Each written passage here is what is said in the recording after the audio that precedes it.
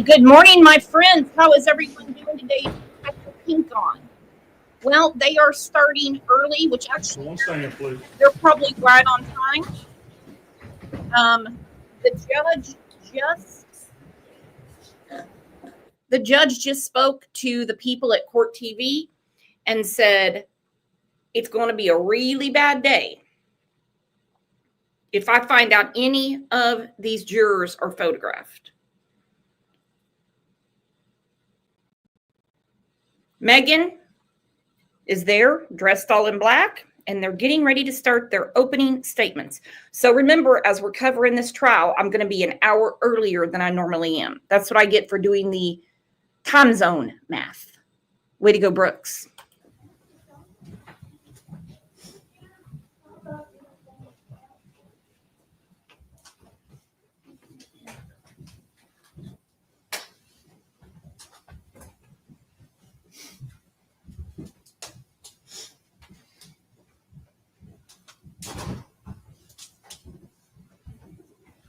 You guys can be seated. The jury remains standing. Be sworn, please.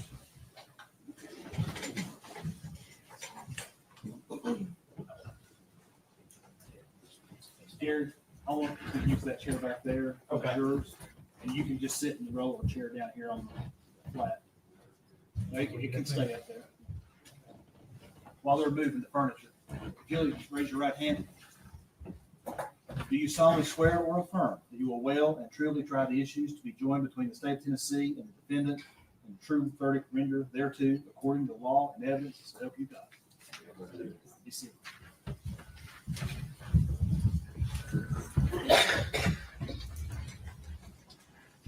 Can everybody hear me? Can y'all hear me okay? Yes. All right. Before we begin the trial, I would like to tell you a little bit about what will happen during the course of the proceedings. I want to describe basically how the trial will be conducted and what the attorneys, jurors, and judge will be doing over the course of the trial. At the end of the trial, I will give you more detailed instructions on how you are to go about reaching a decision, but now I simply want to explain how the trial will proceed. The defendant has been charged by the state of Tennessee with a violation of state law. The document containing the charge is referred to as a presentment. A presentment is the formal accusation charging a defendant with a crime and is not evidence of anything. The defendant has pled not guilty to the charges.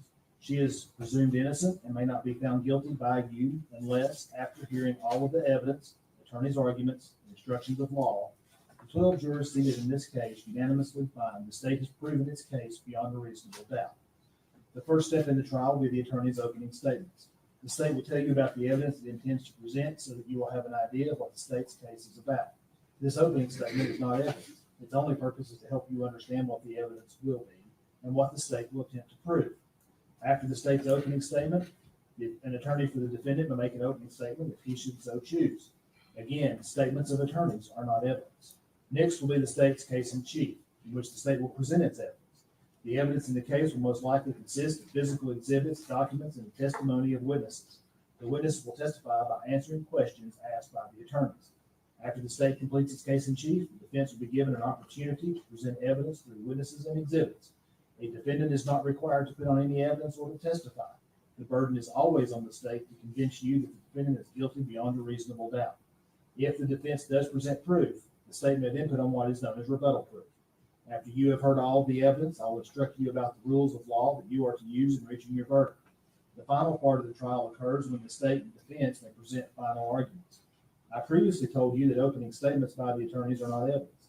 Likewise, closing arguments are not evidence. In closing arguments, the parties will attempt to summarize their cases and help you understand the evidence that was presented. After you hear my instructions and the parties' closing arguments, I will select and excuse the alternate jurors, and the final 12 jurors will leave the courtroom together as a group.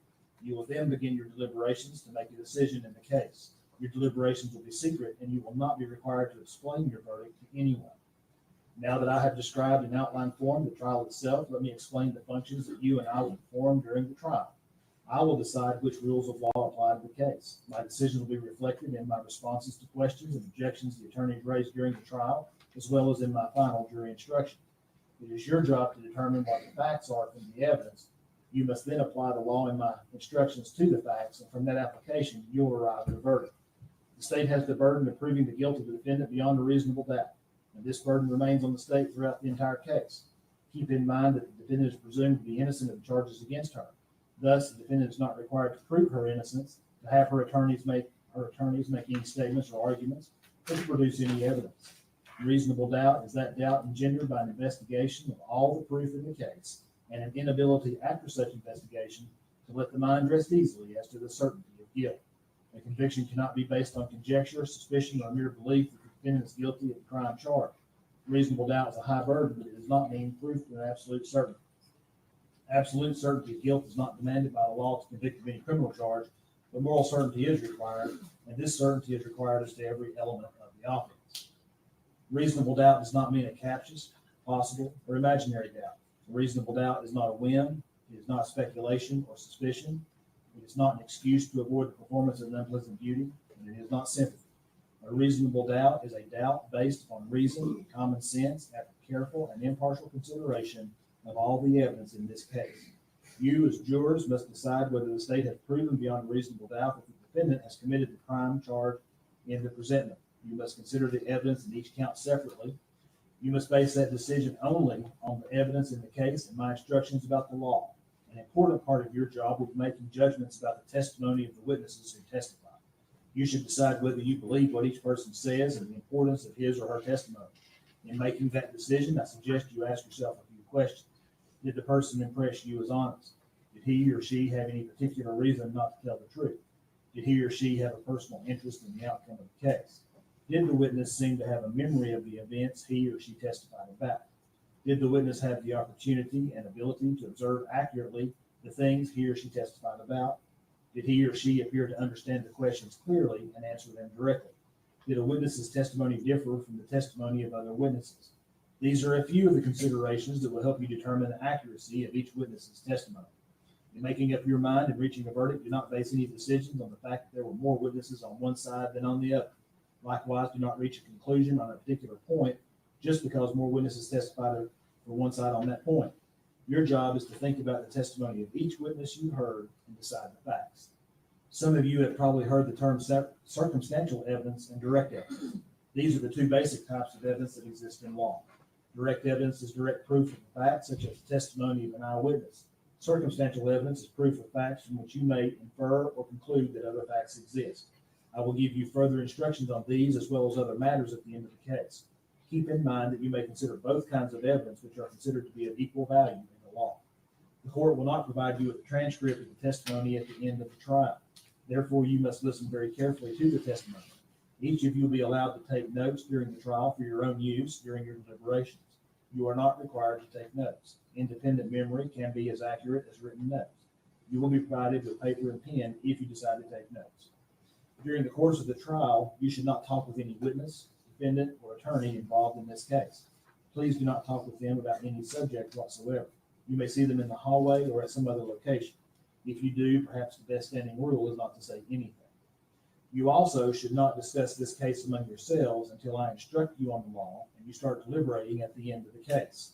It is important that you wait until all the evidence is received and you have heard all of my instructions on the rules of law before you deliberate among yourselves. During the course of the trial, you will receive all the evidence you may properly consider to decide the case. Because of this, you should not attempt to do any research on your own or gather any information on your own that you think might be helpful. Do not engage in any outside reading, visit any places mentioned in the case, or try to learn about the case outside of this courtroom in any other manner. I do know. There will be media reports in the newspapers, on TV, or on the radio about this case.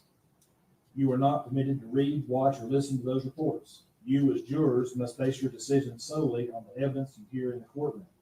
At times during the trial, an attorney may make an objection to a question that is asked by another attorney or to an answer that a witness gives. This simply means the attorney is requesting that I make a decision on a particular rule of law. Do not draw any conclusions from the fact that an objection was made or from my ruling on that objection. My rulings only relate to the legal questions that I must determine and should not influence your thinking. If I sustain an objection to a question, the witness will not be permitted to answer the question. Do not attempt to guess what the answer might have been had the witness been permitted to give it. Similarly, if I tell you not to consider a particular statement that was made, you should put that statement out of your mind and you may not refer to that statement in your later deliberations. You may not ask questions. It is the responsibility of the attorneys to present the evidence. You must decide the case on the evidence presented to you. However, during the course of the trial, I may ask a question or two of the witness. If I do, that does not indicate that I have any opinion about the facts in the case, or that I have any opinion with respect to that witness's credibility.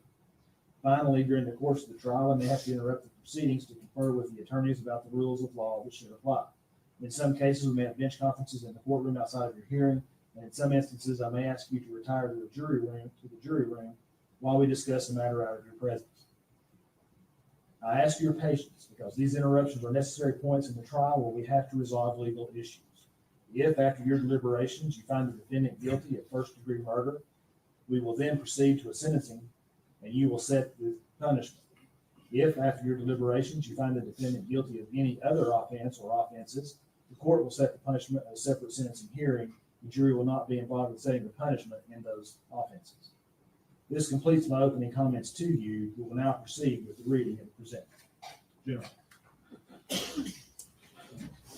Thank you, Judge. Presentment, case number S-72-869, State of Tennessee, County of Sullivan. Criminal court charge, first-degree murder, count 1. The grand jurors for Sullivan County, Tennessee, being duly impaneled and sworn, upon their oath present and say that Megan Boswell, on or about December 2019, in the state and county aforesaid, and before the finding of this presentment, did unlawfully, feloniously, intentionally, and with premeditation kill Evelyn May Boswell, contrary to Tennessee Code annotated section 39-13-202A1, and against the peace and dignity of the state of Tennessee, signed Barry P. Staubus, District Attorney General. Charge, felony murder, count 2. The grand jurors for Sullivan County, Tennessee, being duly impaneled and sworn, upon their oath present and say that Megan Boswell, on or about December 2019, in the state and county aforesaid, and before the finding of this presentment, did unlawfully and feloniously kill Evelyn May Boswell, a human and being, said killing being committed in the perpetration of or attempt to perpetrate the felony crime of aggravated child abuse, contrary to Tennessee Code annotated section 39-13-202A2, and against the peace and dignity of the state of Tennessee, signed Barry P. Staubus, District Attorney General. Charge, felony murder, count 3. The grand jurors for Sullivan County, Tennessee, being duly impaneled and sworn, upon their oath present and say that Megan Boswell, on or about December 2019, in the state and county aforesaid, and before the finding of this presentment, did unlawfully and feloniously kill Evelyn May Boswell, a human and being, said killing being committed in the perpetration of or attempt to perpetrate the felony crime of aggravated child neglect, contrary to Tennessee Code annotated section 39-13-202A2, and against the peace and dignity of the state of Tennessee, signed Barry P. Staubus, District Attorney General. Charge, aggravated child abuse, count 4. The grand jurors for Sullivan County, Tennessee, being duly impaneled and sworn, upon their oath present and say that Megan Boswell, on or about December 2019, in the state and county aforesaid, and before the finding of this presentment, did unlawfully, feloniously, knowingly, and other than by accidental means, treat Evelyn May Boswell, date of birth November 21st, 2018, a child under 8 years of age, in such a manner as to inflict serious bodily injury, contrary to Tennessee Code annotated section 39-15-402, a Class A felony, and against the peace and dignity of the state of Tennessee, signed Barry P. Staubus, District Attorney General. Charge, aggravated child neglect, count 5.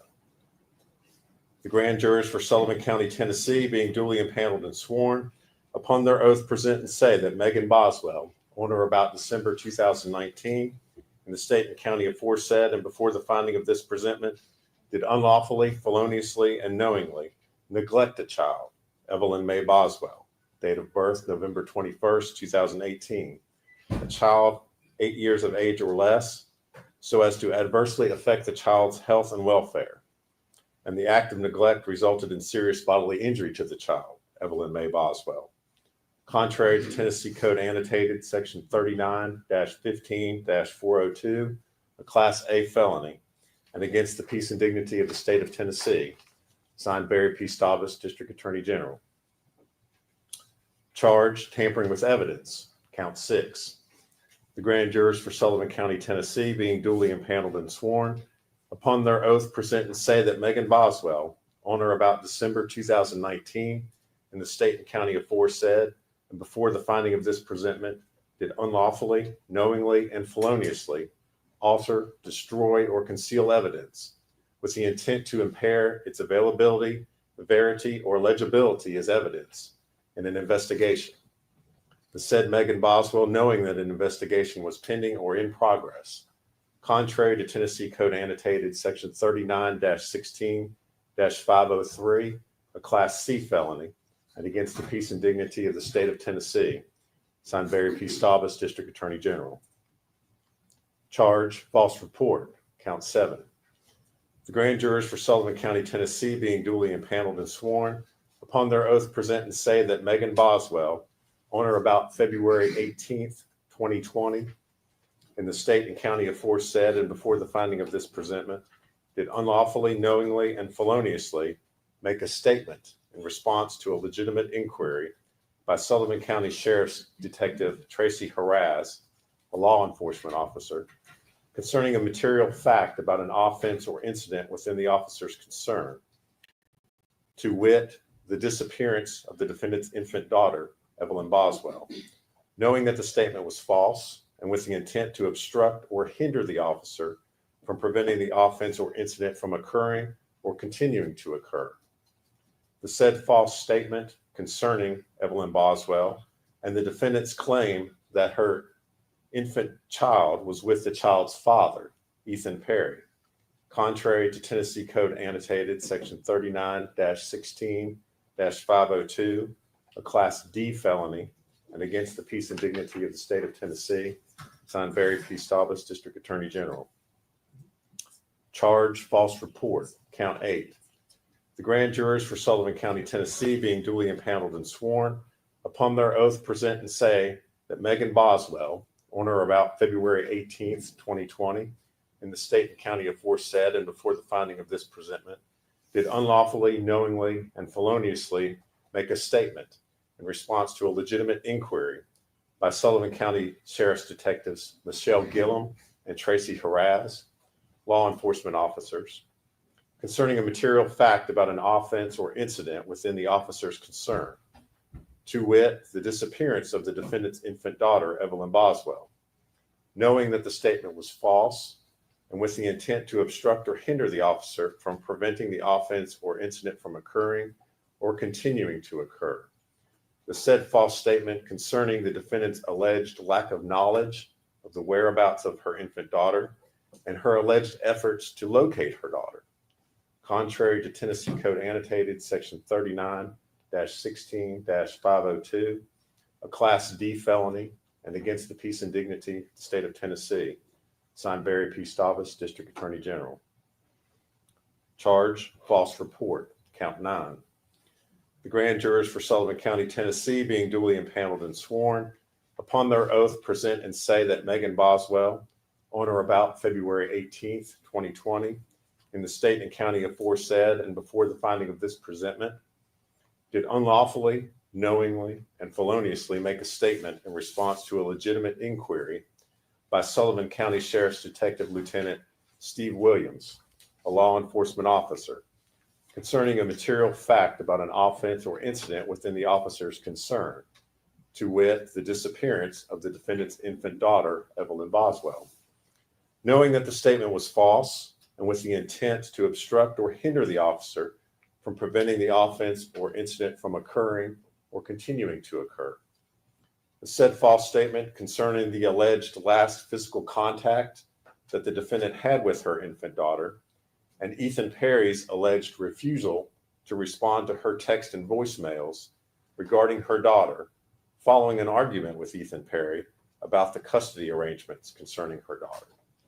Contrary to Tennessee Code Annotated, Section 39-16-502, a Class D felony, and against the peace and dignity of the state of Tennessee, signed Barry P. Stavas, District Attorney General. Charge, false report, count 10. The grand jurors for Sullivan County, Tennessee, being duly impaneled and sworn, upon their oath present and say that Megan Boswell, on or about February 18th, 2020, in the state and county aforesaid and before the finding of this presentment, did unlawfully, knowingly, and feloniously make a statement in response to a legitimate inquiry by Sullivan County Sheriff's Detective Captain Joey Strickler, a law enforcement officer, concerning a material fact about an offense or incident within the officer's concern, to wit, the disappearance of the defendant's infant daughter, Evelyn Boswell, knowing that the statement was false, and with the intent to obstruct or hinder the officer from preventing the offense or incident from occurring or continuing to occur. The said false statement concerning the defendant's alleged last physical contact with her infant daughter and the defendant's alleged lack of knowledge of the whereabouts of her infant daughter, even though she had concerns that her daughter was possibly injured, contrary to Tennessee Code Annotated, Section 39-16-502, a Class D felony, and against the peace and dignity of the state of Tennessee, signed Barry P. Stavas, District Attorney General. Charge, false report, count 11. The grand jurors for Sullivan County, Tennessee, being duly impaneled and sworn, upon their oath, present and say that Megan Boswell, on or about February 19th, 2020, in the state and county aforesaid and before the finding of this presentment, did unlawfully, knowingly, and feloniously make a statement in response to a legitimate inquiry by Federal Bureau of Investigation agents Jeff Blanton and Todd Wilcox, law enforcement officers, concerning a material fact about an offense or incident within the officer's concern, to wit, the disappearance of the defendant's infant daughter, Evelyn Boswell, knowing that the statement was false and with the intent to obstruct or hinder the officer from preventing the offense or incident from occurring or continuing to occur. The said false statement concerning the alleged time frame of when the defendant gave her infant daughter to Ethan Perry to keep, since she could not handle her daughter anymore, and Ethan Perry's alleged threats to take the defendant to court to address the custody of their daughter. Contrary to Tennessee Code Annotated, Section 39-16-502, a Class D felony, and against the peace and dignity of the state of Tennessee, signed Barry P. Stavas, District Attorney General. Charge, false report, count 12. The grand jurors for Sullivan County, Tennessee, being duly impaneled and sworn, upon their oath present and say that Megan Boswell, on or about February 20th, 2020, in the state and county aforesaid and before the finding of this presentment, did unlawfully, knowingly, and feloniously make a statement in response to a legitimate inquiry by Sullivan County Sheriff's Detective Captain Joey Strickler, a law enforcement officer, concerning a material fact about an offense or incident within the officer's concern, to wit, the disappearance of the defendant's infant daughter, Evelyn Boswell, knowing that the statement was false and with the intent to obstruct or hinder the officer from preventing the offense or incident from occurring or continuing to occur. The said false statement concerning the defendant's alleged claim that she last saw her infant daughter in the custody of Ethan Perry on December 26, 2019, and that she had not contacted the police to report her missing child on the advice of Angela Boswell, the defendant's mother. Contrary to Tennessee Code Annotated, Section 39-16-502, a Class D felony, and against the peace and dignity of the state of Tennessee, signed Barry P. Stavas, District Attorney General. Charge, false report, count 13. The grand jurors for Sullivan County, Tennessee, being duly impaneled and sworn, upon their oath present and say that Megan Boswell, on or about February 20th, 2020, in the state and county aforesaid and before the finding of this presentment, did unlawfully, knowingly, and feloniously make a statement in response to a legitimate inquiry by Tennessee Bureau of Investigation agent David Gratz and Sullivan County Sheriff's Detective Sergeant Matt Price, law enforcement officers, concerning a material fact about an offense or incident within the officer's concern, to wit, the disappearance of the defendant's infant daughter, Evelyn Boswell, knowing that the statement was false and with the intent to obstruct or hinder the officer from preventing the offense or incident from occurring or continuing to occur.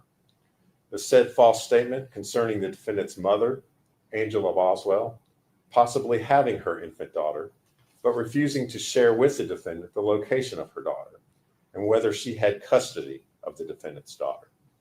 Contrary to Tennessee Code Annotated, Section 39-16-502, a Class D felony, and against the peace and dignity of the state of Tennessee, signed Barry P. Staubus, District Attorney General. Charge, false report, count 14.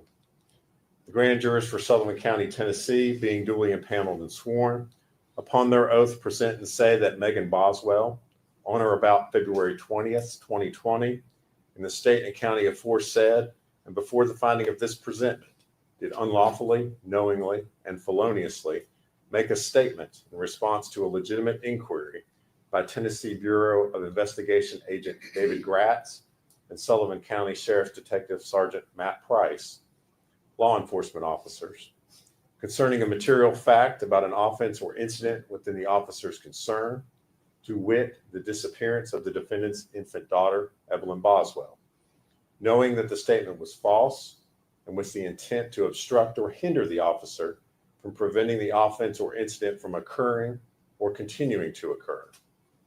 The said false statement concerning the defendant's mother, Angela Boswell, allegedly having taken her infant daughter in mid-December of 2019 and refusing to tell the defendant of her daughter's location, and that she allegedly did not call the police to report her infant daughter missing out of fear that her mother, Angela Boswell, would harm Evelyn Boswell.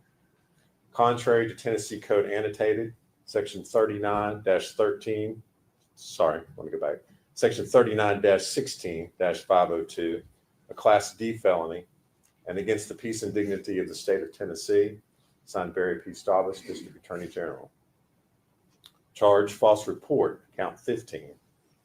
The grand jurors for Sullivan County, Tennessee, being duly impaneled and sworn, upon their oath present and say that Megan Boswell, on or about February 20th, 2020, in the state and county aforesaid and before the finding of this presentment, did unlawfully, knowingly, and feloniously make a statement in response to a legitimate inquiry by Tennessee Bureau of Investigation Agent David Gratz and Sullivan County Sheriff's Detective Sergeant Matt Price, law enforcement officers, concerning a material fact about an offense or incident within the officer's concern, to wit, the disappearance of the defendant's infant daughter, Evelyn Boswell, knowing that the statement was false and with the intent to obstruct or hinder the officer from preventing the offense or incident from occurring or continuing to occur. The said false statement concerning the defendant's mother, Angela Boswell, having allegedly taken her infant daughter because Angela Boswell believed that the defendant owed her money, and that the defendant's mother, Angela Boswell, had allegedly told her that Evelyn Boswell would not be returned to the defendant until the money was paid.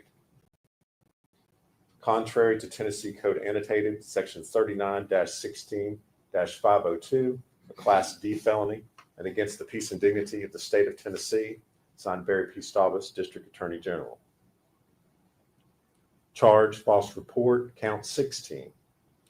The grand jurors for Sullivan County, Tennessee, being duly impaneled and sworn, upon their oath present and say that Megan Boswell, on or about February 21st, 2020, in the state and county aforesaid and before the finding of this presentment, did unlawfully, knowingly, and feloniously make a statement in response to a legitimate inquiry by Tennessee Bureau of Investigation Agent David Gratz and Sullivan County Sheriff's Detective Sergeant Matt Price, law enforcement officers, concerning a material fact about an offense or incident within the officer's concern, to wit, the disappearance of the defendant's infant daughter, Evelyn Boswell, knowing that the statement was false and with the intent to obstruct or hinder the officer from preventing the offense or incident from occurring or continuing to occur.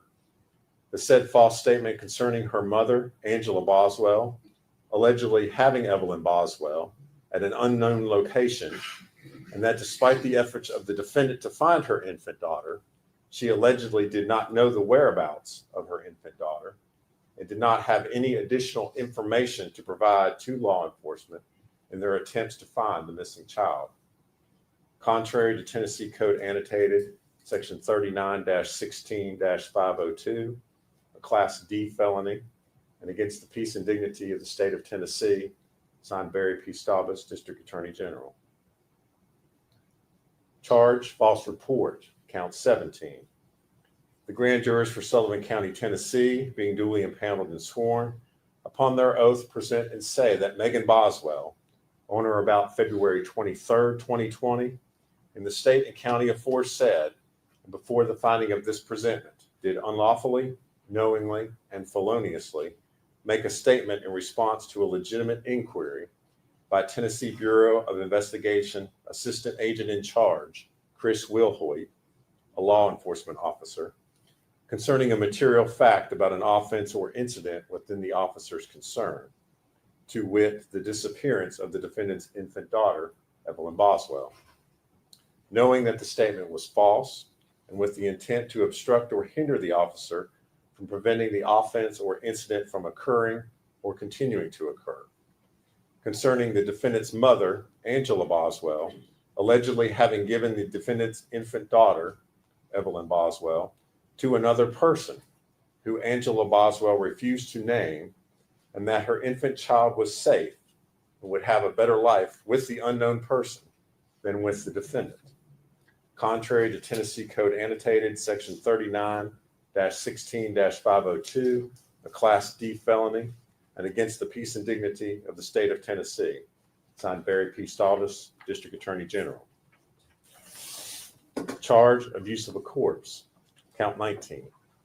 The grand jurors for Sullivan County, Tennessee, being duly impaneled and sworn, upon their oath present and say that Megan Boswell, on or about December 2019, in the state and county aforesaid, and before the finding of this presentment, did unlawfully, knowingly, and feloniously, and without legal privilege, physically mistreat a corpse in a manner offensive to the sensibilities of an ordinary person, contrary to Tennessee Code Annotated, Section 39-17-312, a Class E felony, and against the peace and dignity of the state of Tennessee. Signed Barry P. Staubus, District Attorney General. Charge, failure to report a death under suspicious, unusual, or unnatural circumstances. Count 20. The grand jurors for Sullivan County, Tennessee, being duly impaneled and sworn, upon their oath present and say that Megan Boswell, on or about December 2019, in the state and county aforesaid, and before the finding of this presentment, did unlawfully, knowingly, and feloniously fail to report the death of her infant daughter, Evelyn Boswell, to the county medical examiner, local police, district attorney general, or sheriff, where the death was from violence, trauma, or in any suspicious, unusual, or unnatural manner, contrary to Tennessee Code Annotated, Section 38-7-108, a Class E felony, and against the peace and dignity of the state of Tennessee. Signed Barry P. Staubus, District Attorney General. True bill was returned 22nd day of May, 2024, and it's signed Sally Sierra, foreman of the grand jury. Mr. Scott, how does Ms. Boswell plead to each count? Defendant pleads not guilty in every count. Thanks, sir. Approach. General, you have opening statements? Yes, Your Honor. Go ahead.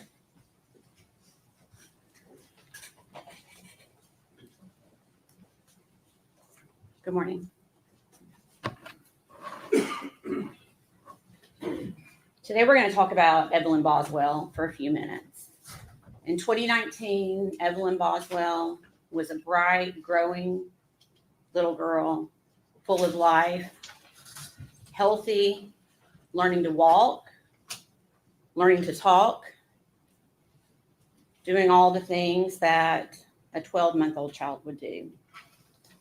which means today, 5 years later, Evelyn Boswell would be 6 years old.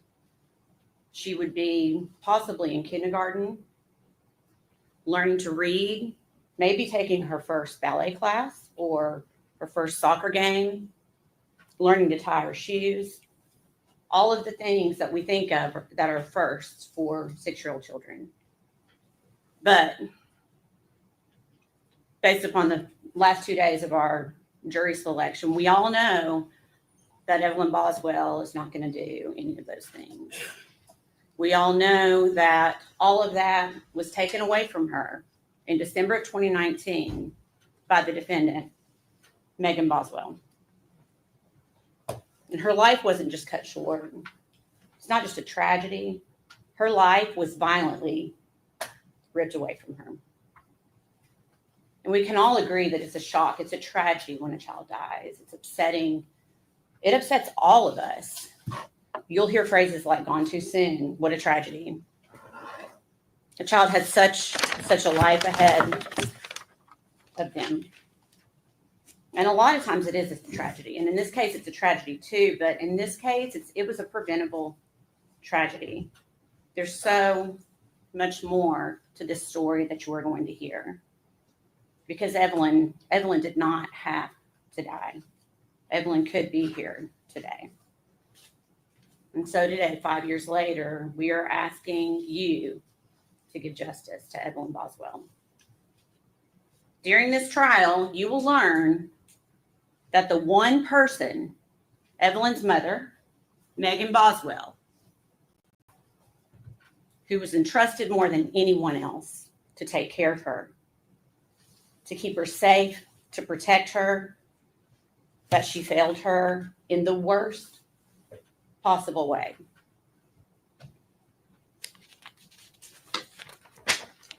You will hear proof that the last time Evelyn Boswell was seen alive was December 6th, 2019.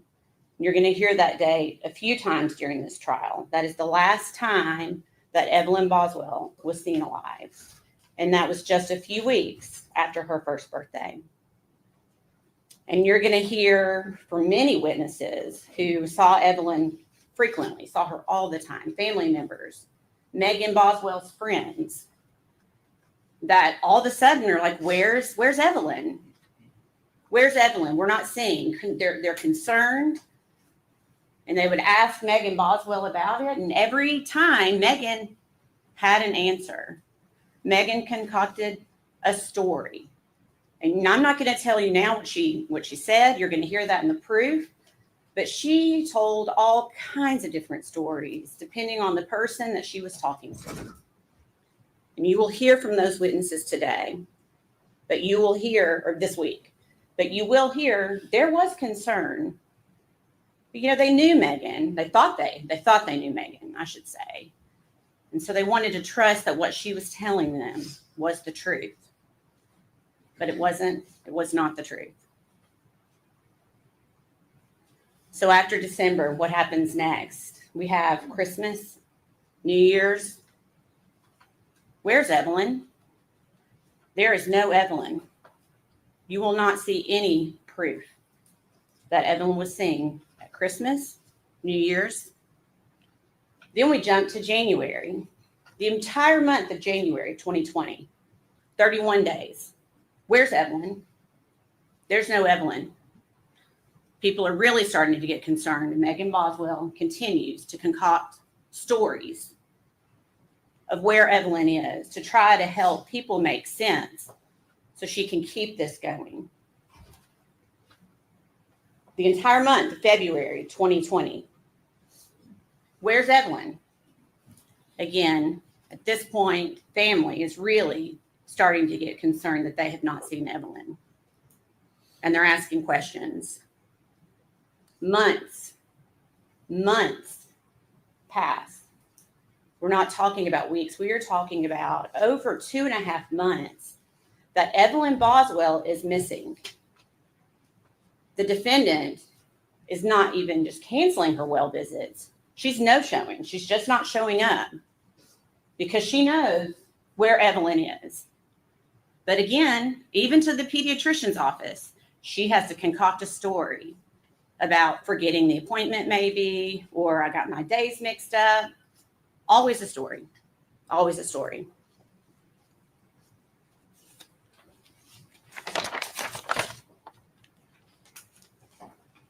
So we know now, we did not know then, but we know now that from early December, Evelyn Boswell, even though it had not been reported by Megan Boswell, Evelyn Boswell was a missing child from early December until almost the end of February. She was a missing child. And the only person who knew that, the person who was entrusted to take care of her the most, is the only person who knew that Evelyn was actually missing. And she just left it unreported. Over 2 months later, finally, Megan Boswell's dad, Tommy Boswell, finally essentially puts an ultimatum down on his daughter and says, I'm tired of the stories. If you don't show me my grandchild by the next day, I'm essentially calling the police. Well, Megan knew she could not do that, and she did not do that. And Tommy Boswell finally was the one to report Evelyn missing on February 18th of 2020. Finally, law enforcement gets involved. The Tennessee Bureau of Investigation gets involved. The FBI gets involved. All hands on deck to find this missing child. She's finally reported missing. But it's important to note that it was not Megan Boswell that reported her child missing. Megan Boswell never reported her child missing. So you're going to hear from December of 2019 until February of 2020, when it's finally reported, that the defendant's biggest believable story, that really is probably what kept the family from reporting earlier, is she was saying that Evelyn was with her father, Ethan Perry.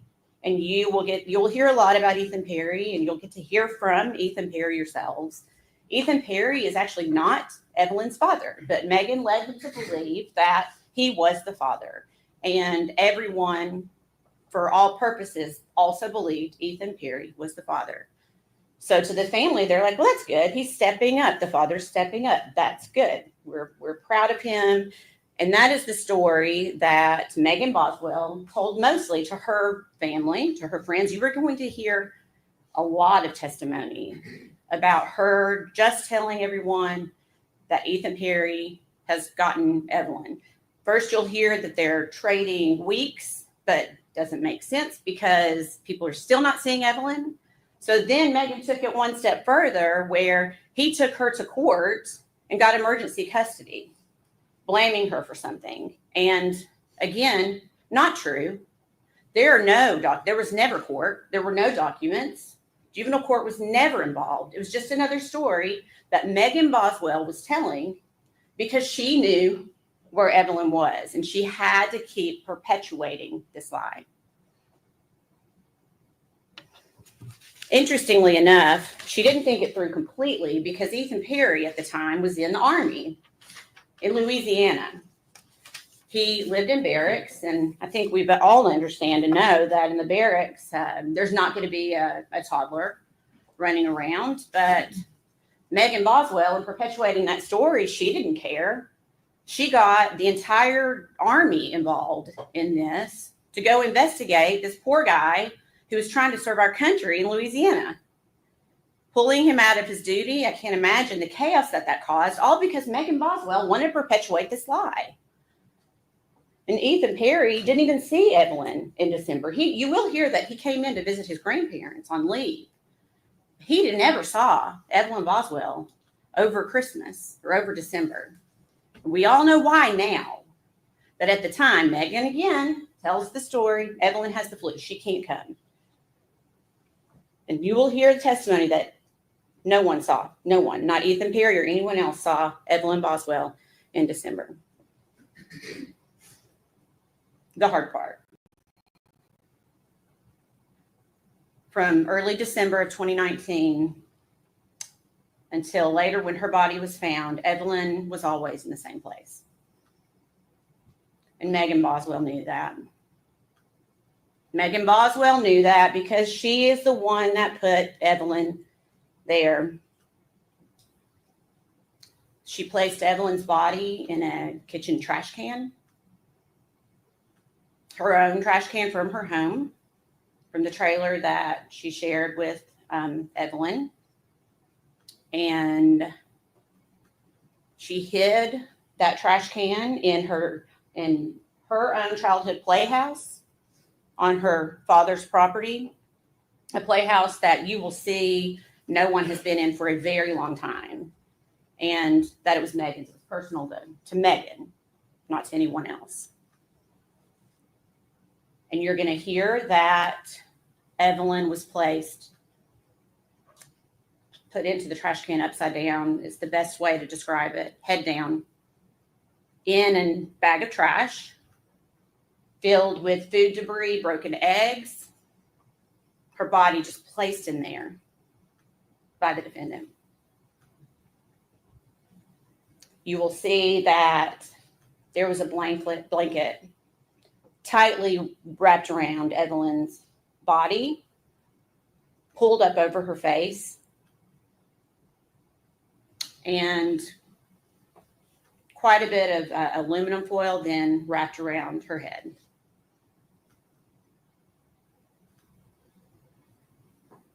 The blanket completely covering her face, the foil completely covering her head.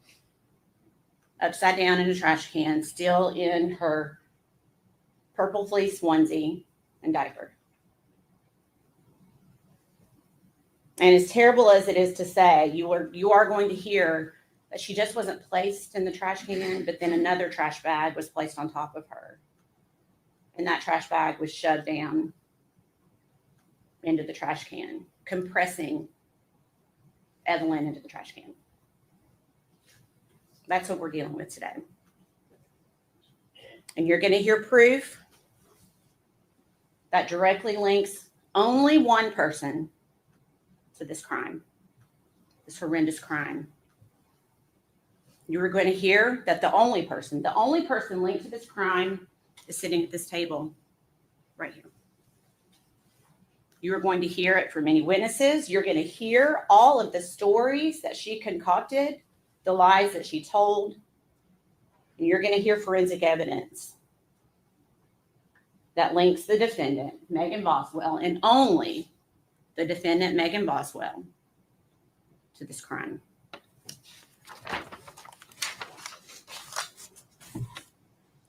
One step further. This entire time, Evelyn is decaying, decomposing in this trash can, again, upside down and compressed. What is Megan Boswell doing? Is she mourning her child? Is she worried? Is she scared? What is she doing? What would a mother be doing? Well, it's not what Megan Boswell was doing.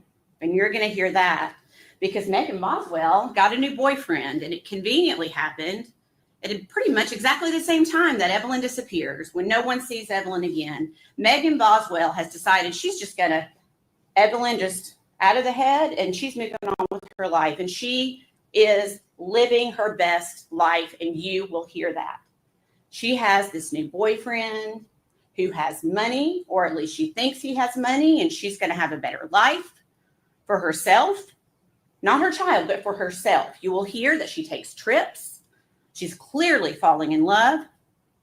She moves out of the trailer that she was living in with her child and moves in with this guy within weeks into his home in a very nice neighborhood in Bluntville, Tennessee. You are going to hear testimony that Megan Boswell is taking trips to Gatlinburg, to Pigeon Forge, staying at Margaritaville Hotel, all while her child is upside down, decomposing in a trash can. You will never hear that Megan Boswell was upset, mourning her child, crying. All she does is continue to concoct lies to cover up what she did. Is that what a mother does?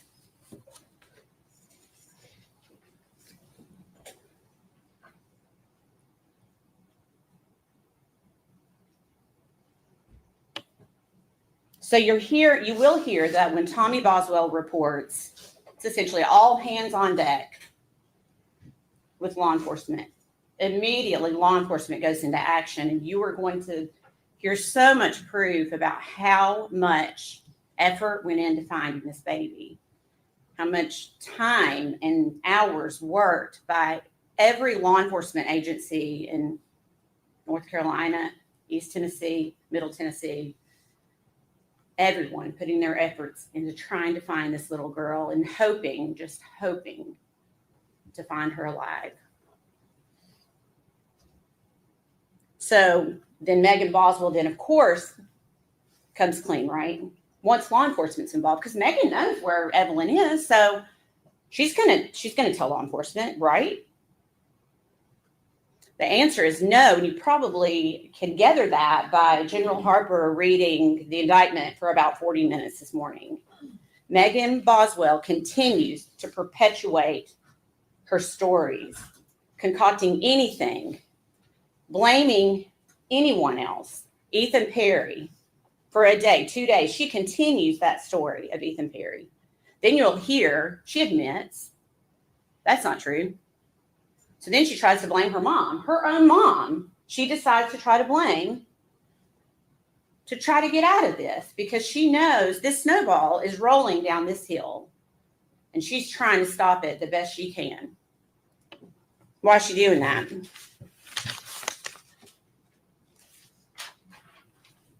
It's because she knows that she brutally murdered her child and she's trying to cover it up. And maybe she had that hope that Evelyn would never be found. And even to this day, 5 years later, Evelyn would still be a missing child. The defense said something really interesting in jury selection yesterday afternoon that I want to touch on. He said to you, you only have one chance to get this right. Do you remember that? Then he said, Megan only has one chance to get this right. Do you remember that?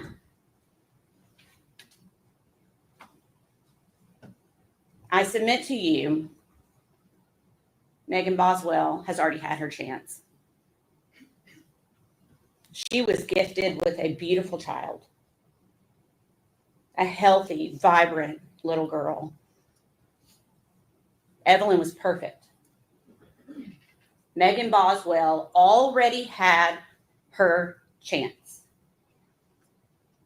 So today is Evelyn's chance. Today is our chance to get it right, not Megan's. Today's our chance to get it right for Evelyn. I know this is not easy for any of you. Thank you for serving. I promise you that this is not easy for any of us. It is not easy for any of us. But it's so important for us to be here today. You know you're going to see pictures that you don't want to see. You know you're going to hear things that you don't want to hear. But that's how we tell Evelyn's story.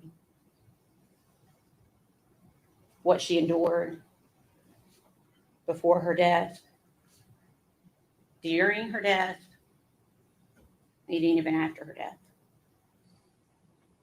And where she had to sit for months while her mother continued to live her life as if Evelyn didn't exist. Ladies and gentlemen, at the close of this proof, we believe you will be left with no doubt at all that the defendant, Megan Boswell, is guilty as charged in every count of the indictment. Thank you. Thank you, Mr. Scott.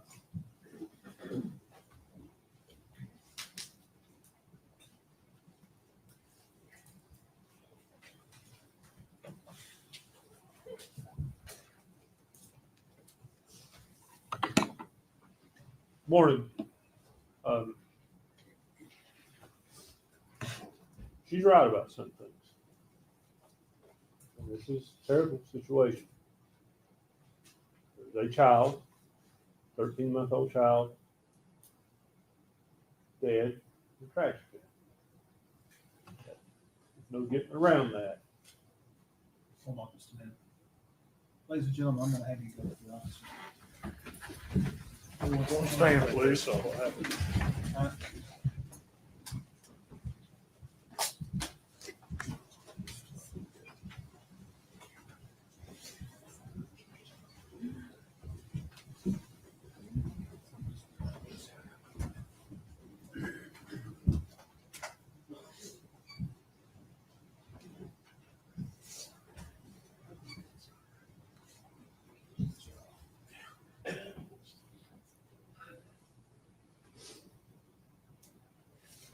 Maybe see the thank you.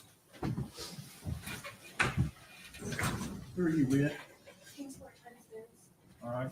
Are you the designated still photographer? Yes, sir. If that flash goes off again, you'll have 10 days in jail. Sorry. The order's very clear. Yes, Your There'll Honor. be no lights, there'll be no flash. That's disruptive to the jury, that's disruptive to the lawyers, that's disruptive to this process, and I'm not even kidding. If I see another light, whoever it comes from will immediately be held in criminal contempt of this court, taken to a jail for 10 days. Yes, Your Honor, I'm sorry. I have it on not flash on my settings. Well, I it need- went off because it was right in my face.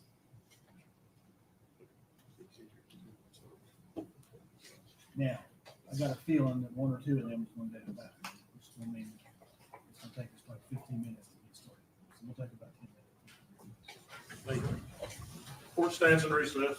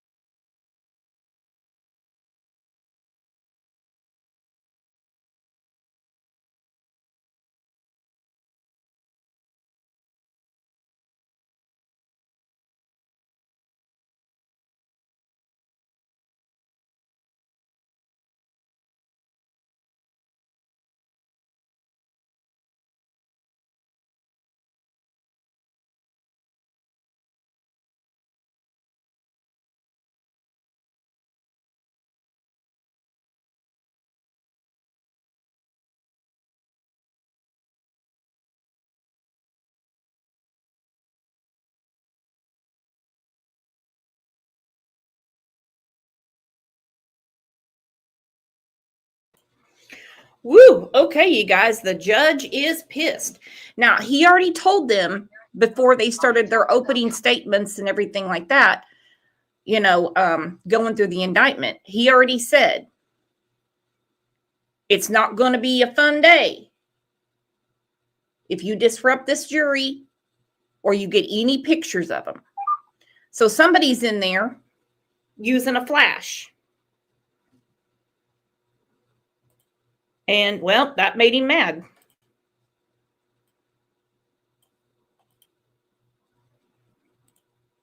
Kat said, designated still photographer done flash the judge for real. And he's mad. He already told him this morning they're not messing around with that. And he said, you're going to be held in contempt and you're going to get 10 days. I'm wanting to know who the hell did it. Because Court TV knows better than that. They know way better than that.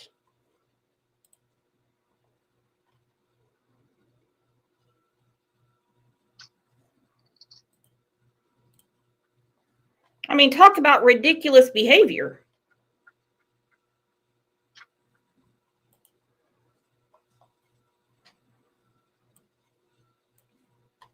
And like the name of the show is Trial Starting, but not without a hitch. So we already have this hitch. And the jury's been sequestered. I'm going to go back to this to the judge getting pissed off. Hold on.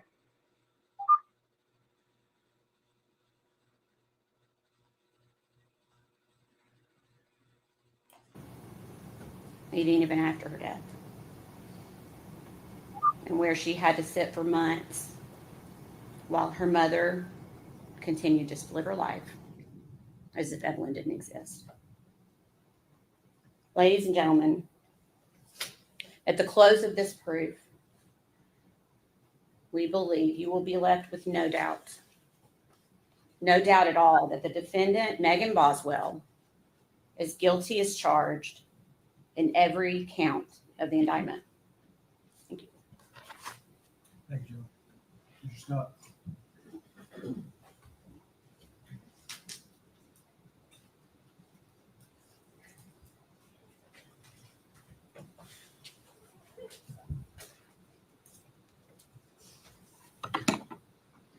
Morning. She's right about some things. This is a terrible situation. There's a child, 13-month-old child, dead in a trash can. No getting around that. Hold on just a minute. Ladies and gentlemen, I'm going to have you go to the officer. Okay. So this is where her defense gets up saying, well, some things are right. She was in the trash can. Well, Evelyn didn't put herself in the trash can. But this is where the judge gets PO'd. Stand, please.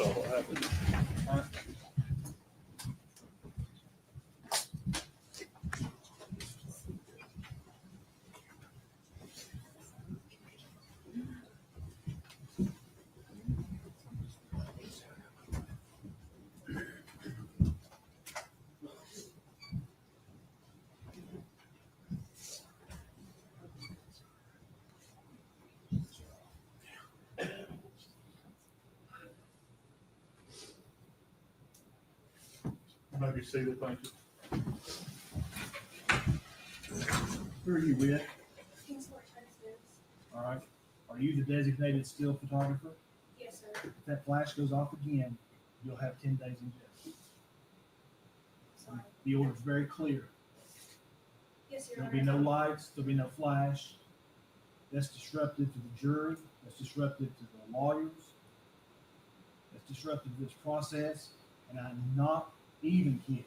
If I see another light, whoever it comes from will immediately be held in criminal contempt of this court, taken to jail for 10 days. Yes, Your Honor, I'm sorry. I have it on not flash on my settings. Well, I it knew went off because it was right in. It's a woman. She's like, I have it on, don't flash. He goes, well, it flashed. Don't tell me about your settings on your cell phone. It flashed. You're disruptive. You're going to go to jail for 10 days. And she's trying to argue about her settings. Just shut up, girl. In my face.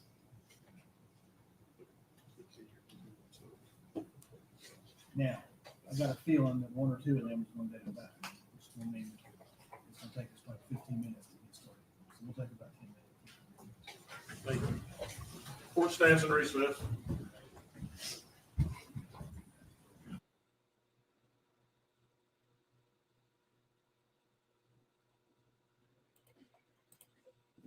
You know, this makes me so mad. It has been 5 years trying to get justice for this beautiful, beautiful baby girl. And someone decides to pull some crap like that. I don't get it. I just don't. And then when the judge is sitting there telling them, no, it flashed. It's disruptive to the jury. It's disruptive to this whole process. Disruptive to the lawyers. You know, you name it. It's disruptive. It's like I already gave an ample warning before. And look at this, Kat. I have it on Don't Flash. She is the designated still photographer who is designating photography students from the local high school. That's what I want to know. I have it on Don't Flash. Well, it didn't work. It didn't work, girlfriend. Let's do a little brushing up on the case of Evelyn. Channel 11, a mother accused of murdering her 15-month-old daughter. She didn't deserve this. No child does. And that's why we will continue to work to pursue justice in this case. Over the next half hour, we take a look back on the Amber Alert and search for Evelyn Boswell, This case is unlike anything I've ever been involved in. detailing the time Megan Boswell has spent in court in the 5 years since her arrest. I want a fair jury. I want a jury that's going to listen to the facts and not be influenced on what they've heard. And expert analysis on what to expect when her trial begins on Monday. I am surprised that they didn't do a change of venue. Because like the title of the show, Not Without a Hitch, well, we're already having a hitch. We're not even an hour into the trial, and they've already had a problem. Monday, a bunch of people flat out did not show up for jury selection. Then when they wrangled their asses in there, they decided, since everybody and their dog had heard about the case of Evelyn Boswell, that they have to sequester the jury. And I'm like, sequestering a jury is extremely expensive. Security, overtime for deputies, overtime for bailiffs, hotel, food, all of that. Because they have to be babysat to make sure they don't sneak in a burner phone. They're not watching something on the hotel TV that could possibly be related to the trial. It's crazy. And if this idiot decides to appeal, which she will, it will have something to do with this jury.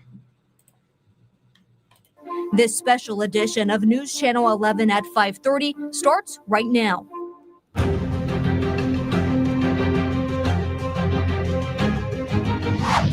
Good evening, and thank you for joining us for this News Channel 11 special report. Next week, the long-awaited trial of Megan Boswell for the murder of her daughter, Evelyn Boswell. Evelyn was at the center of an Amber Alert that caught the attention of Northeast Tennessee and beyond. The trial is set to begin next Monday, February 3rd, and is expected to last anywhere from 2 to 4 weeks. News Channel 11 plans to have team coverage daily from the courthouse. Megan Boswell has been in the Sullivan County Jail since her arrest in 2020, making dozens of court appearances over the course of 5 years. Over the next half hour, we're going to take a close look into Evelyn's disappearance, the discovery of her body, her mother's charges, what to expect in court, and how her death changed Tennessee forever. Little is known about the victim in this case, then 15-month-old Evelyn Boswell. During the Amber Alert and search for Evelyn in 2020, I spoke with her mother, Megan Boswell, on what her daughter was like. She's very sweet. She loves everybody. Boy, Ansley Daniels, she gets to talk to all the winners, doesn't she? She gets to talk to all the winners. She spent a lot of time with Megan. She got to talk to Dawn and Candace. She did that so insane interview with Grandis. Whew. This picture of a blonde-haired, blue-eyed toddler captured the hearts of people across the region and beyond. She's just a really good-hearted baby in general. Evelyn was born on November 18th, 2018, to then-teens Megan Boswell and Ethan Perry. I love her. I know she loves me. She's only been around him a couple times because when he was in the Army. But bombshell, when they were reading their opening, they said through further investigation, they found out that Ethan Perry is not the daddy. Surprised the shit out of me because Evelyn looks just like him. So now we're with who's Evelyn's father. I mean, I guess at this point it doesn't really matter because only Megan's on trial. And I don't think any deadbeat dad who wants nothing to do with Megan is going to show up and do anything to Evelyn. But we still don't know who the father is. Most toddlers, her mother told us Evelyn loved Baby Shark and had just started walking. She started walking probably around like 10 months. She was a preemie when she was born. She's like a smaller baby and she kind of had trouble like balancing her weight, but she finally got the hold of it. She's starting to say a lot of words. However, watching Evelyn hit those milestones came to a halt in late 2019, the last time some of her family members saw her alive. My granddaughter, she never did come back, and I just don't know what happened to her.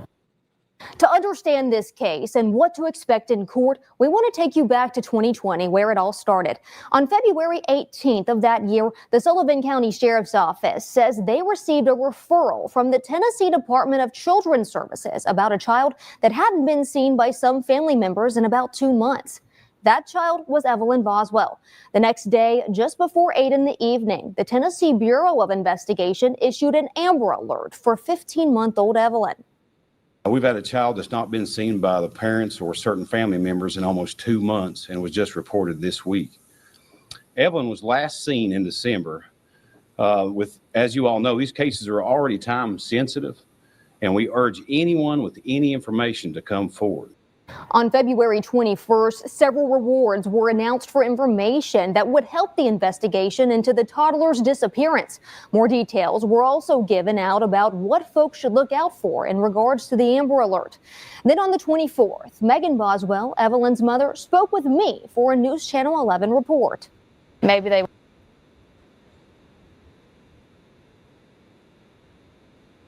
Okay, they're coming back in.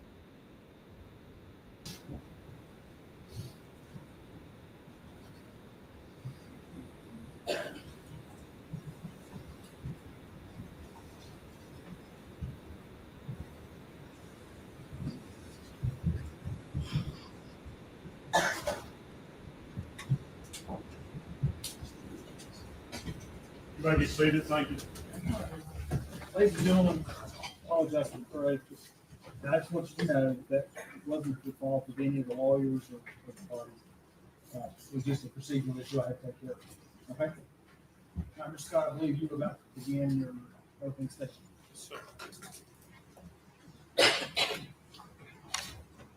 Don't really know where I was at. You start over. I was. That was the first line. I don't really know where I was at, but when Ms. Massey goes, she's right about a lot of things. I mean, there's not a person in this courtroom that wants to be here discussing a dead child. Nobody. Not you all, not me. But the state asks you to convict Megan Boswell of first-degree murder. It's very interesting what they've done. They've asked you to convict Megan Boswell of first-degree murder in 3 different ways. They've asked you to find that it's a premeditated and intentional killing of her child. And then they're asking you to find that it's a murder that is perpetrated as part of child abuse. And then they're saying, well, if it's not that, surely it's because of child neglect. That's a problem. The state's theory is reasonable doubt in and of itself. They don't know what happened. They don't know how that child died, and they can't prove how that child died. I expect you'll hear from a couple of different medical examiners who come to somewhat the same conclusion, but one medical examiner, I think you'll hear from her, and she's went to, she has a very interesting theory. But I would suggest to you that her theory is flawed, and the proof will show you why it's flawed. Just like yesterday I was talking about in board hour, I think I asked a couple of you about the scientific method. And if you put in incorrect data, would you get incorrect results? And you will, if it's data significant. The state asks you, I anticipate this medical examiner, based on her testimony in another hearing, is going to say that this child was alive when it was placed in the trash can. But then again, the state says Megan's guilty of abuse of a corpse. Those theories are not consistent.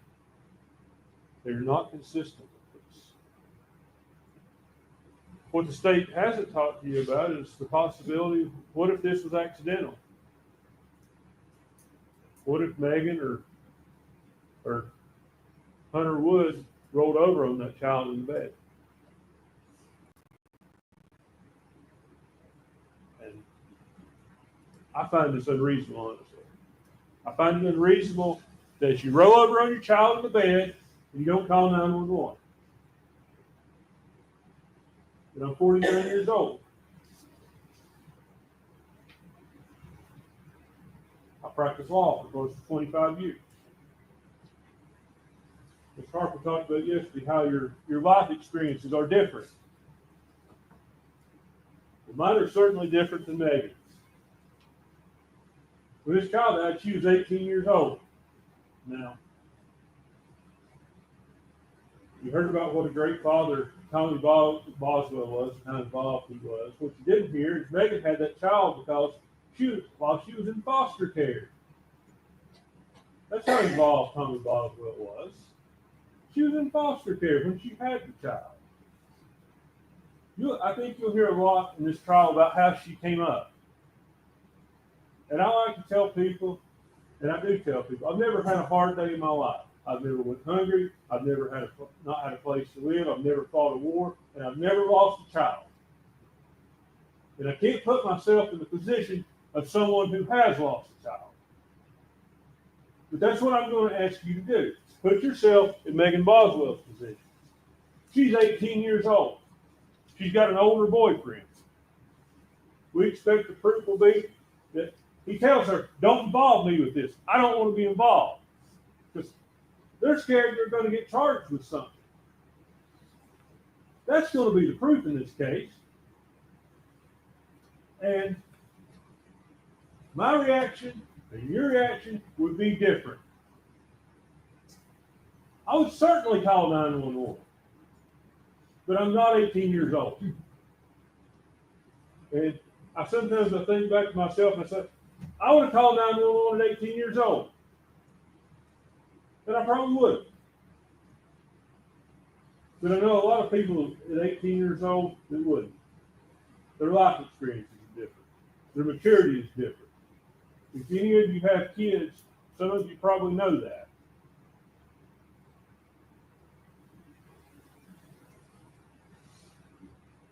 Now, I want to talk to you about about the indictment itself.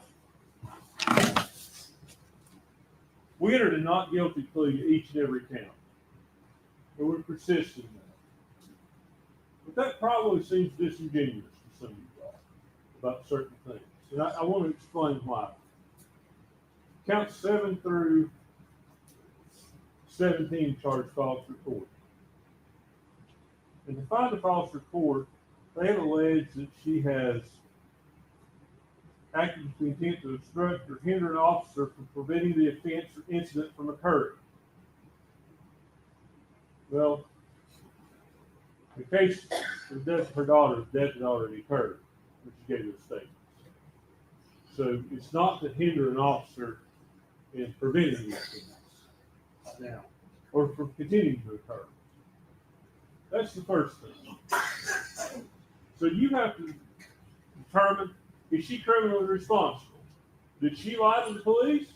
She absolutely lied to the police. I'm not contesting that. Some of the stuff she said, again, are an 18-year-old girl scared to death, talking to a TBI agent, talking to a police officer, and trying to explain this. She doesn't want to get in trouble. It doesn't mean she murdered her child. It doesn't mean she killed her child. What it means is that's her perception that she's going to get in trouble for this. And despite all the assertions to the contrary by the state,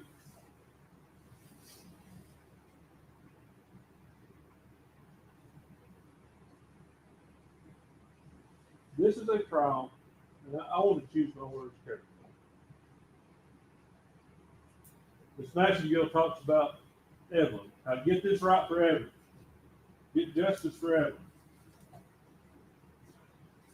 And I want you to hear me out before you judge my statement. There's nothing you all are going to do that's going to change anything for Evelyn. Not a thing. The child is gone. Your job here today, and in the coming days and weeks, is going to decide whether Megan's actions are criminal or whether they're not criminal. I'm not asking you to find her innocent of anything, because that's not your function. Your job is to determine whether the state can prove beyond a reasonable doubt and to a moral certainty that she committed each and every element of the offenses charged. And you're not going to be able to do that. Their theories are absolutely inconsistent. Premeditated murder, oh, well, if we can't prove that, maybe we'll get her by neglect. And I would suggest to you that the investigation into this case, once it focused on Megan Boswell, it focused on Megan Boswell.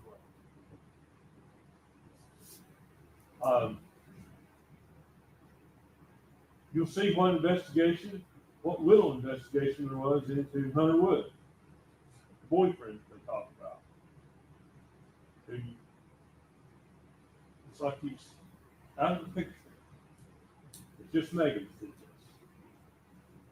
But we expect the proof will show you that he was involved with it, that he placed that baby there, that he had access to that property, that he'd been a lifelong friend of Megan's brother, Tommy Boswell Jr., who goes by Mikey. He knew where that stuff was. Now, there are other things about the body and how it was found that will come out in the proof. I'll bring those to your attention later. But they will show you that baby wasn't placed in that tragically dead. They will indicate to you that baby was probably moved. Also, I want to touch again on the Massengill talk about Tommy Boswell. Tommy Boswell just had an epiphany. Well, he had an epiphany after they searched his property over and over, after they had run a cadaver dog by that building where the baby was that didn't get on it. Then one day he'll just pick up the phone and say, hey, I just got to thinking, Megan had this playhouse down here. Maybe you should come and search it. The cadaver dog didn't get it. Seems strange that the TBI searches your property and you would say, search all the buildings. Look at the playhouse. Why? Why do you have an epiphany days later? I bet I know where the child is. You'll hear from him. You'll hear him explain it. You can make your determination if you believe it. But ultimately, you're tasked with determining whether Megan killed that child.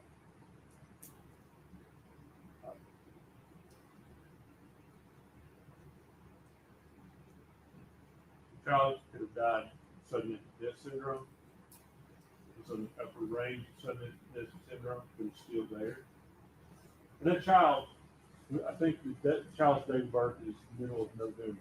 So when we say a 13-month-old child, the child was barely 13 months.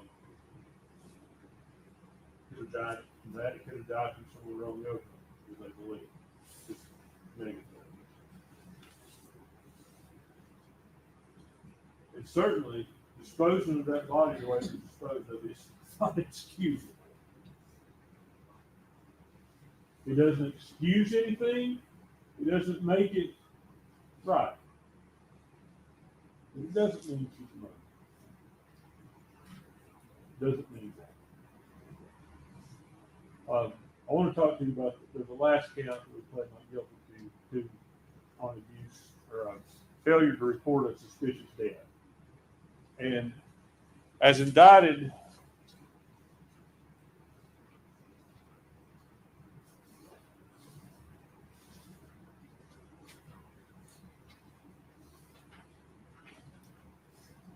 the state chose to indict that where the death was from violence, trauma, or any suspicious or unusual or unnatural manner. Now, I can't deny she didn't report it. She didn't report it. There's no denying that. But what I would tell you is what that indictment leaves out is a key part of that statute. And had it included that, I would have pled guilty, had her plead guilty to that. And that talks about where the unexpected death of a child is severe health or sudden infant death syndrome. Had that have been included, should have stood up and said, I'm guilty of that. I did that. It's not included because the indictment wants to make it that she committed a violent offense against the child. Lying to the police, improper disposal of the body, or whatever part she played in that, doesn't mean she murdered the child. It means she was an 18-year-old girl with pain. That's what you have to think about when you hear this proof. That's all I've got to say to you. I thank you for your time and attention. I know I'll probably cross-examine you, a lot of you fairly hard the other day. And I mean no disrespect by that. I just want you to know the jury selection process. I did that because we have to have jurors that, make sure that you can be a guilty. That's the only reason. I mean, absolutely no disrespect. If I'm hard on you, I apologize for that, but I don't apologize for standing up for me. Thank you, Mr. Scott. General 21st week. Stay with call agent Brian Frail.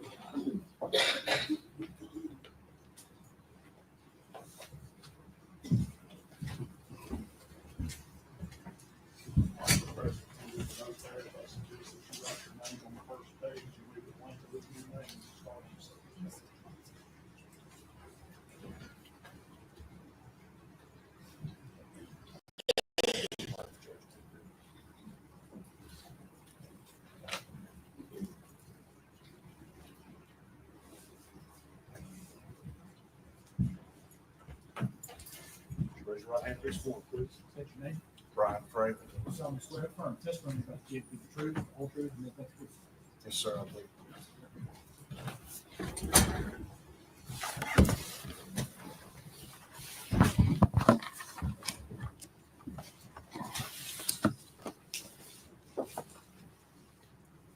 Good morning. Good morning, sir. If you would introduce yourself to the jury, please. Good morning. My name is Brian Fraley, and I'm a special agent with Tennessee Bureau of Investigation.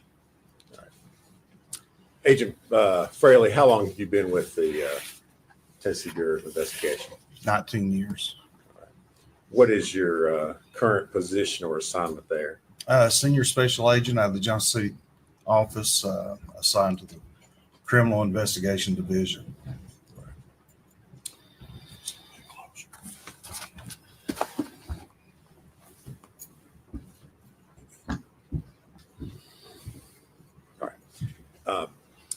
Agent Fraley, were you called upon to assist in the investigation into the disappearance and subsequently the death of Evelyn Boswell?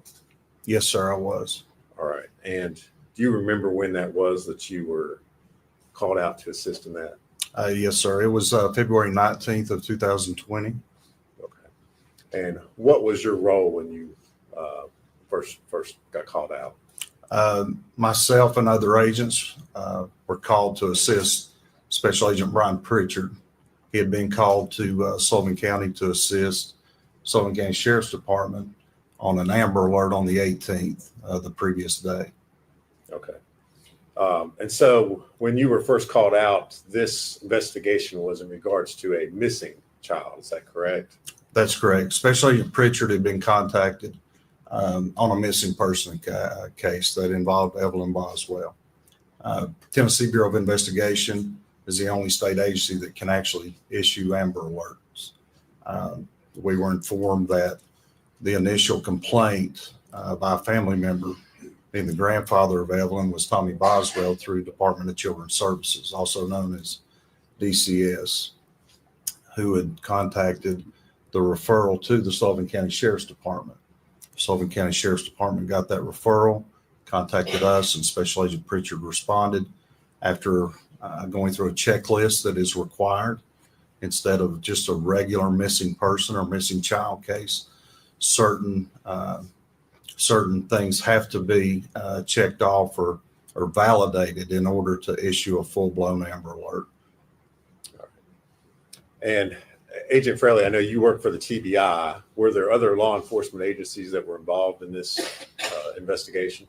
Yes, sir. Once it went to a full Amber Alert, which is probably our highest priority at TBI, the FBI was called. Obviously, Sullivan County Sheriff's Department investigators were already involved along with Agent Pritchard. But once we were involved, we have a specific team just for Amber Alert cases out of Nashville that also involve other agents and intelligence analysts. The FBI has a specialized team of trained agents called a CART team, and that's a child abduction response team. And these agents are experts in child abduction, Amber Alert type cases. So within hours of the Amber Alert being issued and certified, there was approximately 40 to 50 FBI, TBI, Sullivan County investigators, and intelligence analysts assigned to this case. So a number of agents across a number of agencies, all out there, essentially, at least initially, looking for a missing child. Is that Yes, a fair sir. statement? That's correct. All right. And so over the first couple of days of your investigation, did you participate in or were you aware of interviews that were done with the defendant, Megan Boswell? Yes, sir. Megan Boswell provided statements to a numerous amount of investigators early on, including me. All right. And would it be a fair statement to say that she gave you multiple different versions about what had happened and where her child might be located? Yes, sir. Repeated stories that we tracked down that turned out to be lies. Objection, Your Honor. No, that's speculation. This is the word lies. May I continue? Yes. Just different statements that she had provided that turned out to be leads that we tracked down over the course of several days and several weeks. All right. And I guess let me ask you this way, Agent Fraley. Okay, I'm sorry. Were you all ever able to locate Evelyn Boswell? Yes, sir, we were. All right. And was that as a result of information? Well, I guess go ahead and tell me how it was that you were able to. So on March 6th, which this is fast forwarding 17 days since I was brought in with other investigators, 18 days since the initial report on February 18th. We'd been working around the clock. And like I said, there was 40 to 50 of us working, and a phone call was received by Tommy Boswell. Tommy Boswell had called in. And March 6th, 2020 was a Friday. And we had worked, like I said, 18 days. And we had come to a point in the investigation where we had decided we need a break. We had exhausted a lot of resources, time, and we were at a place where we didn't feel we should go on at that time. We should take a break, and it was a good pause point, if you will. So on the afternoon of March 6th, again, as a Friday, the plan was the investigators to go home, reset physically and mentally. We were exhausted, and try to just get a sense of normalcy, if you will, over the weekend and come back Monday. If anything would have come up, we would have responded. But in late afternoon on the March 6th, on the Friday, Tommy Boswell called in. So we agreed, the four of us, myself, Special Agent Gratz, who's also another TBI agent, investigator Tracy Raz, who is a Sullivan County detective at the time, and investigator Michelle Gillum, who was an investigator at the time. We'd been working together for those weeks. We decided, let me back up. Mr. Boswell reported that he wasn't sure if there was a storage. Objection is what Mr. Boswell says. Well, Judge, I'm not offering further.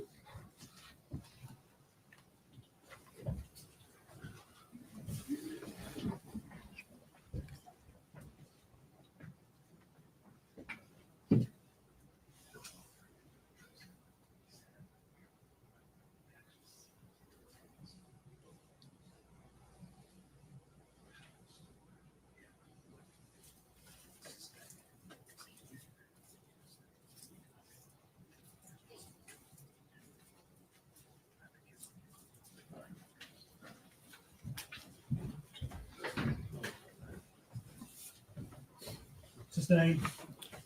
Agent Fraley, as a result of the call that you got, and let's step back a little bit. Tommy Boswell is the defendant's father. Is that correct? Yes, Megan's father and Evelyn's grandfather. All right.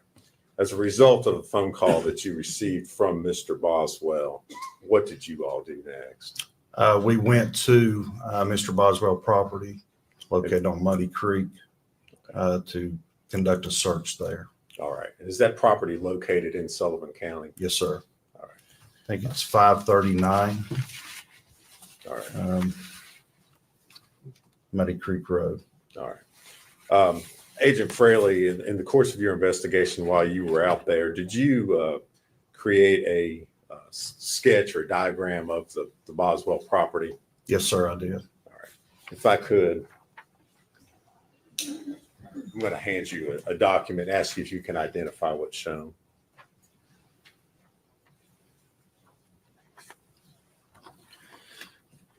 Excuse me. This is a hand-drawn document. It's a sketch of like an aerial view of the property there at Mr. Boswell's at 539 Muddy Creek Road, Bluntville, Tennessee.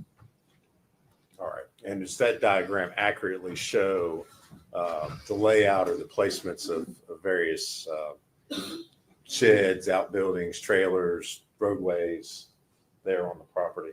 Yes, sir, it does. All right. Judge, we would move to make that exhibit number 6. Any objection? No, sir. Before exhibit 6. And if we could, I'd like to publish that to the jury. Are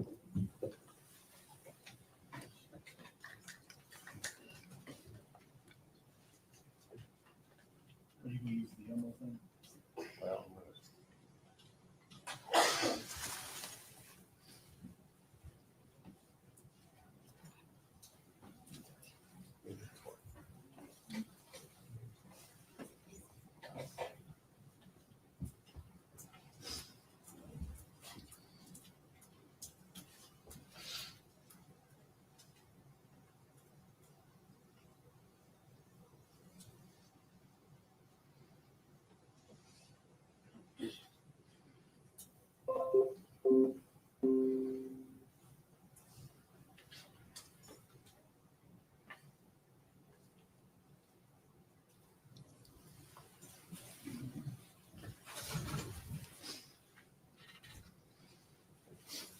Judge, Agent Fairley may need to step down. I don't know if he can.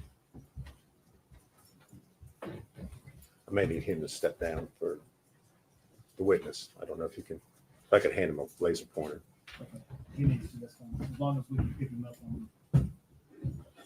I can see that. Can you from- see it okay Yes, from there? sir. I didn't know if you would be able to.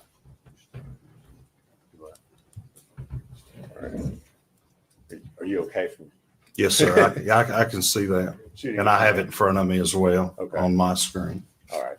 If you would kind of point out, I guess, the major landmarks that are shown there in the diagram. Yes, sir. So this top house here is Tommy Boswell's, as it was described to us. This resident here was a mobile home that was described as his mother's.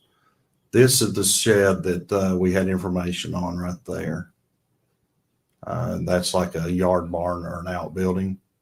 And then here is notated as what we described and what was described as a playhouse. I don't know what happened. Hold on a second. It's like it lost your speed.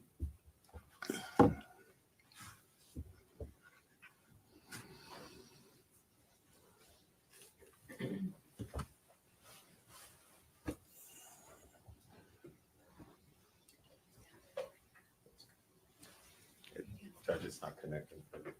You want to stick it I in? was going to say, if you'll just hand me the.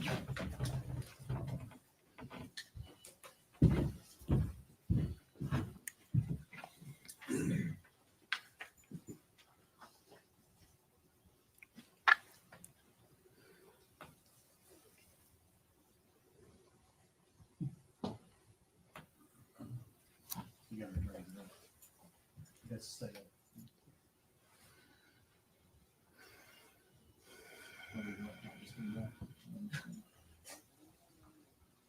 It did. I mean,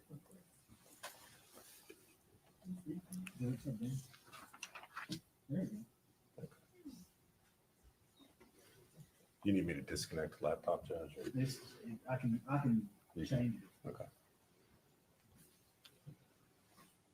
Zoom in and out.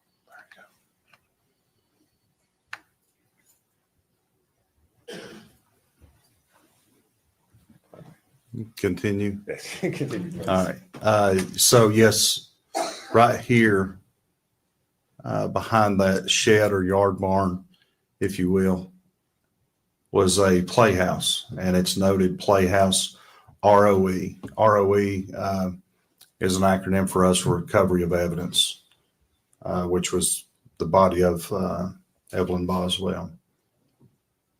Up in the right-hand corner is my notes are like a key to this, which indicates the date, our case number, the location, and my signature with the date, notating that I was the one that drew this sketch. Agent Fairley, you've got the driveway shown through the middle part of that diagram there. Was there any sort of gate or anything that, as far as being able to enter or exit the property? I recall, I think there was a gate at the bottom from Muddy Creek Road to the driveway. All right. Okay.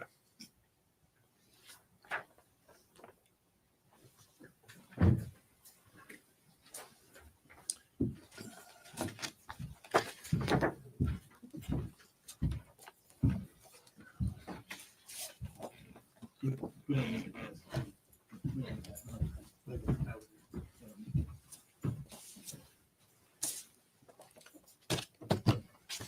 Now, Agent Fraley, you identified an outbuilding that was there on the property. You had said that's where you went first. That's correct. Okay. And I guess tell us what you found or what you observed when you went to that outbuilding. What was found there were multiple boxes of belongings of Megan Boswell that contained a variety of items specific to a young child. I recall there were clothing items, diapers, medicines, toys, those kind of things were the most common thing in those boxes.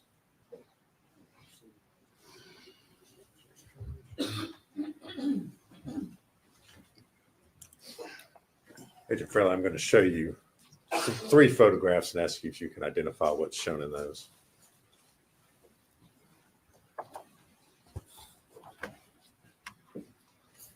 And so the first one is the yard barn or shed that was described and depicted in the sketch. The home there to the right was, our understanding, Tommy's mother. The second, that's the first one. The second one is the same yard barn or shed, except in this one it has a picture of the what we were describing as a playhouse behind it. And then the third and final one is a closer photograph of the yard barn or shed with those items I just described. And those photos accurately show how that shed or outbuilding looked when you arrived there on March the 6th, 2020. Yes, sir, it does. Judge, we would move to make those the next exhibits, which I think are 7, 8, and 9. Any objections? No, sir. To the full exhibit? How do you want to display those? Well, I'll take another Shot shot at trying to use the laptop.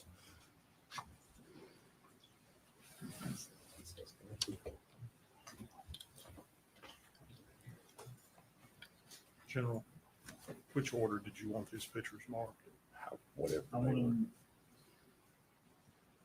the way you described them. First one, the yard barn with the home. Second one's the yard barn with the playhouse behind it. Third one's the close section of the yard barn behind it.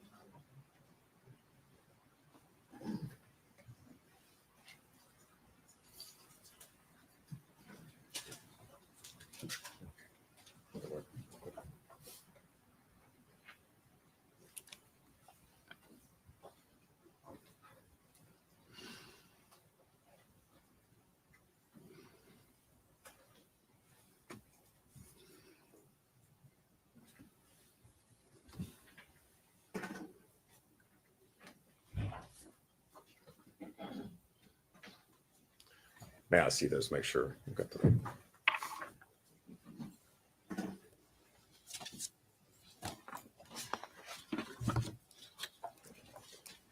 All right, Agent Fraley, I'm got up on the screen what's been introduced as Exhibit 7. If you would tell the jury what they're looking at. So this is the yard barn or shed that I was describing. This was the home that was described to us as Tommy Boswell's mother. And then the items there that you can see with the open door inside of the shed or yard barn.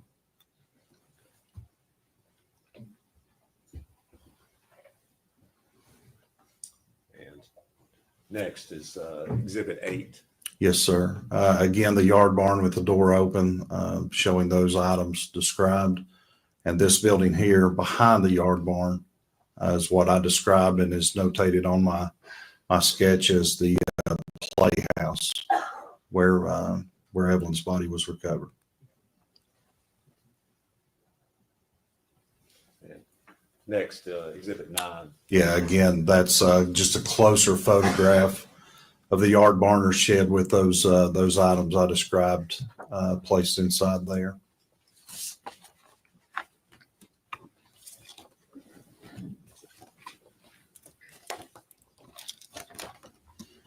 All right. Did you participate in, or I guess, what did you all do with the items that were that you saw located in that outbuilding there? Those were obviously photographed and documented as what they were processed. All right. Did you participate in that process, or were you just?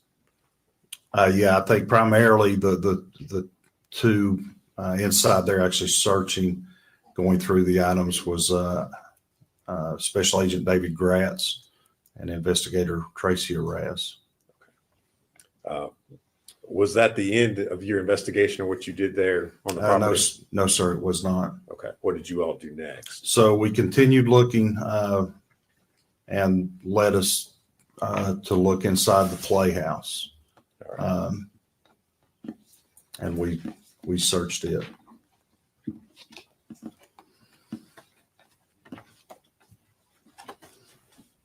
And what did you find, if anything, upon looking in the playhouse? There were, once the door was opened, right inside the door, as the opening of the door, was a trash can, like a tall kitchen model, common trash can, and 2 bags of trash beside of it.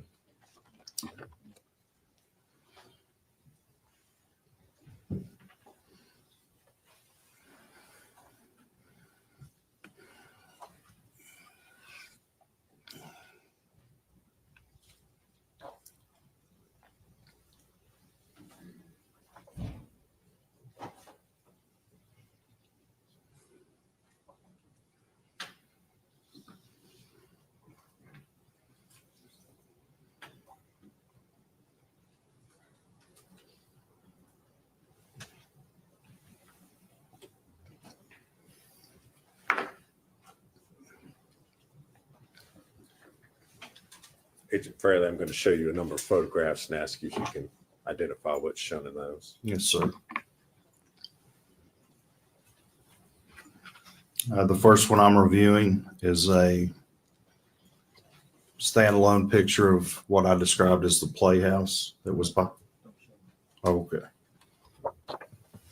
The second one is a closer of the playhouse, a closer proximity with the door open. The third picture is the same thing with the door open. Third one is a closer photograph with the door open. It does depict, the third one depicts the trash can with the bags of trash, as does the second one depicting the trash can. The first one, the door was closed. The next one depicting an open door with the trash bags and the trash can. The next one, assorted items that were inside the playhouse, and they appeared at that time. They'd been there longer than the trash can and trash bags. Again, picture from outside the playhouse looking in where the trash bag or the trash can was. And it's a closer picture that depicts a black trash bag in the top portion of the trash can. The next one is a picture of an area inside the playhouse that had this assorted items there that again appeared to be there for some time with dust and cobwebs on them. Next picture is another picture from right at the doorway. Again, the trash can, the trash bags.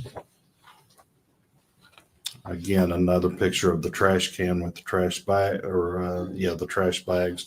There's other items around these. I keep talking about the trash bags and the trash can because they were relevant to us because they looked like they had recently been put there. These other items had dust and cobwebs and looked like they'd been there for years undisturbed. The last photograph I have is this is my hand in the picture. It's pulling back. It's over the trash can with what appeared to be a leg and a foot of a baby or a baby doll. It appeared at the time with the fleece blanket and the purple onesie, the clothing that had been described to us by Megan Boswell. Okay. When you made the observation that you made in the last, you described in the last photograph, did you do anything else with the trash can prior to the medical examiner's office? No, sir. At that time, we didn't. We stopped what we were doing. We'd found Megan, or I'm sorry, we'd found Evelyn. and we made phone calls. We had called the DA's office, advising them that we'd found her. We've called our chain of command, our supervisors, and the medical examiner's office, along with forensic pathology out of Johnson City, and waited till all those personnel arrived. Okay. And Agent Fraley, the photographs that you just described and identified, do they truly and accurately depict the scene as you saw it inside the Playhouse on March the 6th of 2020? Yes, sir, it does. Judge, we would move to introduce those as full exhibits at this time. No objection. There'll be full exhibits on them. He went so fast, I couldn't write it all down. Start for 10.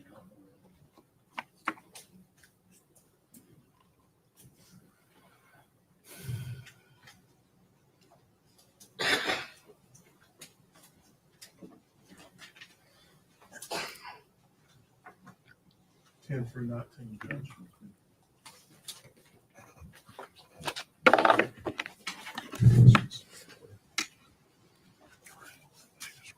Okay. Judge, if I could, I'd like to publish those to the jury.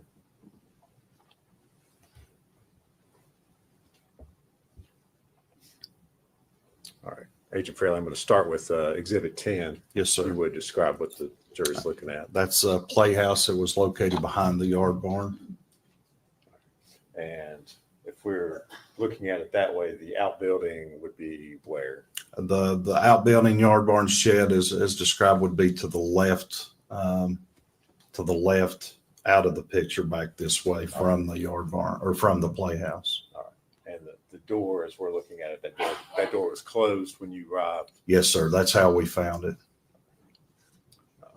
Next, I'm going to show you Exhibit 11. Same playhouse with the door open. And if you look inside the door right here, this white trash can is the trash can that I was describing as I was reviewing the photographs.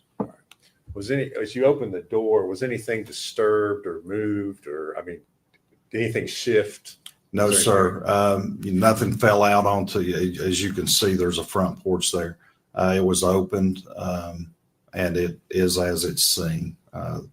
Obviously, trash cans kind of tilted the way it is there, and the other items throughout the playhouse. So the only difference between the prior photograph we looked at and this one is that the door, you all have opened the door so that you could see inside. Is that correct? That's correct. Okay. Next, I'm going to show you Exhibit 12.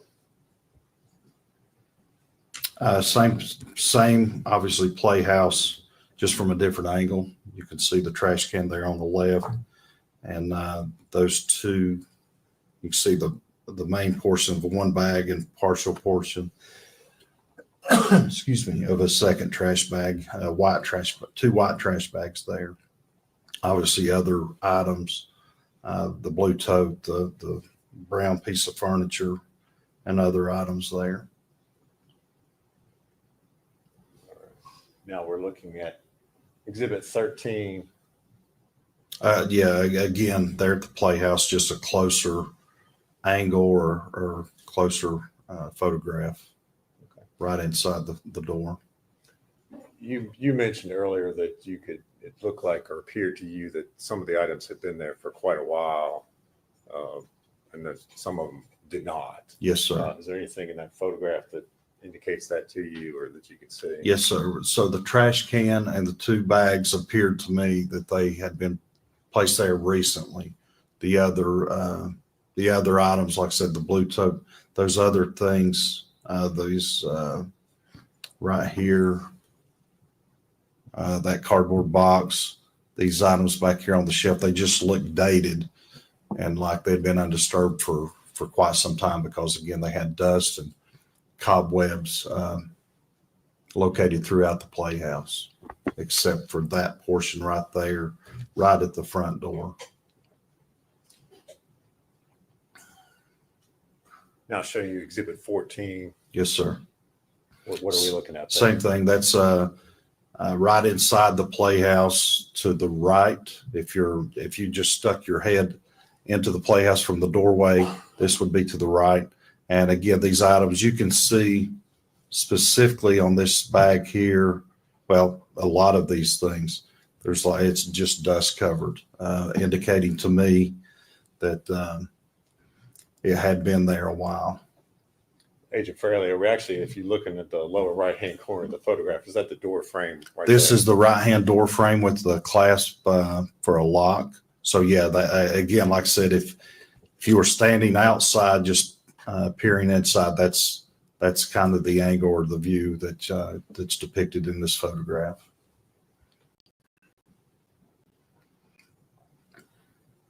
All right. Now showing you Exhibit 15.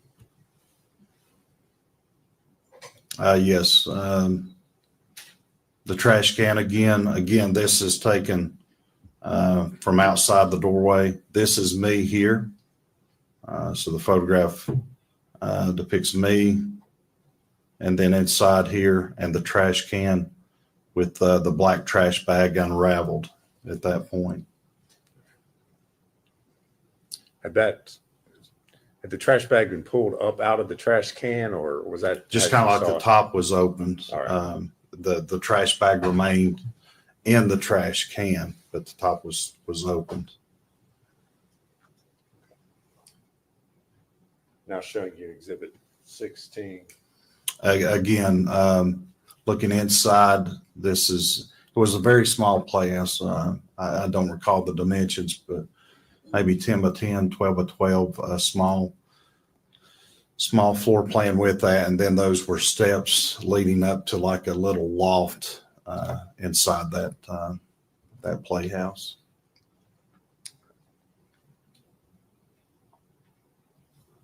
Again, This is Exhibit 17. Yes, Sorry, sir. Go ahead.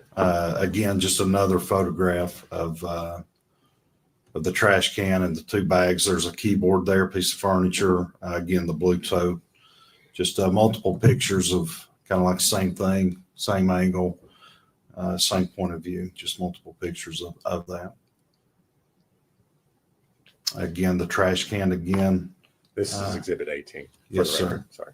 Again, the trash can with the black trash bag inside the trash can, blue tote, other items there inside the playhouse. Agent Fairley, there appears to be something on the inside of the white trash can. Were you able to? Right there. Right there. Okay. What is that we're seeing or looking at? I can't see clearly what that is. I don't know if there's another piece of trash bag. Okay. And Exhibit 19. Again, after this was that black trash bag portion had been pulled away, this was the next layer down inside the trash can, which contained Evelyn Boswell's body, clothed in a pink fleece onesie with penguins and a gray and white fleece blanket. All right. What the portion of the body that you see there is her leg. Okay. Did you in any way disturb or move or do anything with the contents of the trash can? No, the glove in the top portion of that is my hand. Pulling that back to confirm and take a photograph. That was the only thing we disturbed, Okay. if you will, All right. to take the photograph. And then at that point we stopped and then made the appropriate phone calls to the medical examiner, forensic pathologist, our chain of command, and the DA's office. Okay. All right. Thank you. So what happened after you made those phone calls as far as the investigation was concerned? So after that, like I said, all these people arrived, and our concern is to process the evidence. We did so at the direction of the forensic pathologist. And so while decision was made was on that front porch of that playhouse, which was just right outside the doorway, was to place a body bag there on the front porch open, they unzip and they open. So we placed a body bag there, and I brought the trash can out, and we started removing the contents of the trash can onto the body bag that was opened. All right. And did you participate in that process with folks from the medical examiner's office? Yes, sir. It was Laura Parsons, who works with the forensic pathology, and Dr. Matrina Schmidt, who is the forensic pathologist there. And so you actually helped them and assisted them in removing the body from the trash can? Yes, sir. Like I said, the body bag was there, and I removed the contents and the body of Evelyn Boswell onto the body bag where we could start processing what was inside the trash can, which additional evidence was in addition to the body of Evelyn. And was this whole entire process photographed? Yes, sir, it was.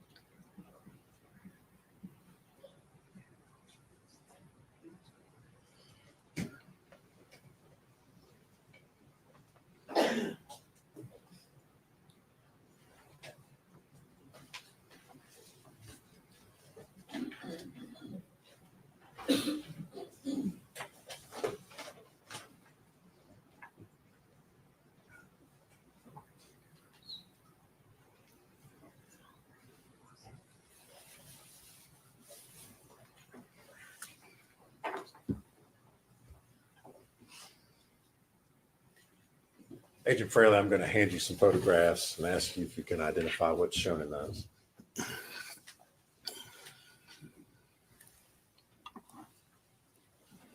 The first one is, as I just described, the body bag that's unzipped and placed on the front porch on top of paper. I think it was butcher paper we rolled out, but the first one is me removing the contents of the trash can, which included Evelyn's body.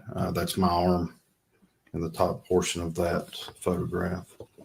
The second one continues that bag and the contents, Evelyn's body, being removed onto the body bag. The third one, the bag is out of the trash can at that point, and placed onto the body bag. The same contents, different angle, but it now has a evidence marker number 4 beside that.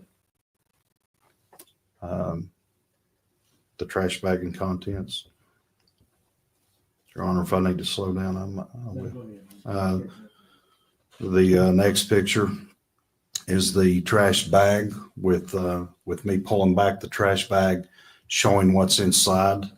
That depicts a gray and white fleece blanket, and you can see where my hand is. It's a gloved hand.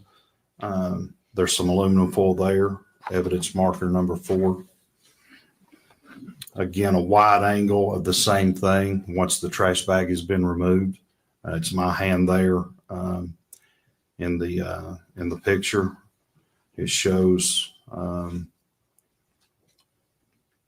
the body of Evelyn Boswell that's underneath these layers of items. That includes aluminum foil and the gray and white fleece blanket. You can also see some portion of the clothing. Evelyn was wearing the pink onesie fleece with the penguins. The next photograph is an opening of the trash bag that Evelyn was inside of.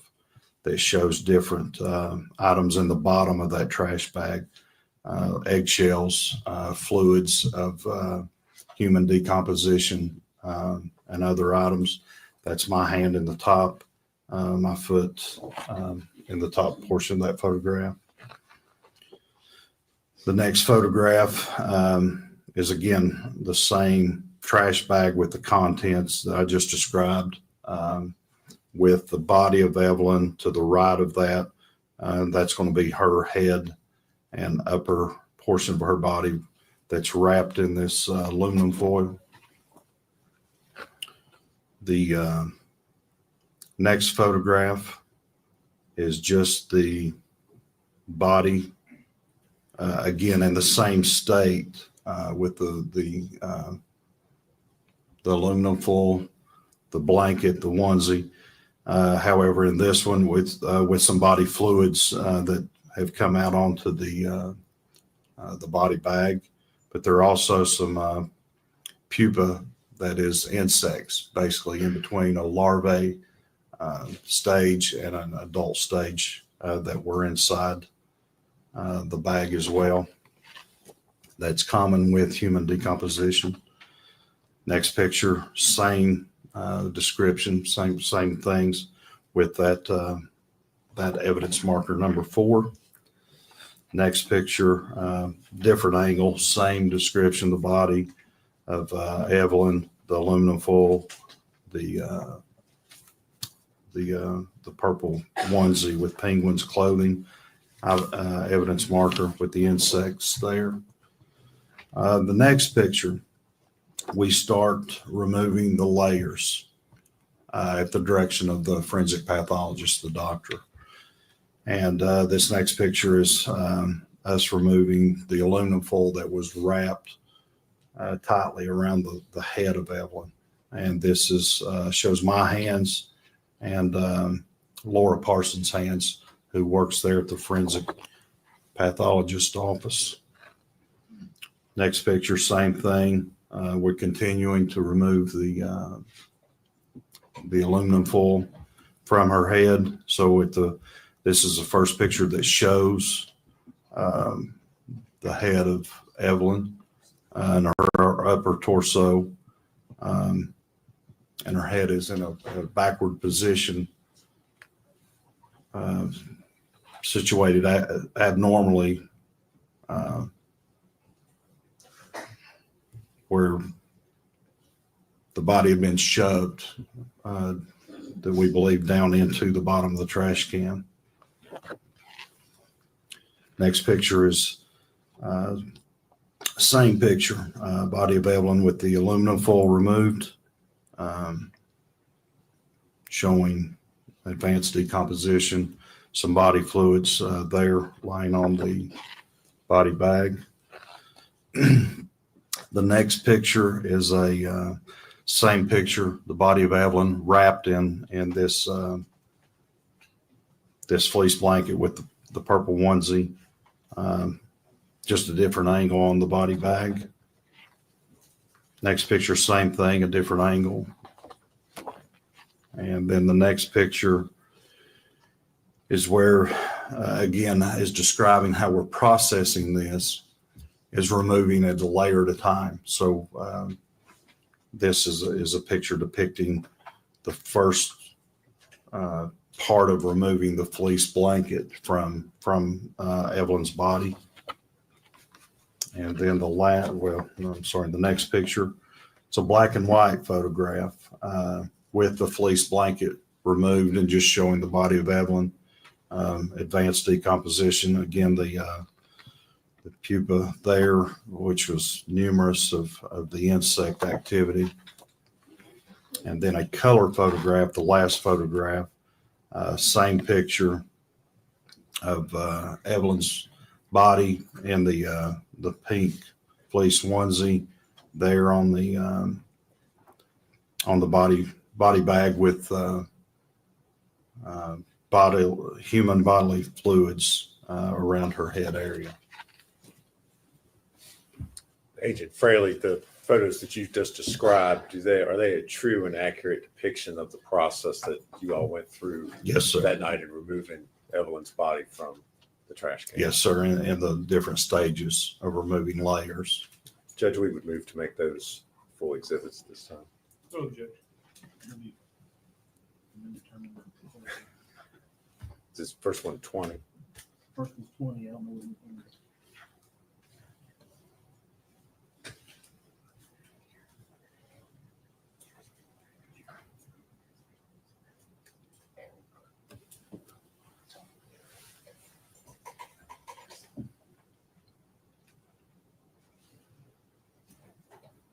Are there going to be more series of things? Yes. Well, Count them. yes. Yes.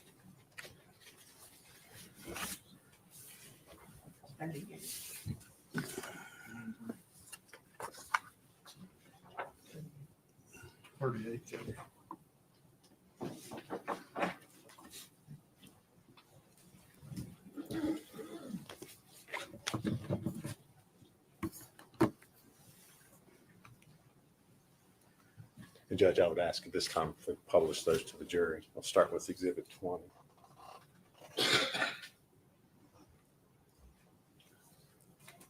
Agent Fraley, if you would describe for the jurors what they're seeing in this photograph. So this is after we remove the trash can from inside the playhouse.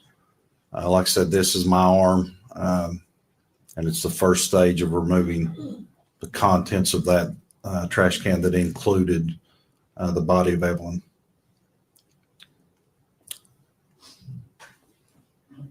Next picture Now is looking at 21. okay. This next picture is again the continuing process where the bag is almost removed from the trash can that contained the same items. That's my hand there, and the top portion of that, Laura Parsons' hand here, who's from the forensic pathologist department. Now Exhibit 22. Again, my hand and arm here with the contents of what was inside the trash can, same contents, the bag with containing Evelyn's body. Exhibit 23. This is the bag removed and placed. This is the body bag I explained with the evidence marker with me here in the background. And at this point in time, the bag has been completely removed from the trash can. Yes, sir, it has.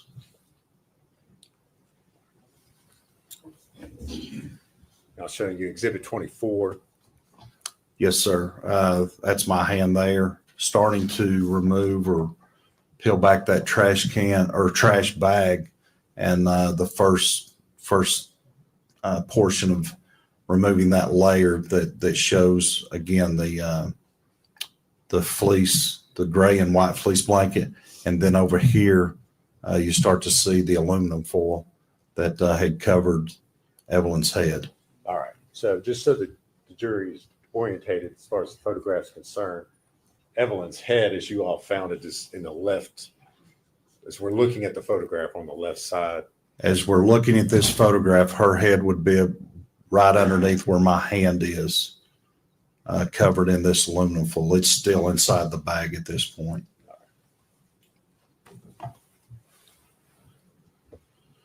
Now looking at Exhibit 25. This is just the first photograph of Evelyn's body outside the trash bag. The trash bag has now been fully separated from Evelyn's body. Again, the evidence marker number 4. This is my hand here removing and holding the bag. This would be her head on this side of the photograph with her feet on this side of the photograph. Again, as I've described earlier, the head was wrapped in this aluminum foil. All right. And just so we're clear for the record, when you're describing the head, that's as we're looking at the photograph, that's on the left side. Yes, sir, on the left. If you can see that pointer, that's where that's at, but facing that that photograph, the head's on the left-hand side, the feet on the right-hand side.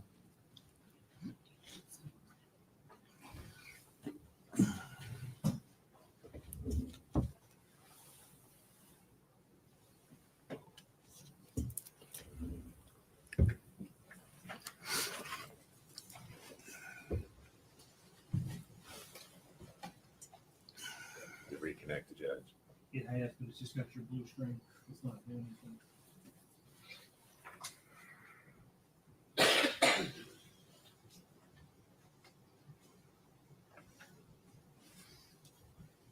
Your laptop may have low battery. I don't know if it's plugged in. So,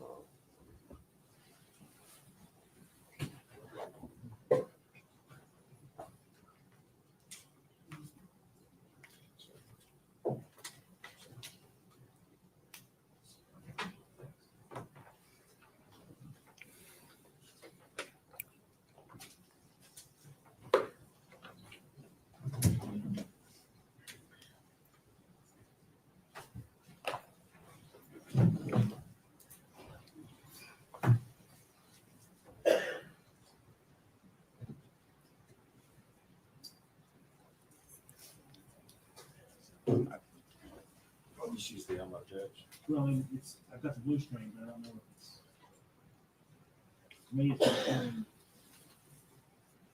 the picture.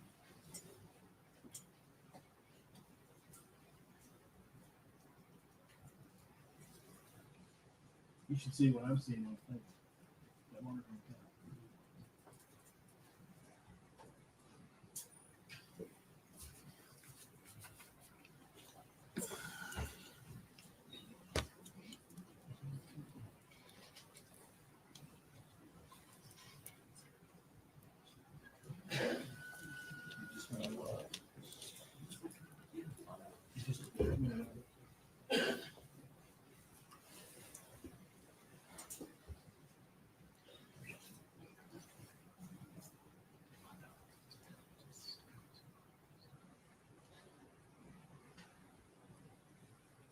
I'm just going to use the Elmo judge. See, yeah, push it all the way up. Push it all the way up.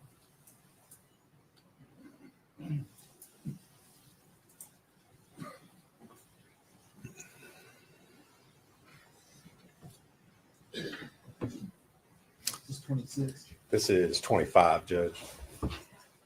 Okay.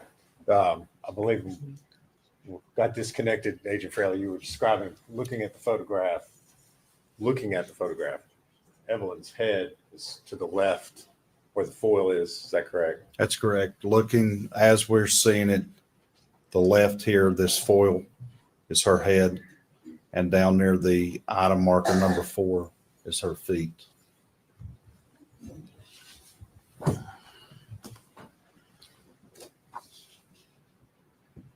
you back it up, on the very top of the top.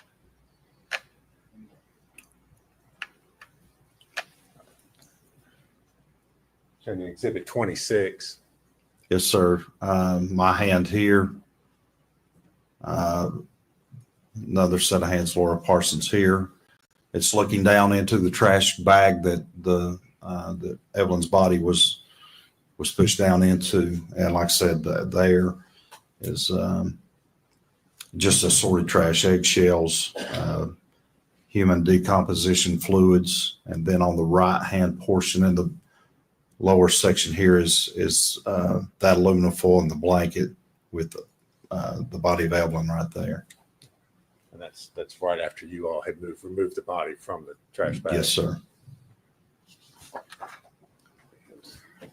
Now showing you Exhibit 27. Again, a similar depiction of the last photograph, just it's a wider angle that's kind of showing the aluminum foil that's kind of formed around her head with the rest of her body there down to probably about her upper torso.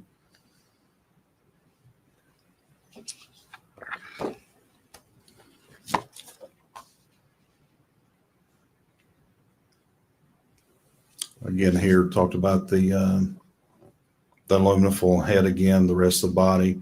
Right here's what I'm describing as the insect activity of mid stages of pupa. That is basically in between the larvae section and the adult section of the insect typical as flies. Now looking at Exhibit 29. Again, just a different angle of Evelyn's body that's underneath these layers of aluminum foil, fleece blanket, down to her clothing, the purple fleece onesie with the penguins.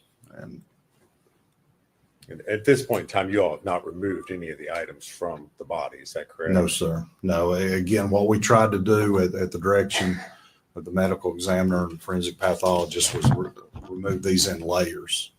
As you see, that's each picture's best we could do is a layer, taking it through the trash can to the trash bag to the aluminum foil to the fleece blanket down to the purple onesie.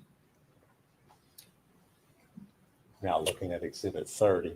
Again, this is kind of just stepping overhead, looking down. Same photograph, Evelyn's body with the foil and the fleece blanket and the evidence marker number 4.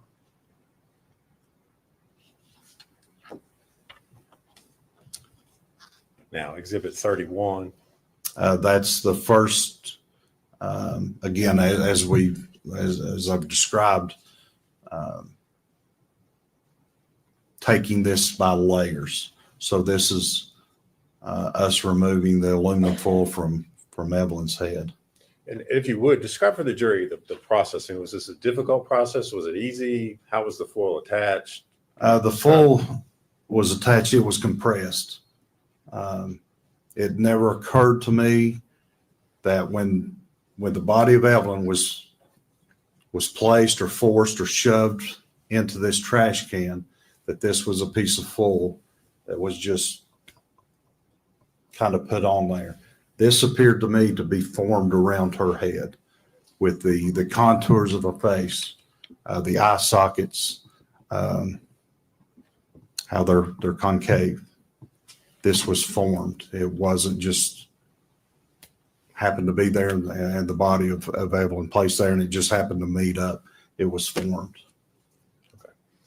So did it take you all a while to remove the foil from the body?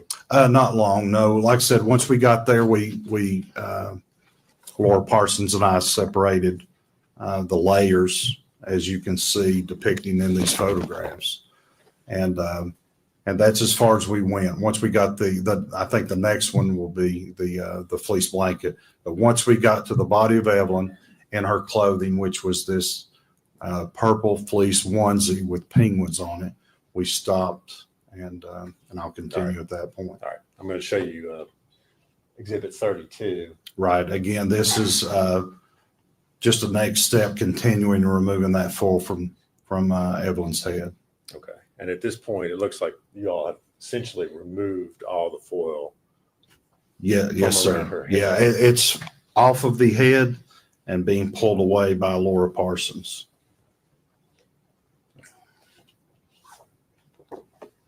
Now I'm going to show you 33.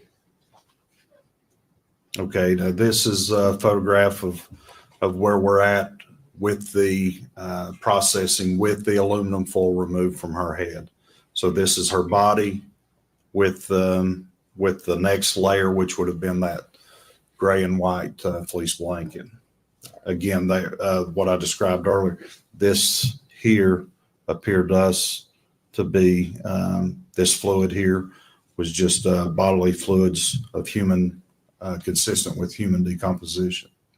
It's somewhat kind of tough to tell because the way it's faced there, but is the blanket up there, is that around the head as well? So the head is here. This is her right arm.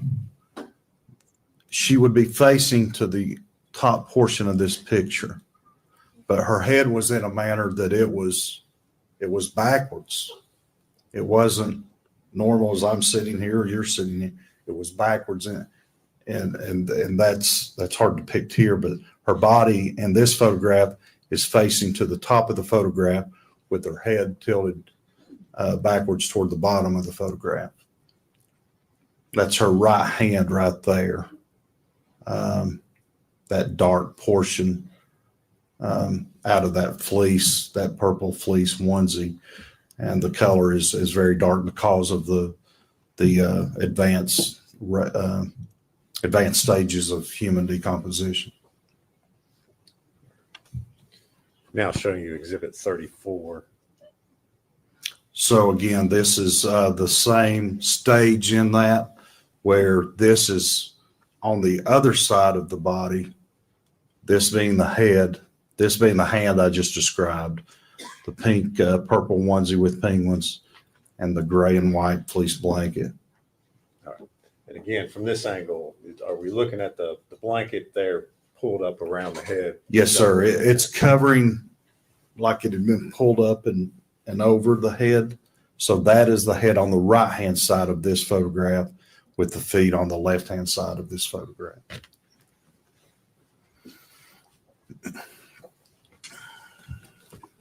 Now showing you Exhibit 35. This is, again, same Evelyn's head on the left this time. Her body facing to the top of this photograph and starting to remove the gray and white fleece blanket from her body. This is her leg down here. That's like the foot in a onesie that has those treads, so they have traction when they walk. So that's going to be her right foot and right leg on that. And now showing you Exhibit 36. Again, that's the next picture of the removal from the of the fleece blanket, the gray and white fleece blanket with her body there. And you see, again, that's going to be her right arm there and her right hand right there.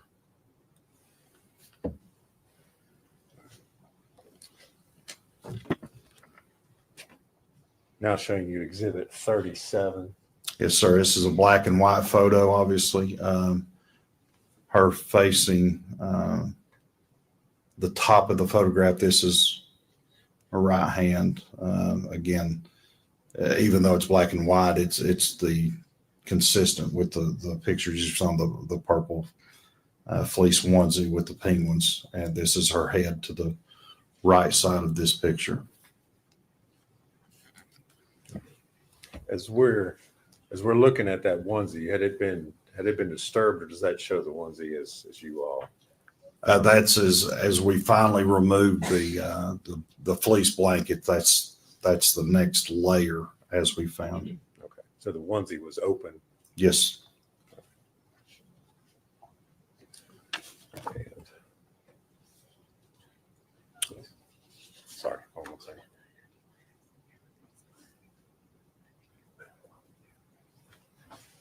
Now I'm going to show you exhibit number 38.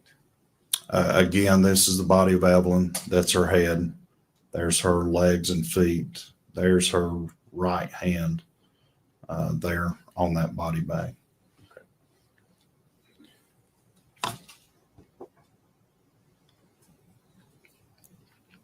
If we can, I'd like to go back. I'm going to show you Exhibit 37 again. Okay. I don't know if it's The black and white Yes, photograph. black and white photograph. Which is, as we're looking at the photograph, where is Evelyn's face? Is where So this is her head on the right-hand side of this photograph. Her body is facing to the top of the photograph, so her face would be right in here on the back side of, kind of looking at the back of her head. Again, it's advanced decomposition.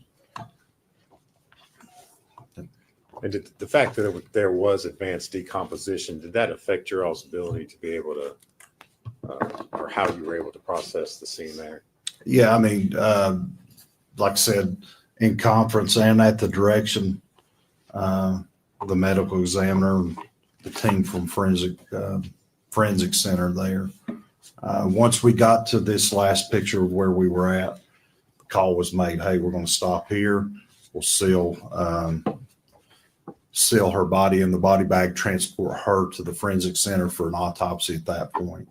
And we continued processing the scene there for collecting the items. And we took those items to the Sullivan County Sheriff's Department, just where we had better lighting, better environment to log and process evidence items that were also discovered.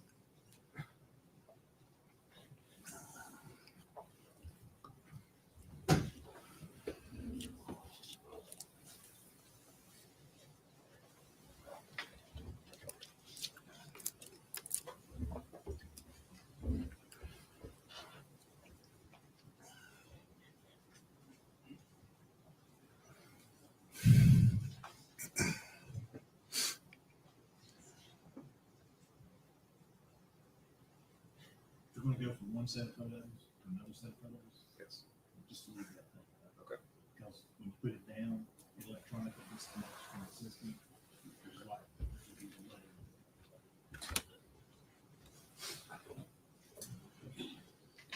Agent Fraley, you described the process of, I guess, taking the other items, the trash bags that you recovered from there, removing them from the scene and then taking them to the sheriff's office. Is that correct? Yes, sir. Okay. I'm going to hand you a series, I believe it's 6 photographs, and ask you if you can identify what's shown in those.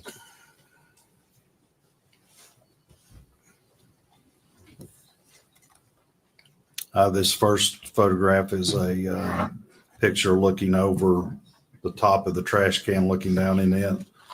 And the bottom of that, the most notable item is a Martha White chocolate chip wrapper with other items. Was that the trash can the body was found in? Yes, sir, it was.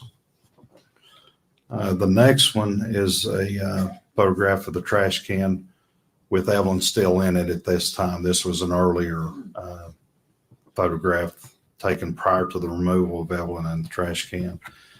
What's important and noted here is a piece of chewing gum that is attached to the inside wall of the trash can. The next photograph is after I removed the trash can and the trash bags from inside the playhouse and just set them out on the porch of the playhouse prior to going through the pictures we just looked at, processing the removal of the layers leading to the body of Evelyn. Just another picture, trash can. Evelyn still remains in there. You also see the chewing gum on the inside wall of trash can there, and the other bags of trash. This next one is the 2 bags of trash that was removed from the playhouse with the trash can. Another angle of those 2 bags of trash that was removed from the playhouse there on the front porch of the playhouse. So were there any other items besides those 2 bags of trash and the trash can that were taken out of the playhouse? Not that I recall. It was all the trash bags and what remaining contents of the trash can. The 6 photos that you just described and identified, do they true and accurately depict those items as you found them on Yes, sir. March the 6th, 2020? Yes, sir, they do. Judge, we would move to introduce those, I believe, exhibits 39 through 44. Go, Judge. You roll exhibits 39.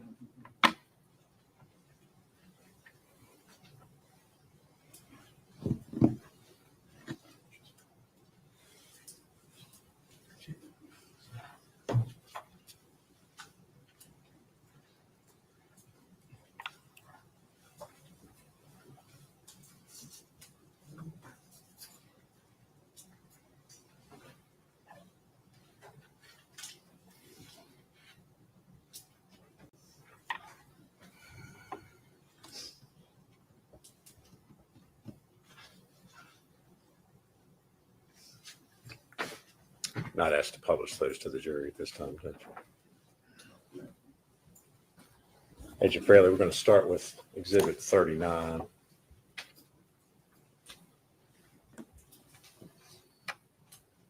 Yes, sir. Again, top view looking down into the trash can. And like I said, the most notable thing that's descriptive is a Martha White chocolate chip cookie bag. Anything else in the trash can besides that on the bottom? Is that? I mean, there's. Is that what was found when you removed the trash bag? Yeah. So once we removed the body the trash bag that contained the body, this was in the bottom of that.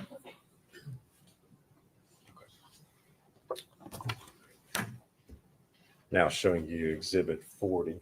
Yes. Again, a top view again of the trash can that shows the fleece blanket and chewing gum there on the inside wall of the trash can. And if you would just kind of point out or use the sorry, laser yeah. pointer to show what. Yeah. So this right here, it's a piece of chewing gum that was removed, collected as evidence, and sent to our crime lab. And again, there's that fleece blanket that we've been going through earlier. All right. So that was taken before the body was removed from the. Yes, sir. Now showing you exhibit 41. Again, this was prior to processing. This was just simply removing those items. That includes the trash can and these 2 trash bags from inside the playhouse. That's prior to laying out the body bag and removing the trash bag with Evelyn's body onto this front porch. But this is where all of that was processed in the field prior to transporting Evelyn to the Forensic Center for autopsy and prior to collecting, processing, bagging, and packaging the other items to go to our TBI lab for analysis. Again, same Exhibit 42. Yes, sir. Same picture or same items, just different angle. 2 trash bags, trash can. And again, that was taken before you all had. Yes, sir.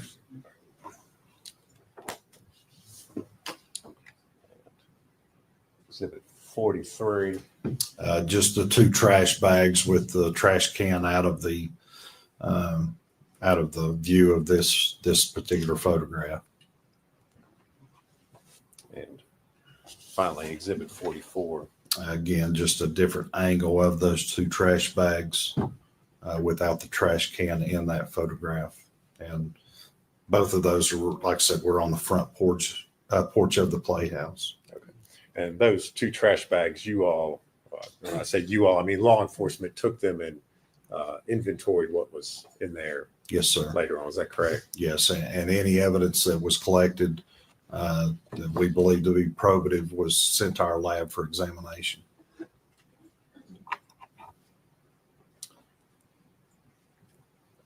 Agent Fraley, I know you did and you've described a number of different things that you did in the course of this investigation. Did you personally interview Ms. Boswell during this whole process? Yes, sir, I did. And in the course of your interviews with her, at some point in time, did she make a statement to you in which she finally admitted that Evelyn, in fact, was not missing, but was in fact dead? Yes, sir. On February 25th, at the Sullivan County Sheriff's Department, Sullivan County Sheriff's Detective Jonathan Licklider and I interviewed Megan. Okay. And at that time, she told you all that, in fact, Megan was deceased. Is that Yes, right? she, Okay. that among other things as well. Okay. Yes, sir. During that interview, did she describe or give any description of the clothing that Evelyn was wearing? She did. Described a purple fleece onesie with penguins on it that she was clothed in. Okay. Did she describe anything else that was with the body or with Evelyn? Yes, she had stated she had wrapped her in a dark fleece blanket. And how did you, I know we've seen pictures, but how did you find Evelyn? What was she wearing and what was Those she wrapped in? exactly what Megan had described to us for the clothing and the blanket. All right. Thank you, Agent Fraley. If you Yes, would sir. answer any questions, Mr. Scott or Mr. Jury's lunch is here, so we're on break. We'll be back about 1:15. So ladies and gentlemen, I'm gonna have you go with the court officer. Let's stand, please.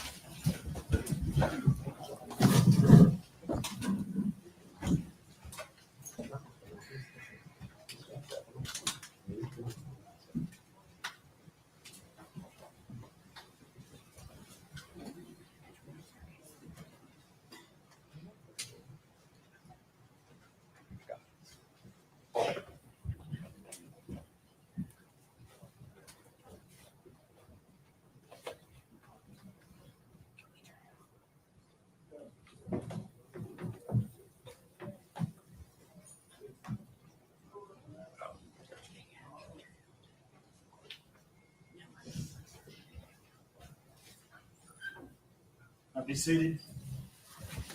Now, I've also got information that the witness that in question is out in the lobby. Do you want me to bring him in and give him a bond? Otherwise, he'll be in custody of the sheriff. Because the order didn't have a bond set. I would prefer that. I'd also ask, we instruct him to talk to us before, I guess. Well, okay. I mean, otherwise, I'll just ask that he be held without bond. I don't care what you do with him, but I don't think it's supposed to hurt. Okay, well, that's Tell a witness to talk to someone or not. Okay, He has that's to talk to you. That's fine. That's fine. I'll tell him. You want it brought I in. can tell him if he doesn't come back and I don't come back, that he will be held. Yeah, that's fine. And Yeah, bring him in. You want me to step down, Your Honor, Yeah. to provide this for him? Don't discuss the Yes, rules of sir. the office. You can't discuss the testimony with any other witness or allow them to discuss their.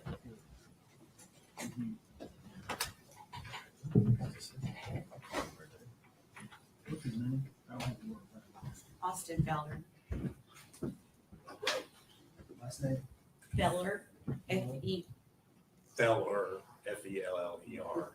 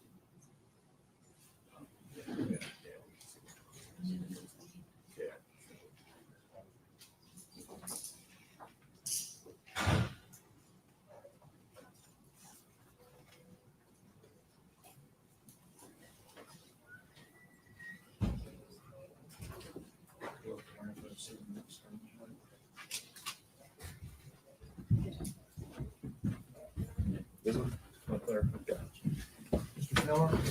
Yes, sir.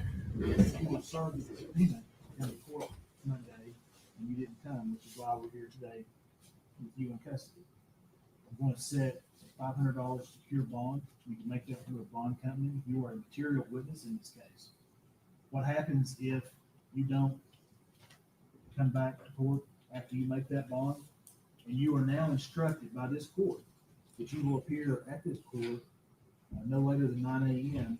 every day. Okay, they went to another trial. No, that's not the boyfriend. They're confusing people. I kept thinking, hold on. I thought they were going to lunch. Then I see a totally different courtroom. I'm like, what the hell is going on?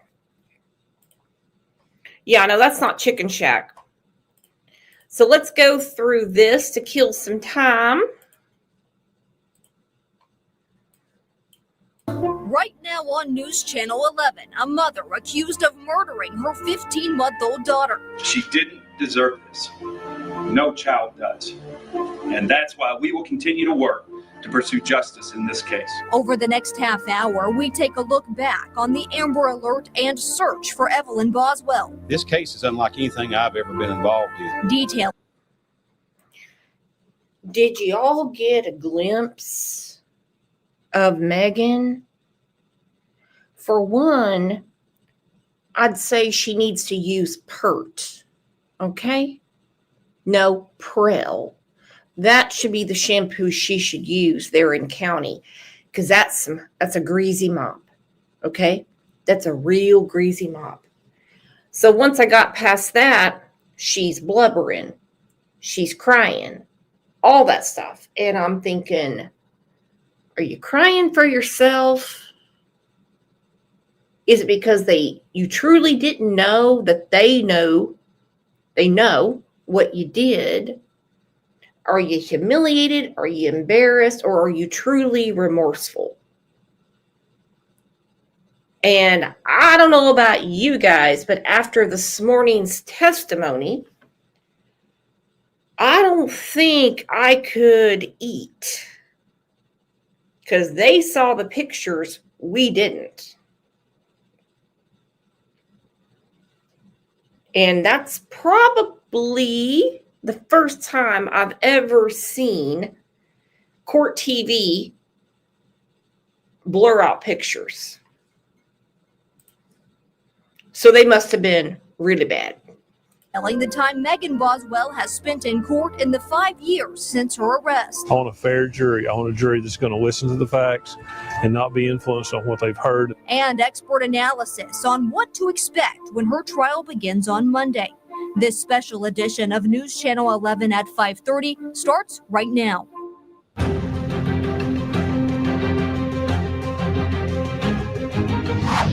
Good evening, and thank you for joining us for this News Channel 11 special report.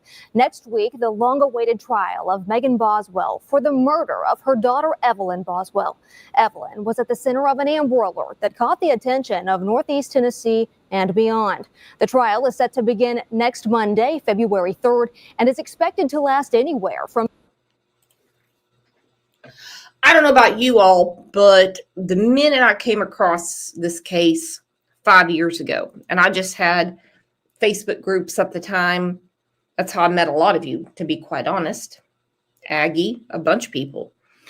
So like I said, before I even had the channel. And I came across the disappearance of Evelyn Boswell. And the first thing I said was, her mom did it. Because no mom is going to not see their child, grandma involved or not, and not do anything about it. What about you guys?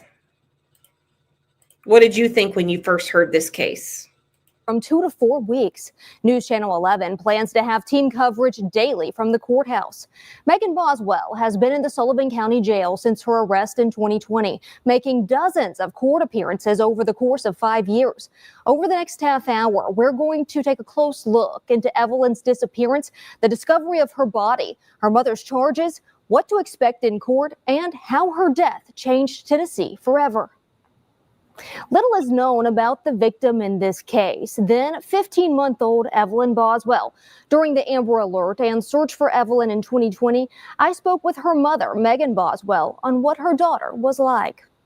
She's very sweet. She loves everybody. This picture of a blonde-haired, blue-eyed toddler captured the hearts of people across the region and beyond. She's just a really good-hearted baby in general. Evelyn was born on November 18, 2018, to then-teens Megan Boswell and Ethan Perry. I love her. I know she loves me. She's only been around him a couple times because when he was in the Army. Like most toddlers, her mother told us Evelyn loved Baby Shark and had just started walking. She started walking probably around like 10 months. She was a preemie when she was born. She's like a smaller baby and she kind of had trouble like balancing her weight, but she finally got the hold of it. She's starting to say a lot of words. However, watching Evelyn hit those milestones came to a halt in late 2019, the last time some of her family members saw her alive. My granddaughter, she never did come back, and I just don't know what happened to her.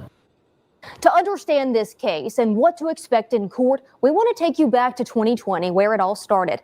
On February 18th of that year, the Sullivan County Sheriff's Office says they received a referral from the Tennessee Department of Children's Services about a child that hadn't been seen by some family members in about 2 months. That child was Evelyn Boswell. The next day, just before 8 in the evening, the Tennessee Bureau of Investigation issued an Amber Alert for 15-month-old Evelyn. We've had a child that's not been seen by the parents or certain family members in almost 2 months and was just reported this week. Evelyn was last seen in December. As you all know, these cases are already time sensitive, and we urge anyone with any information to come forward. I absolutely love that sheriff. He said, as you all know, which means common sense, these cases are already time sensitive. And here we are 2 months behind. On February 21st, several rewards were announced for information that would help the investigation into the toddler's disappearance. More details were also given out about what folks should look out for in regards to the Amber Alert. Then on the 24th, Megan Boswell, Evelyn's mother, spoke with me for a News Channel 11 report. Maybe they won't find her tonight, or, maybe they don't find her tomorrow. Maybe it's weeks from now before they find her.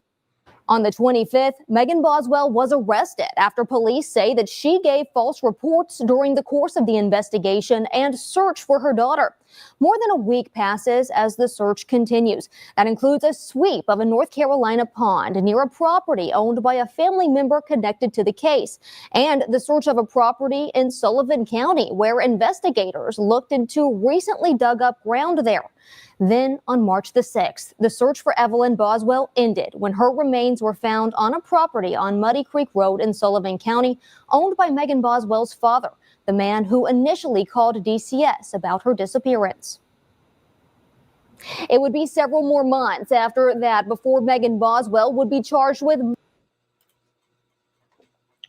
Okay, I just caught that. The same person that called DCS. So the tip might have come from her father, from Tommy, and good for him for turning his daughter in.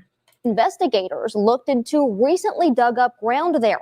Then on March the 6th, the search for Evelyn Boswell ended when her remains were found on a property on Muddy Creek Road in Sullivan County, owned by Megan Boswell's father, the man who initially called DCS about her disappearance. Yep, it was Tommy. It would be several more months after that before Megan Boswell would be charged with multiple counts of felony murder of Evelyn. So let's take a closer look into the life of the woman who now faces 20 charges linked to the case. Legally, my first name is Megan. I go by Maggie. Does that matter? This is video from the only interview News Channel 11 has with then 18-year-old Megan Boswell on February 24th, 2020, about a week after her daughter Evelyn was reported missing. Bring her back. I just want her back. That's all I want. I've been so long without her, and I know a lot of people are like, oh, why didn't you report it missing earlier? Because my mom threatened me, and I just want her back. That's all I can think about so much. I just want her back. During the search for her daughter, there were a number of rumors circulating about Boswell, and we gave her the floor to address them. One being the multiple social media accounts she had and was active on. I break phones a lot. She did. She had one that was Megan Boswell, Maggie Boswell. Then she changed it to Megan Wood because she was beyond infatuated with Hunter. And she would interact with people on this Megan Wood or Maggie Wood Facebook profile. She would interact. She would even go as far as say, I don't care what you think about me. I just want my daughter back. She lied about being pregnant. You name it. And I forget the password. I'm not going to lie to you. I'm really bad about remembering passwords. Now I have them all set to one, but up until that point, I just couldn't remember the password to them. The other was about her family and their lifestyle. Gypsies are not a cult. They've been asking people if there's like a gypsy ringleader and I've never referred to a ringleader. none of that. Those who know Boswell best, like her mother and father, have declined to speak to us about her. Just 3 weeks after Evelyn had been found in 2020, her first attorney appointed to the case, Brad Sproles, said this about the now 23-year-old. She's an intelligent young woman. We've had many discussions that she contributes, and she is thinking rationally about her situation and of this case, and contributes and helps in her defense. Her current attorney, Gene Scott, hasn't gotten into the ins and outs of his relationship with his client, but wants people to hold a judgment on the young mother until they see the evidence. Once this case is tried, we'll prove her innocence. I have no doubt that girl is innocent. Since her initial arrest back in 2020, Megan Boswell's case has come up in court dozens of times, sometimes in hearings that last less than a minute and others by video call during the COVID era. At times, her case breaks what could be considered typical. These are the watershed moments, though, of her court appearances. Starting on March 9th of 2020, the records surrounding her case are sealed by a court order and remain sealed to this day. Under that seal, there is no available information about what the documents are or what information they may contain.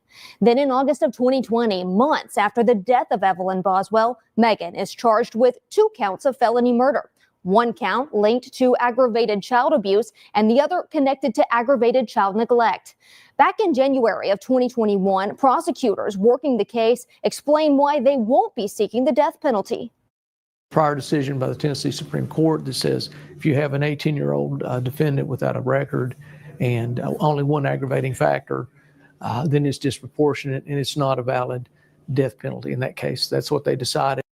Boswell's initial trial date was set for September of 2022, but issues with evidence processing from the Tennessee Bureau of Investigation and conflict with her first court-appointed attorney, Brad Sproles, led to the first of several trial delays. Boswell would eventually switch from Sproles to a separate public defender. That's her current attorney, Gene Scott. That was back in October of 2022. Sproles spoke with News Channel 11 at the time about leaving the case. An attorney gets to the point where they can't be effective, it's our responsibility to bring that to the court's attention. In June of 2024, Boswell was served with a new indictment charging her with first-degree murder. This new charge alleges that Evelyn's death was premeditated and intentional. The new count is in addition to her 2 previous felony murder charges. Questionnaires for potential jurors were finalized late last year, and jury selection for the trial is expected to begin on Monday. That's when the entire community will wait to see Boswell's fate that's hung in the balance for half a decade. Ahead in this News Channel 11 special report, real expectations from precedent-setting attorneys. I speak with experts to break down what to expect when this trial begins. That's after the break.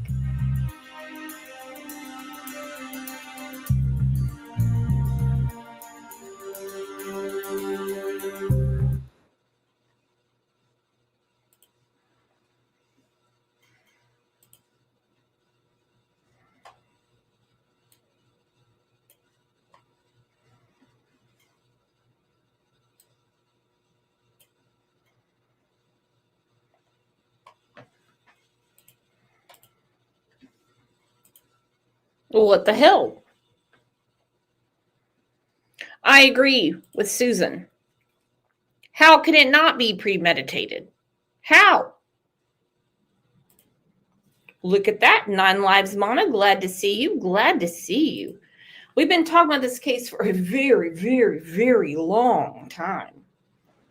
And it all comes down to she met Chicken Shack. She liked going on these trips. She liked living in Chicken Shack's dad's basement. She liked that life. And she would have had no problem keeping Evelyn alive. After years of waiting, next week, Megan Boswell will step into a Sullivan County courtroom. She'd have no problem keeping Evelyn alive if he wanted a child. He told her, I don't want anyone else's kids. Someday I want my own. Yeah, it's a really shitty thing to say to somebody with a child. That's when you just say, we don't need to date. Because obviously your child isn't going anywhere.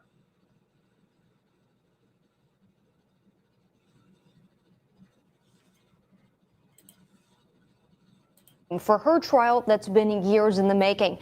We're working to answer the tough questions about how the trial will work and what we can expect inside that courtroom. Joining us now are Jim Bowman and Nikki Heimbaugh, both criminal defense attorneys here in Tennessee. Thank you for joining us. You're welcome. Well, first off, this case has gotten significant media coverage. How exactly does that play a role in what we'll see inside the courtroom? Ideally, it should not play a role, but life experience tells us otherwise. One of the functions of a judge is to ensure that what has happened outside of the courtroom doesn't infect the trial inside the courtroom. A lot of information regarding this case has been kept secret after a judge sealed some of the court documents just days after Evelyn Boswell's body was found. Now, is this typical?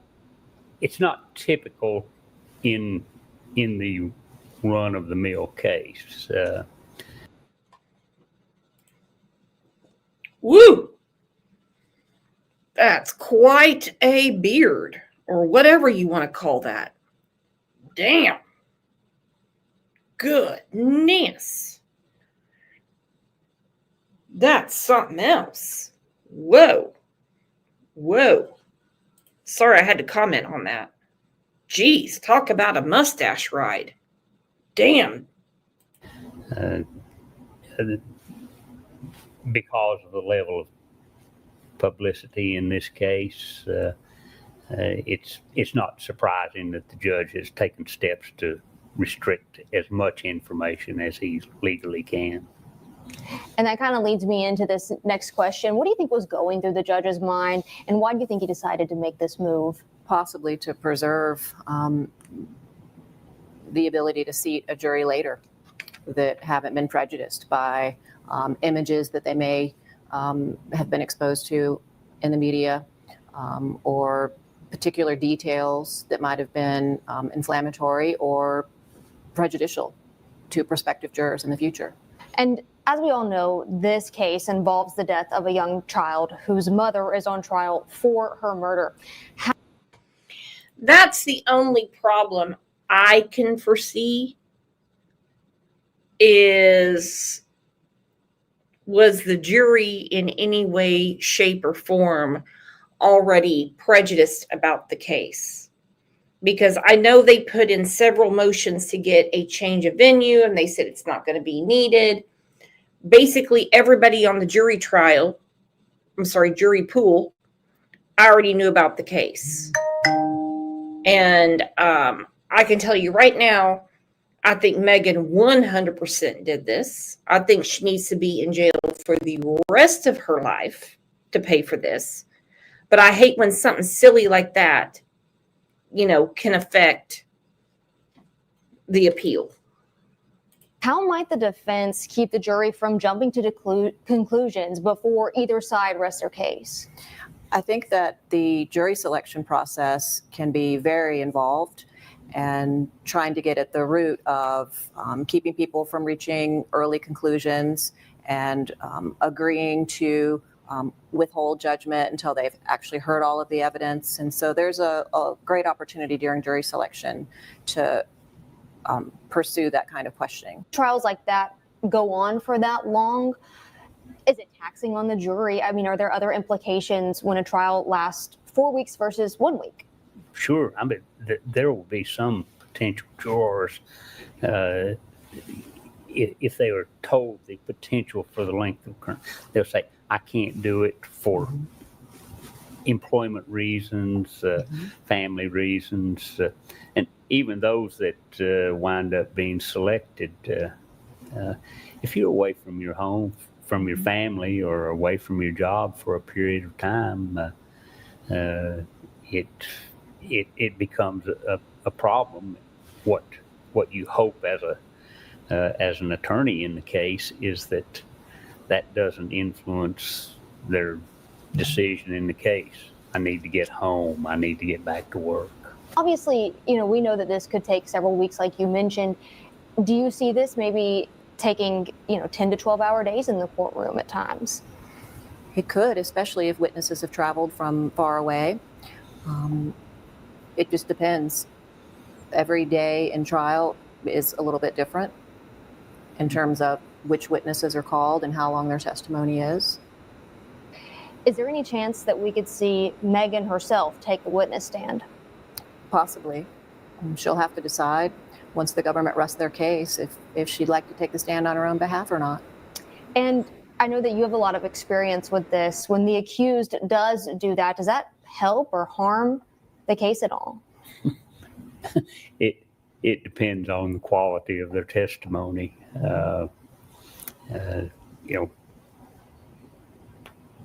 Some defendants do an excellent job telling their story, and other defendants are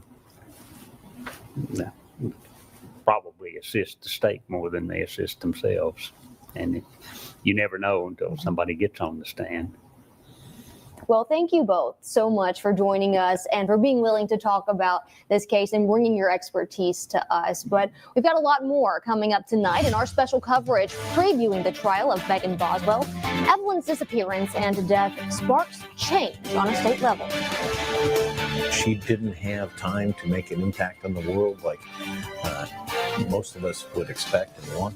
She has a legacy that is there. The actions lawmakers took to make sure that other communities never have another case like this one. We'll explain how Evelyn's law works straight ahead.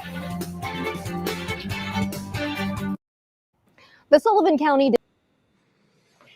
Oh, what a mess. I mean, if anybody's on the fence about who did what after what we heard this morning, my goodness. My goodness, that was a lot. And again, I've never seen court TV blur out an image. Except for Gannon. Yeah, with good reason. And then, of course, word to the wise, if they blur it out, because it's too triggering, too upsetting, too gross, whatever the reason, there's no reason to unblur them, enhance them, or anything like that for whatever reason. Geez, don't do that. No. All right, some more freshening up on Evelyn's case. Does Megan's story make sense? Didn't make sense to investigators. They charged her with lying. That's how they first arrested her. And they've also said that her story has vacillated and changed. Seen this before. And sometimes people who do lie like that don't get convicted. Joining me to help us through all this, clinical and forensic neuropsychologist, author of the book, The New Rules of Attachment, Dr. Judy Ho is with us. Also joining us, body language expert and author of the New York Times bestselling book, You Can't Lie to Me, Janine Driver. Great to see you both. Let's start here. I'm going to play for you Megan Boswell's interview with WJHL. We've got, not a lot of it, but we've got enough of it to have an idea of what her story is and what she's saying and how she's saying it. I want you both to watch it carefully and then give me, from your perspectives, your analysis of what we heard initially from Megan Boswell. Let's take a look. We went to go out to eat, and then my mom came and got her. She was wearing a little hot pink tracksuit with a matching bow, little matching shoes, a little bit before Christmas. I was trying to protect my mom, maybe in hopes, oh, well, she'd just tell them where Evelyn was, but obviously she's not going to. I've told TBI where to find her in Mendota. My mom took her to a campground and a silver camper, and if they don't go tonight, I'm going to go find her myself. When did you know that something was wrong?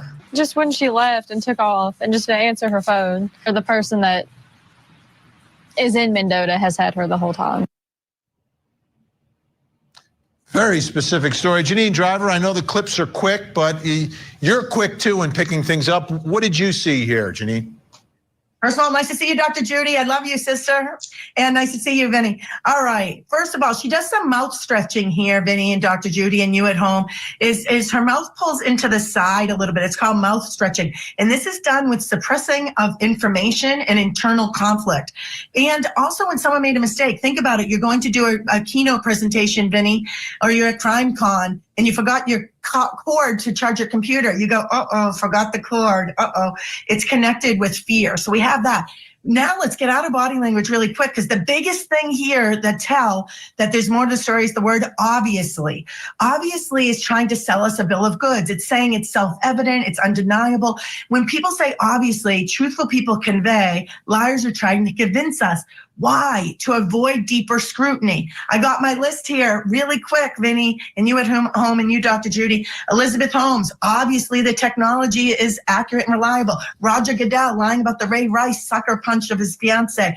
Obviously, we have a very firm policy on domestic violence. Lance Armstrong, obviously I've never tested positive for performance-enhancing drugs. Bill Clinton, obviously the relationship was completely professional. So we hear this with a lot of killers, a lot of people who are withholding information, whether it has to do with the political world, sports world. You're holding something back, obviously, is a huge hotspot.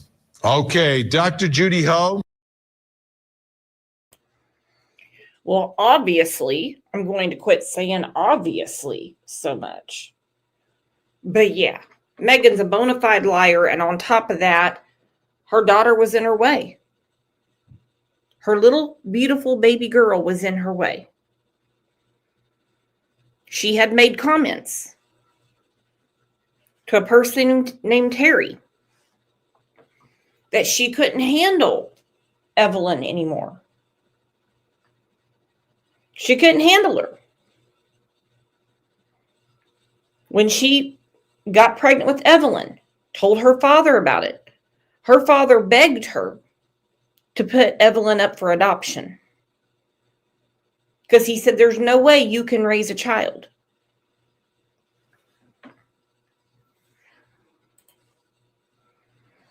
She was a teen mom, and then her child disappeared. She was still a teenager. She's young. She appears a little bit younger than she actually was, Megan Boswell, but obviously a very young mom. The father of the child is not around. He was in the military and was stationed elsewhere around this time. What are you hearing and what are you seeing from Megan Boswell? Well, Janine made some great observations, and I will just add that Megan does, as you just mentioned, Vinny, act and behave younger than her chronological age. Sometimes in this interview, her emotions just seem like they're not totally matching to the context, the situation. We look for that a lot as psychologists. We look at whether or not someone's affect, their displayed emotion matches the situation, matches what they're talking about, the situation that they're in.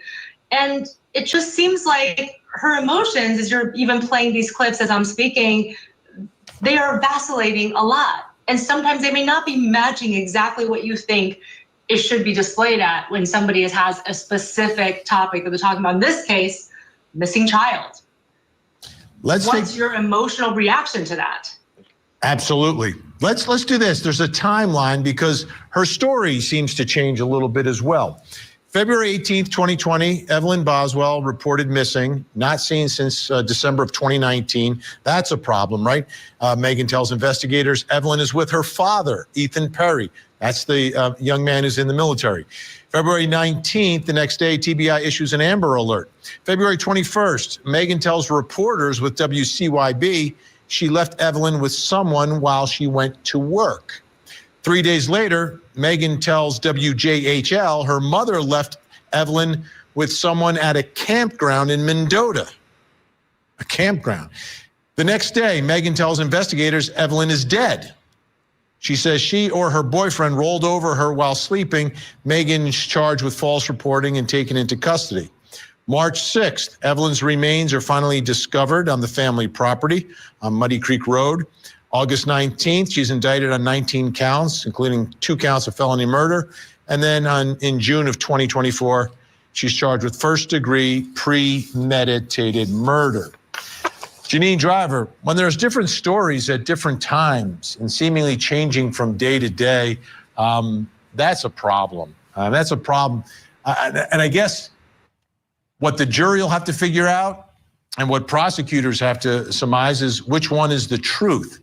If you have someone who's giving different stories and you're looking at their body language, if they're all recorded, are there things that you can find? Can you tell when someone is switching from a lie to the truth or from a lie to a truth to the lie?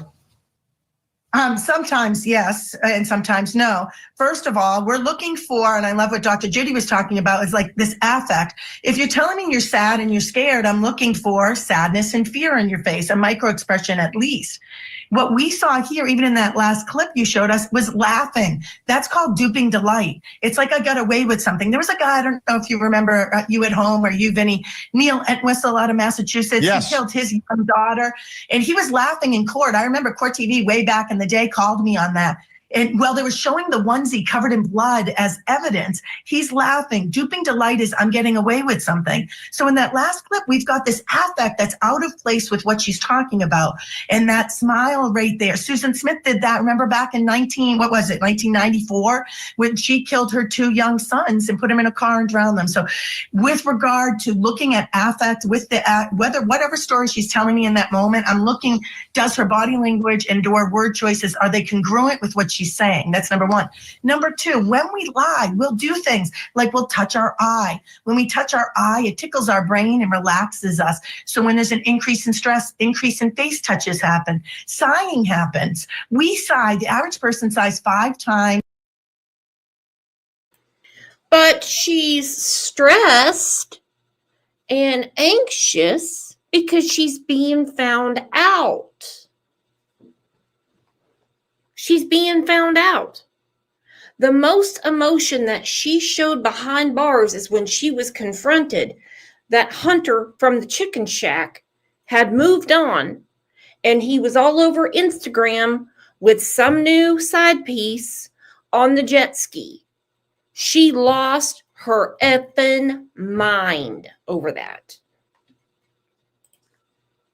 To 10 times in an hour, the average person. But when we start to lie and tell a story, you can even see this on tonight's show when Jimmy Fallon would do a game where you have to pull an object out of a box and either tell the truth or lie. Google that and look at John Cena, and you'll hear just before he makes up his lie describing something, he goes, ah. And Jimmy busts him. He's like, dude, that's your lie. So when there's a sigh going on, it means there's more to the story going on. So there are a lot of different tells we're looking for and listening for. And I think the jury's going to get this right because she's all over the place. Absolutely. All right, Dr. Judy Ho is going to stay with us. Big thank you to Janine Driver. Coming up next, why did it take so long to report Evelyn missing? This case is unlike anything I've ever been involved in. We've had a child that's not been seen by the parents or certain family members in almost 2 months. Widow or mastermind behind a murder. Monica Simonton. Covering this story. As soon as we saw this, Evelyn has blonde hair. Okay, by the way, I still want to know who had their flash on and made the judge mad this morning. Most of the time when people are called out in a setting such as court, they have to identify who they're with. So is she with one of the local news channels? Is this someone playing amateur detective? I don't know. No idea. Britt said somebody from Kingsport. Okay, I missed that. Britt's on the ball. Hair, blue eyes, stands 2 feet tall, weighs 28 pounds, was last seen wearing a pink track suit, pink shoes, and a pink bow. She was entered as a missing child on Tuesday, February 18, 2020, but was reportedly last seen on December 26th, the day after Christmas, 2019. Brings us to the next question in our investigation. And this is an important one. This is the one that got everyone so riled up. Why did it take so long to report Evelyn missing? Right? Well, if someone's responsible for her death, I can understand that, right? But this is a beautiful little girl. Where is everybody? Still with us, neuropsychologist Dr. Judy Ho. And joining us, reporter and anchor for WCYB. She has covered this story and this case since the beginning. Kristen Kwan is with us. All right, Kristen, let me begin with you. Like, what is going on? Like, there's a family here, right? I mean, there's a father, I believe he's in the military, but there's family members around, uncle, grandma, grandpa, I don't know who else is in her life. What was going on here for almost 2 months? Yeah, so you can imagine this case, when this all happened, we were tracking down every person that might have come in contact with Megan just to find out that exact question. What exactly happened to Evelyn and who knows where she is? So we were trying to talk to everyone, her mom, her dad, grandma, grandpa, just to see what kind of answers we could find. When we spoke with Megan, she told us that the reason that she didn't report her missing for so long was because she knew who had her. And she was afraid that if she went and told that person, oh, giving back my baby, they would vanish with her forever. Dr. Judy Ho sounding a lot like Zanny the Nanny from a case I covered many years ago down in Florida. Kelly Marie Anthony went missing. That was 31 days. And then finally, grandma and grandpa put their foot down and said, that's it. Where is Kaylee? And when Casey couldn't answer the question, they called. It seems like something similar happened here because it was grandpa who ends up calling. It wasn't Megan. This like, what's the psychology here to just like people aren't going to notice that a 15-month-old beautiful child is missing? Right, and some of what we don't know is what were the conversations in between these 2 months between Megan, the parents? Did they talk? Did she make up stories in between and say, oh yeah, she's just playing in the backyard, so you can't see or talk to her now? I don't know how many times they may have attempted to check on her and how many times Megan may have said things that sounded reassuring, at least on the phone, that seemed like plausible things that could essentially explain why Megan wasn't able to bring her child to the phone so that the grandparents could actually hear her voice. But I'm glad that eventually the grandparents called. Unfortunately, it took 2 months. And then when Megan was interviewed on the other side, she had this story that didn't really make sense, that she knew who had her child. So that's enough for you as a mother? Like, that's enough? What about everything else? How often are you talking to your own child if that was even a true story? And this, I think, is an indication of how young she is, in terms of her mental age. Like, she's essentially a child herself trying to make up a story. She knows that she's in trouble and she's trying to get out of it. And it's a very juvenile story. Yep. Younger than Casey Anthony. I think the lies are a little less sophisticated. Casey was very quick on her feet. She could lie super fast. Kristen, what do we know about the living arrangements here for everyone? I understand there's some sort of a family compound that has homes and structures on it where some people are living. Megan, Evelyn, what was their situation? Who else was around? Yeah, so it kind of seems like, I don't know how many people were around, but I mean, her grandmother, Megan's grandmother lives on the property. Her brother lives on the property. Her father lives on the property. But exactly how many times a day do they expect them to check on her? I don't know. And when they started hearing lie after lie after lie after lie, wanting to believe her, but then they're like, if it's just not, if it doesn't make sense, it's not true. And so that's when Tommy Boswell called CPS. Megan kind of bounced around places, but the family compound that you're talking about would be her father's place. So he owns a company in Sullivan County, and he has a house, and then he also has, multiple places where he keeps equipment and things like that. So it's a fairly, I would say a rather large compound. Where he has multiple structures on that compound, including sheds and things of that nature.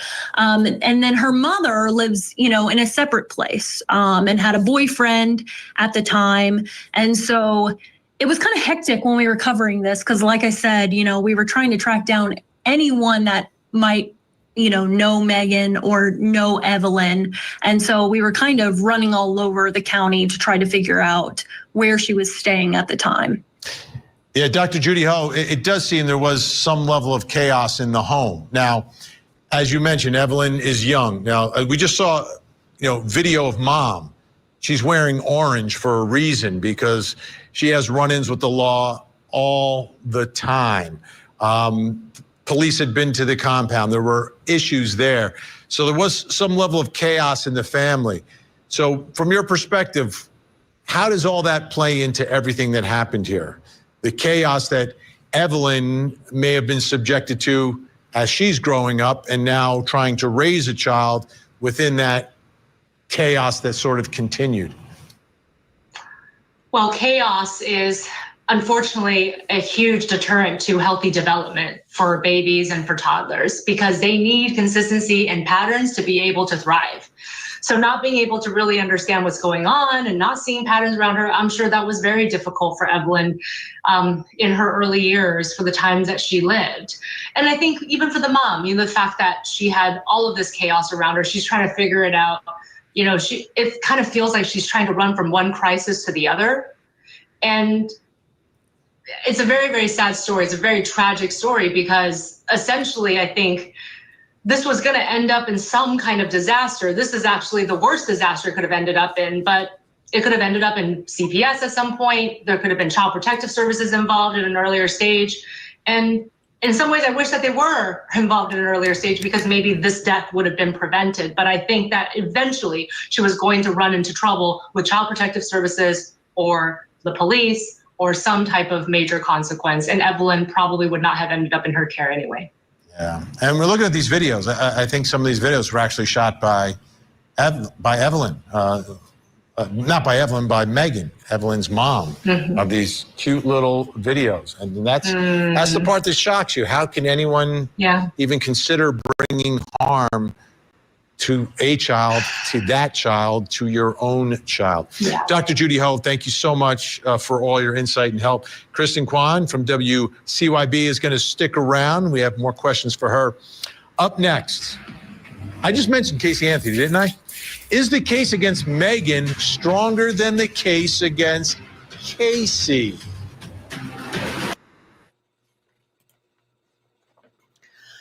I'm going to say, from what we heard this morning, it seems pretty dead to nuts. And this judge, like him or hate him, isn't screwing around. He knows there is a lot of concern and attention on this case, but it seems to me like right off the bat, he's saying it's not going to be a circus. Yeah, this case is much stronger than the Kaylee Anthony case.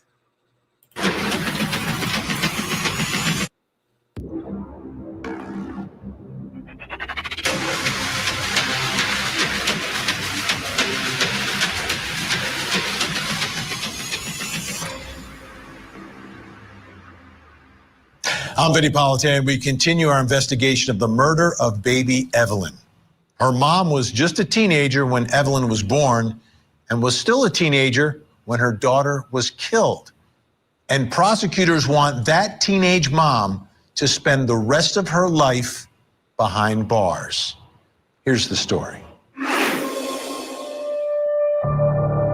Little baby Evelyn lived with her single teenage mom, Megan Boswell, in Sullivan County, Tennessee. She was being raised with the help of her grandparents on the family compound. But in February of 2020, Evelyn was reported missing by her grandpa. Her mom cried on TV looking for her baby, then was arrested for misleading police. Things then changed dramatically in the case when Evelyn was found dead on the family compound.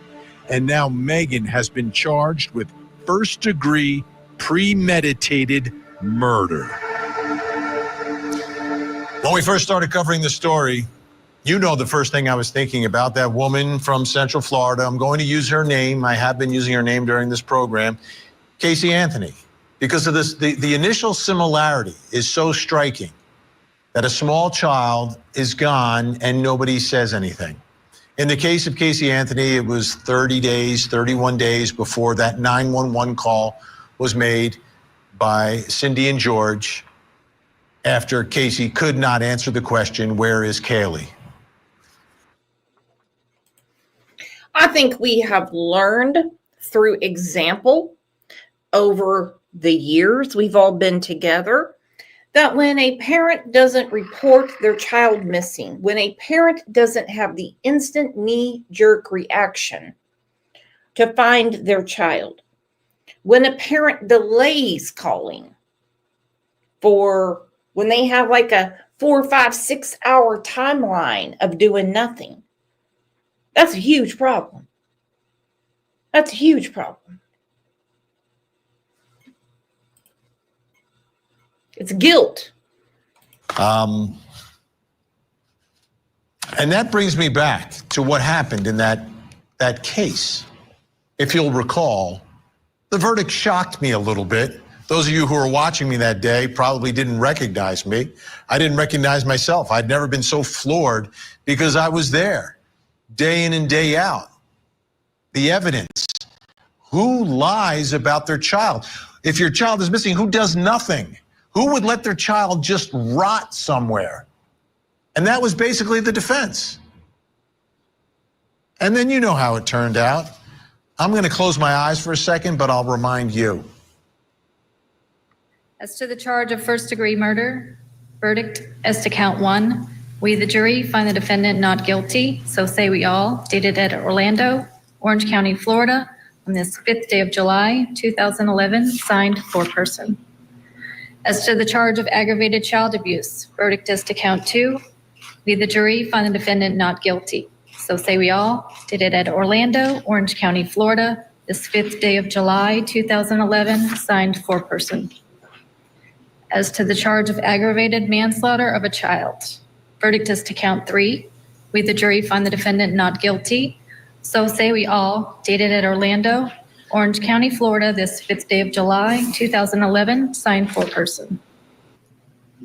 As to the charge of providing false information to a law enforcement officer, verdict as to count 4. We, the jury, find the defendant guilty of providing false information to a law enforcement officer as charged in the indictment. So say we all, dated Orlando, Orange County, Florida, this 5th day of July, 2011, signed foreperson. Is it over? It's over. Okay. Thank you. They told me it's over. She lied again. And many of us believe that was sort of like the foundation of a strong case. What mother is going to lie about that? This is the most important thing in your world, in your life. The child, your child. So after that verdict, some reflection and trying to figure out what happened. And I just have looked at every case differently since that point forward in my career. And then another level of skepticism about the strength of evidence. And that brings us to the next question in our investigation. Is the case against Megan stronger than the case against Casey? Because I know how that one turned out. Is the case against Megan for the murder of little Evelyn stronger than the case against Casey that was unsuccessful for the murder of Kaylee Marie? Okay, I need some help. Oh, we're bringing in the heavy hitters. Joining me, former chief judge in Florida. You recognize him, folks. He presided over the Casey Anthony murder trial, America's judge, Belvin Perry, and criminal defense and family law attorney in Western Tennessee, Courtney Simmons is with us. Great to have you both here. Let me start with the lies. Judge, I thought the lies were the foundation against Casey. Are the lies more incriminating in this case? Do you think they'll carry more weight?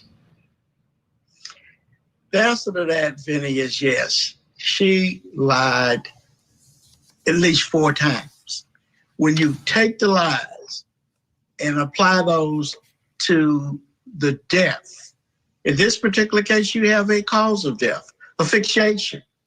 You have someone that puts someone in a trash can, suffocates them by the use of a blanket and aluminum foil, which the medical examiner will more than likely elaborate on the details surrounding how that child died and how that child suffered.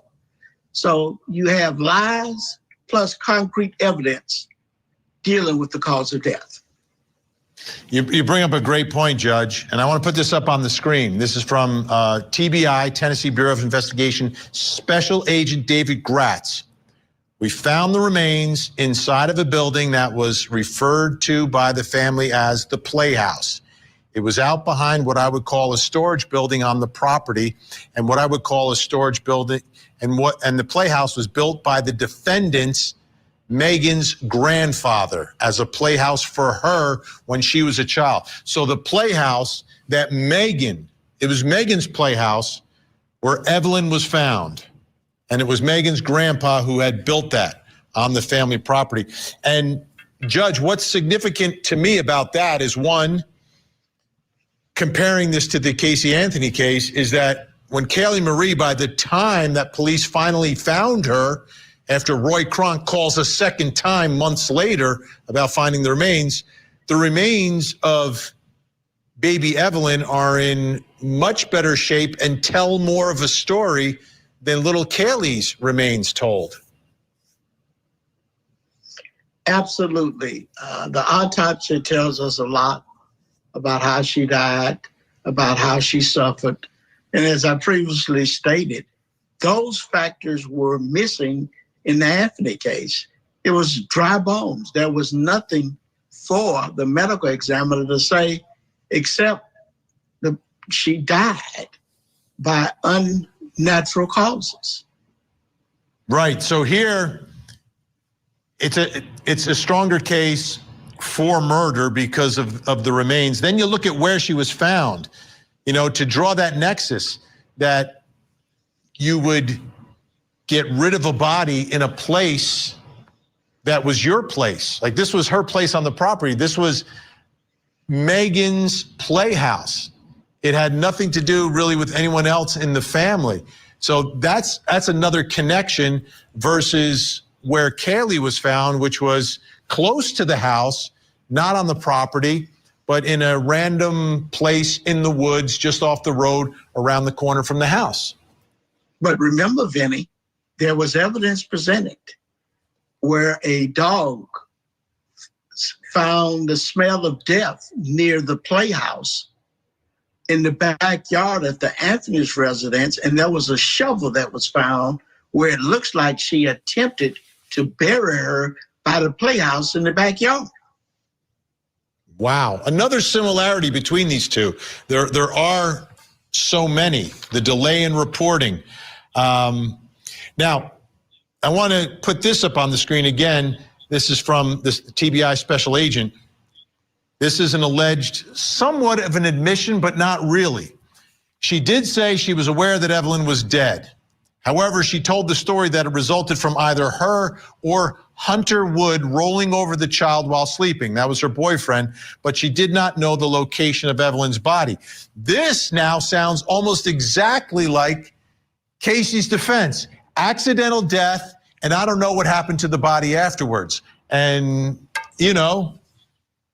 the jury didn't convict Casey, even though she knew that her daughter was dead and moved on with her life, but claimed she didn't know where the baby was, much like Casey's defense argued inside that courtroom. I would be shocked and amazed if this jury, somewhere in the recesses of their mind, would think of the Casey Anthony case. And there, more than likely, is going to be a different result. So what you're telling me, Judge, and you have presided over these cases, you have tried these cases for so many years, that the case against Megan strikes you on its face as being stronger than the case against Casey Anthony. While the Anthony case was strong, this case is significantly stronger. These jurors are not going to leave their common sense on the courthouse doorstep when they enter.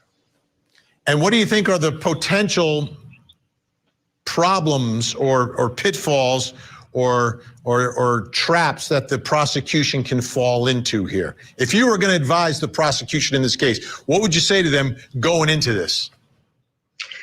Well, number one, they're going to need to try to explain the conduct of this young lady during the time of missing.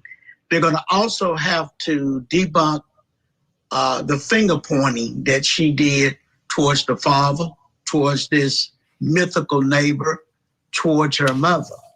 So in other words, tear down all possible defenses that they may put up.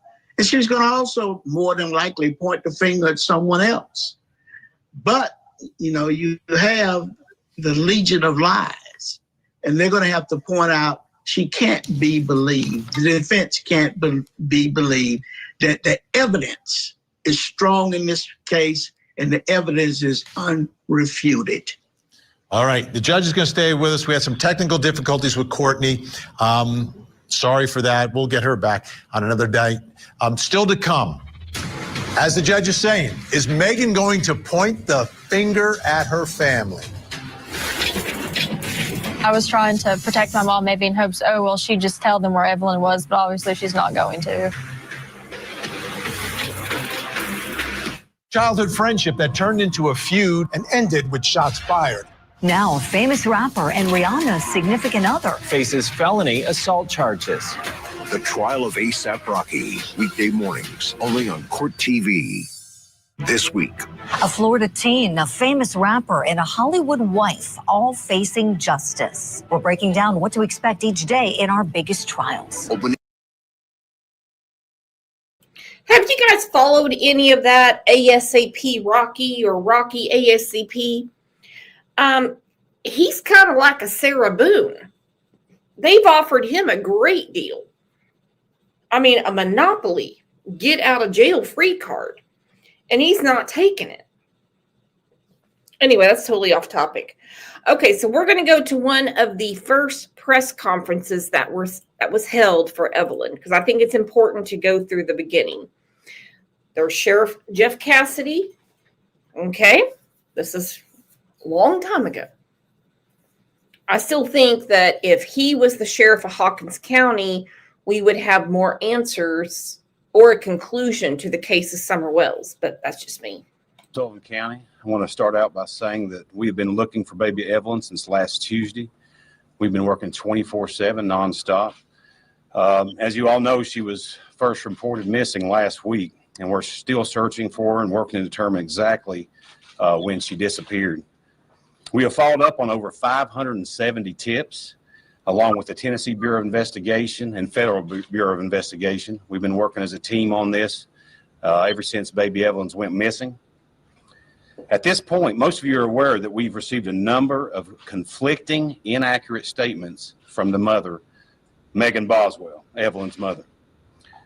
During the investigation, we determined that some of the statements Megan Boswell provided to us were false. Many of the... Okay. Right off the bat, he's saying, we figured out that some of her statements were false. Okay? So they put her lying ass in jail. They were like, done, over. I really wish they would have done that with Candace Wells.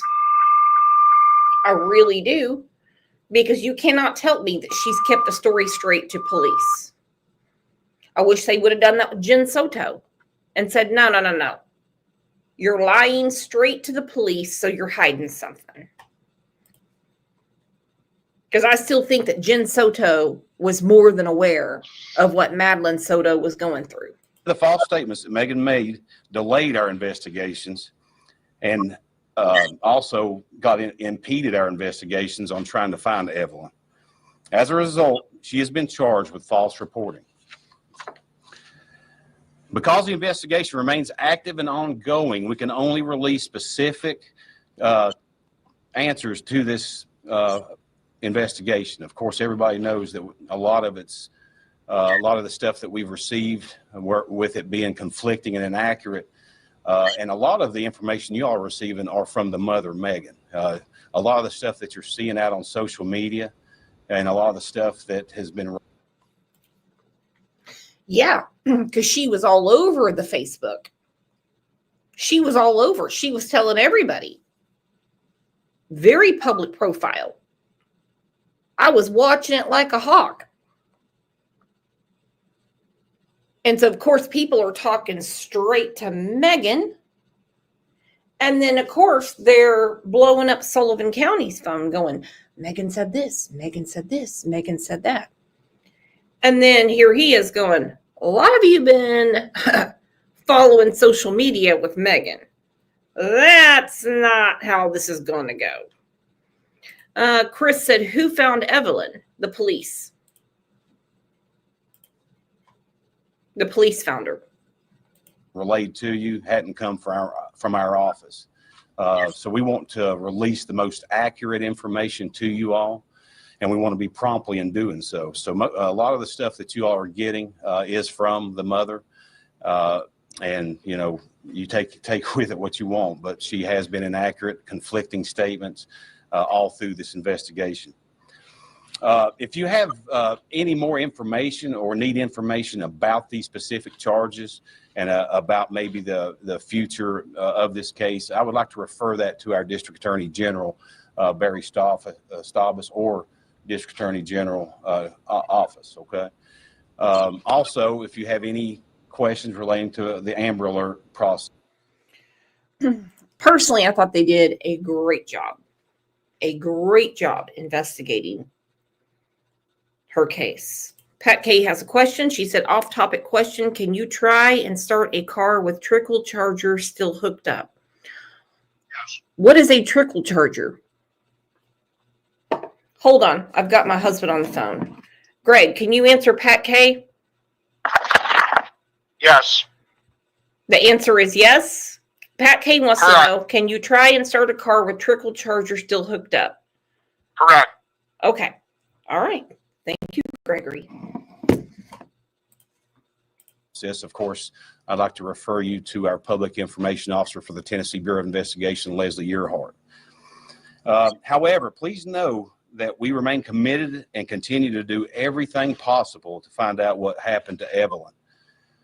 And as always, as soon as relevant information and accurate information, I want to really reiterate that as it comes to us, we will get that out as soon as possible. Okay.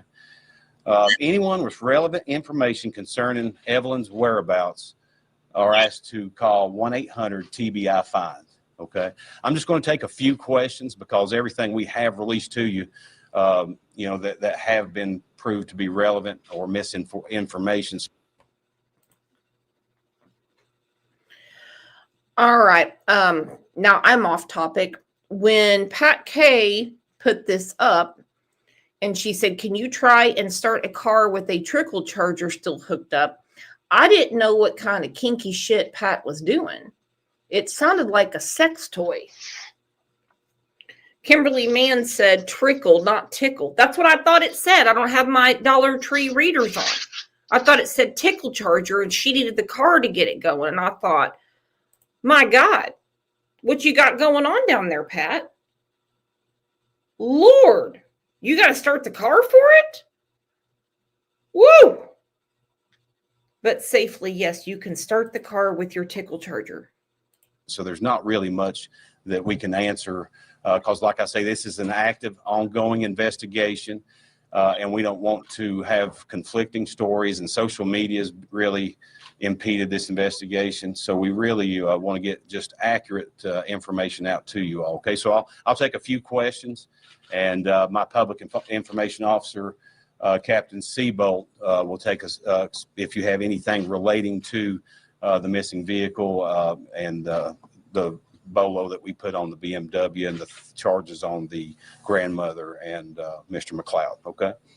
Sheriff, yesterday, Megan Boswell told us that she couldn't take a polygraph because she was pregnant. Right. Can you kind of touch on the fact that you guys maybe have not? Okay, this is important. Megan Boswell told reporters that she couldn't take a polygraph because she's pregnant. Now, you can already see the look on his face. He doesn't need to get a Sharpie and write bullshit across his forehead. He's just like, really? Really? This case is one of the reasons I've always questioned the polygraphs with Dawn, Candace, and Grandis. I really am. Speaking of Candace, Baby D said trickle charger. Imagine if Candace got a hold of one of those. Woo! Wow! It'd be doggy style, reverse cowgirl, the whole 9 yards. Damn! I'd feel bad for the tickle charger. I really would. But I've always questioned this about the polygraph. Not that I care about polygraphs, because as you all know, I don't care about them. With Dawn and Candace, because in this case, Jeff Sullivan was like, we don't even have a polygraph here. So they're asking about Megan supposedly being pregnant. Because she was pregnant. Right. Can you kind of touch on the fact that you guys maybe have not administered one of those to her, or has she received a CBSA or anything like that? She was never asked to meet us for any polygraph. We don't actually have a polygraph examiner. Tennessee Bureau of Investigation does the polygraphing.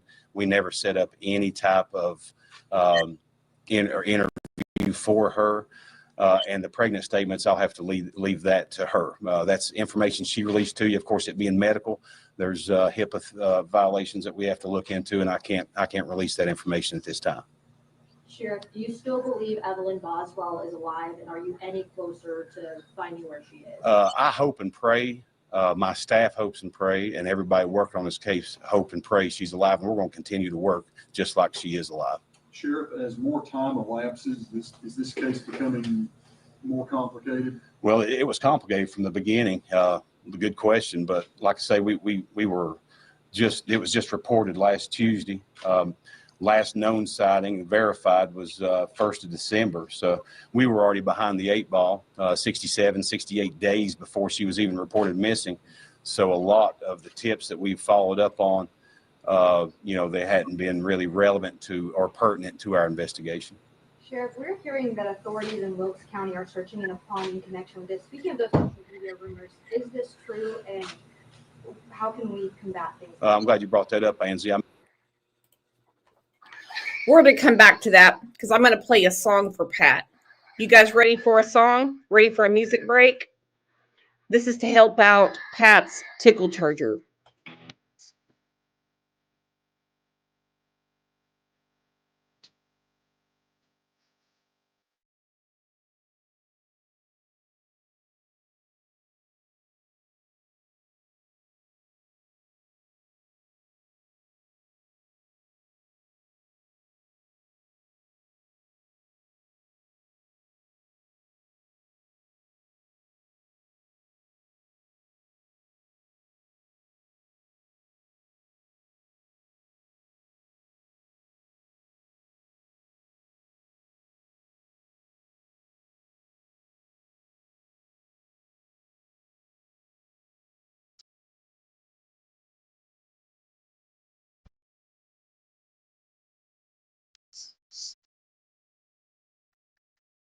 Save tickle charger, ride a cowboy. And what the hell is Shannon doing? Hang on. True Crime Beat. They're pretty cheap on Amazon. Thank you, True Crime Beat. How many of them do you have? Boys, ride a cowboy.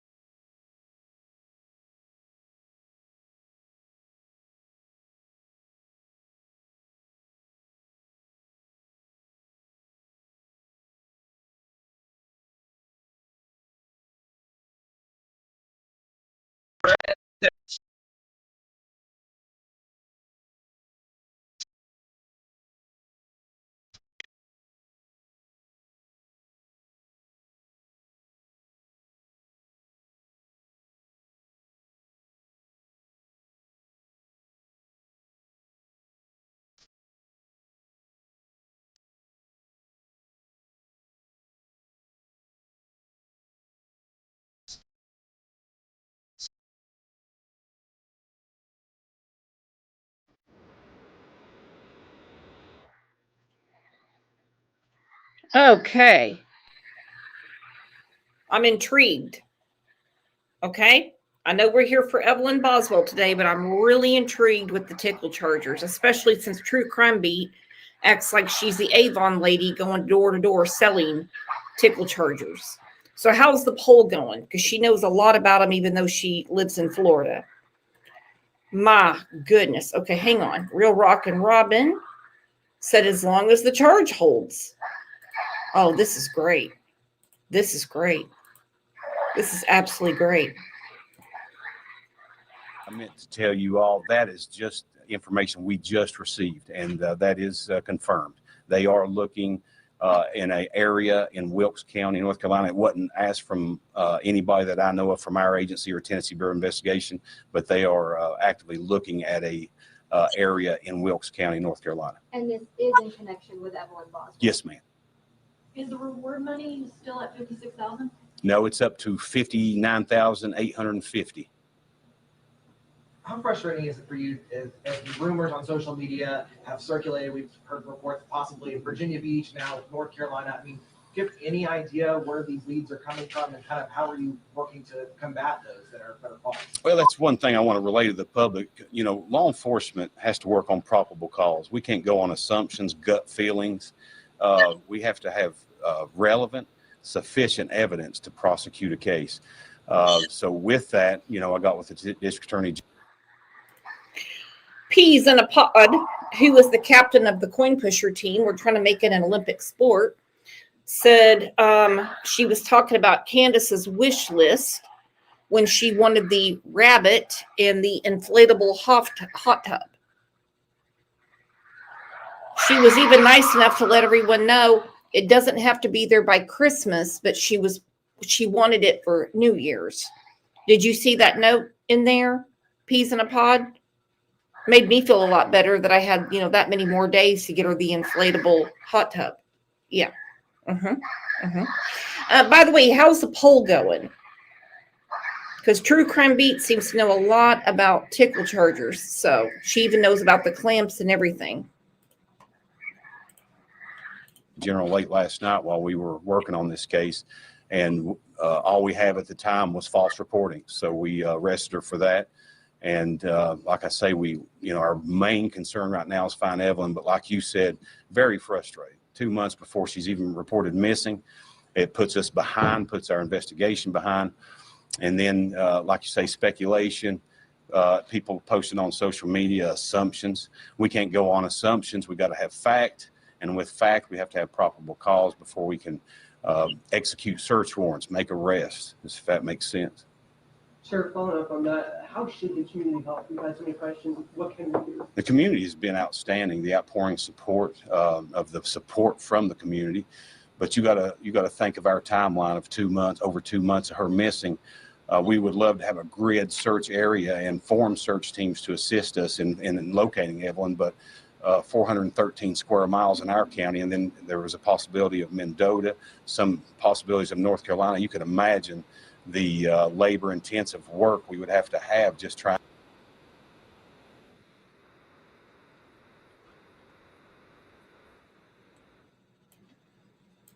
Okay, the results from the poll is coming in right now. How many tickle chargers? It's supposed to say, do you think TCB has? But it says faux.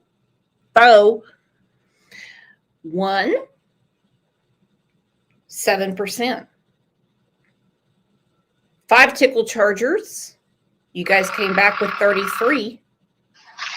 60% of you said 21 and a spare. Woo! That's awesome. I love when everyone votes and communicates and puts her opinion in. Damn, TCB. Damn. Trying to form a search team. If we can get some information to where we can narrow that down to in a mile grid area, we would be glad to have more help. But just prayers, concerns, support from our local community and all over the nation has really been outpouring, and we appreciate the prayers and support. Sheriff, have you been able to speak to the grandmother since she got back from Wilkes County? I have not myself, but she has been questioned by investigators. What has she told you? I'll leave that up. That's still under investigation. I really wouldn't like to. Okay, my friends, fun's over. They're back in court. I think when this is all over, we're going to do a members live, and we're only going to talk to Pat and True Crime Beat about tickle chargers.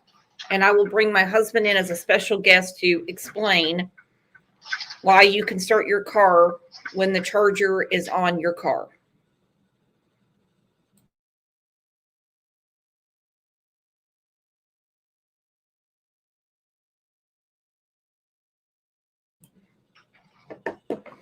Where's Megan's ass?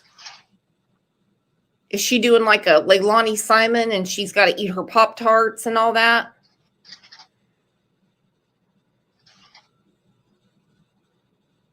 Okay, never mind. I think I do see her.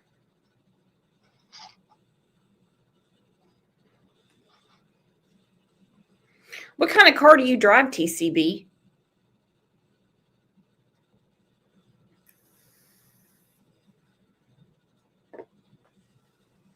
Yeah, I see her now.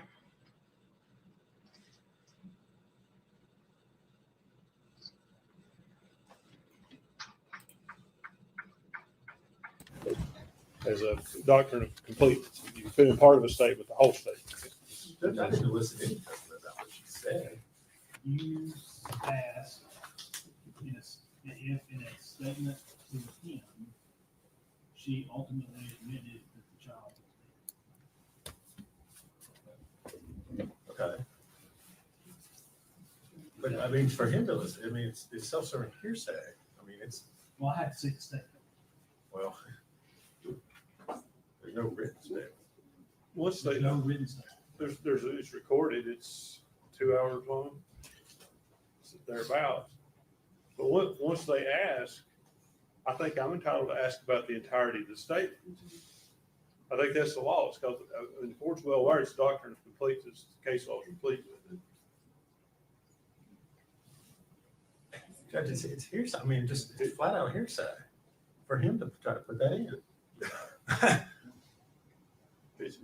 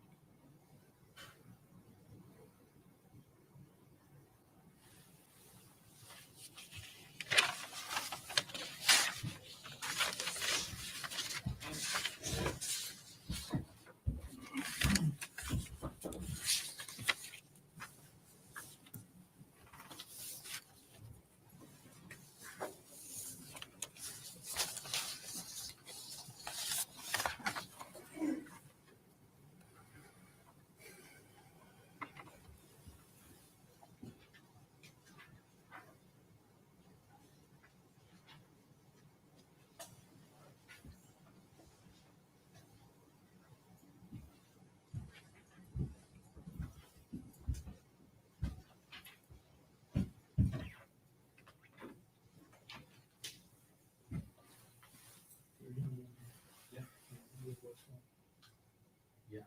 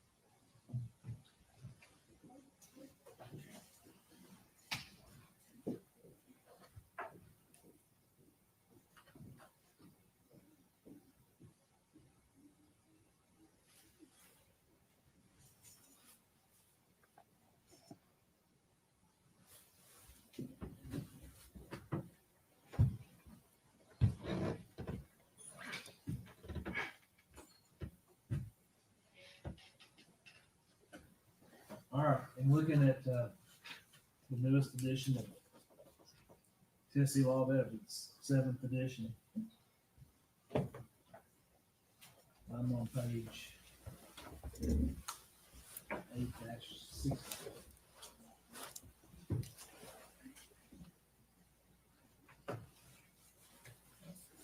Under Rule 803, 1.2, admission by party opponent.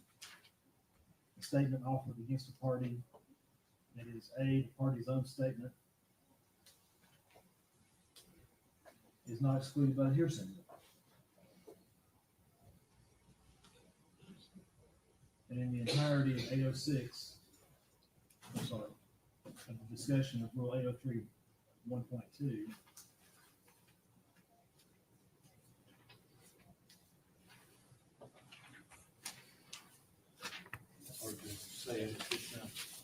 well, in the book, it's section 8.06.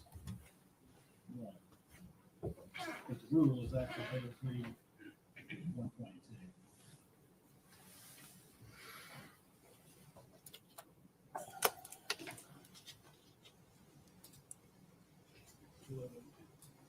There is no discussion of the rule of completeness as applied to the exclusion of a party opponent.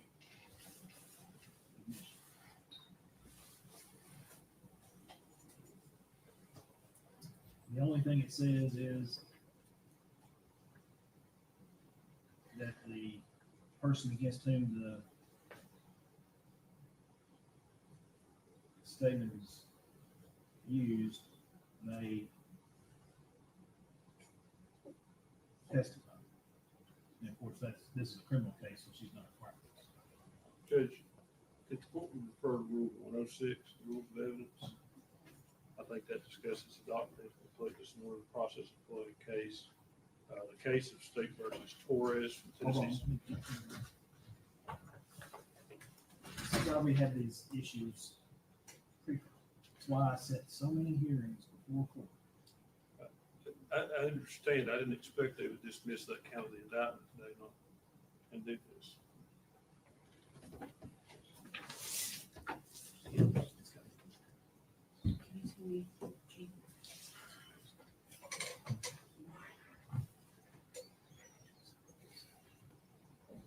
One what? 106, Your Honor.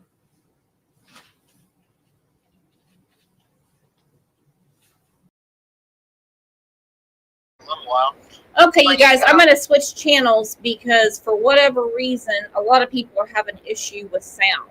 So let's go to law and crime. Okay.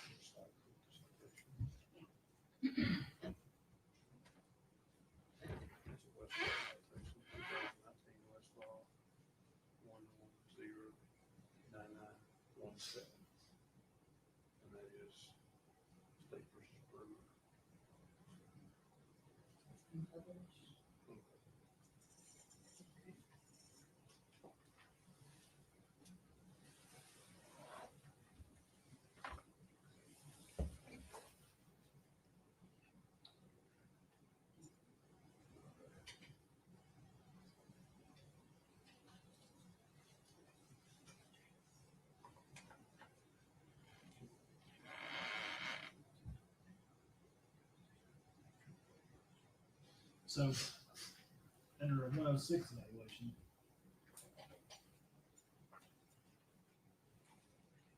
what, I guess the question is, I don't know what the rest of the statement says. Well, that's exactly my point, Judge. There's nothing misleading about what I asked. I didn't ask anything about what Ms. Boswell said. I didn't elicit any testimony whatsoever about a statement that she made. All I asked was whether or not she admitted that she was dead. There's nothing misleading about that, and nothing about what he's going to ask as far as that. All it does is further their theory. It doesn't in any way clear up any misconception or misleading information that I may have presented from that. According to this Torres case in 2002, in the defendant's murder trial, the court erred in denying the admission of the videotape of defendant's statements. However, the error was harmless because the evidence of the defendant's guilt was overwhelming and nothing on the videotape remotely implied that the defendant was innocent of the crime. So, not knowing, I don't know what's on this tape. I haven't seen it. Today, hearing about it. So that's what I'm asking.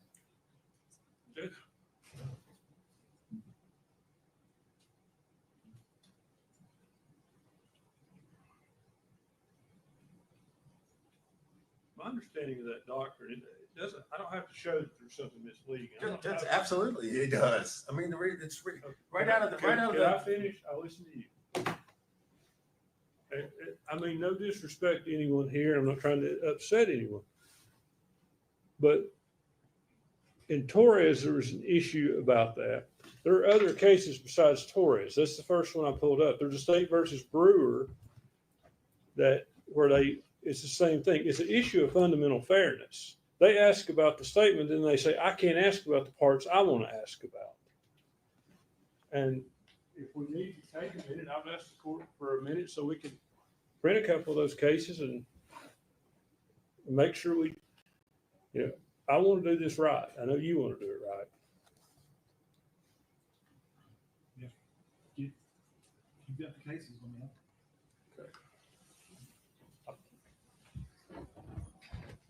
Judge, I think there's a good explanation in the unpublished case of State versus Dylan Brewer. That could be found at 2019 Westlaw 1109917. I forwarded that to your assistant and asked her if she would print it. I have not. And I've given that citation to the state as well.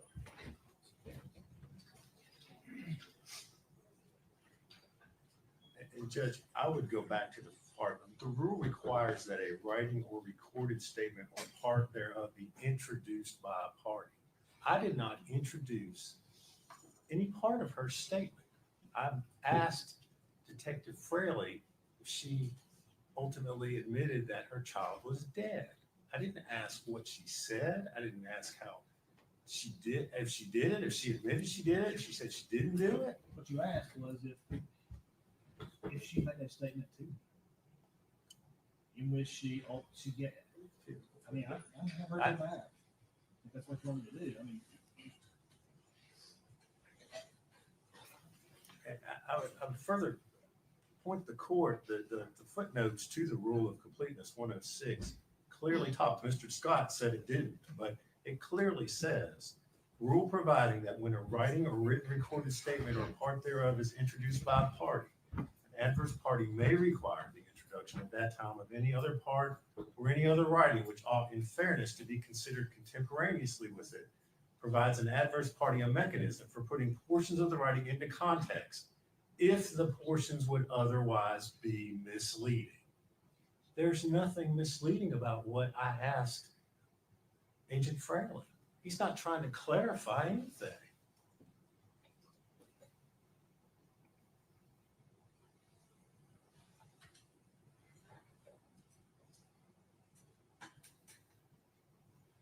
Unless he's in some way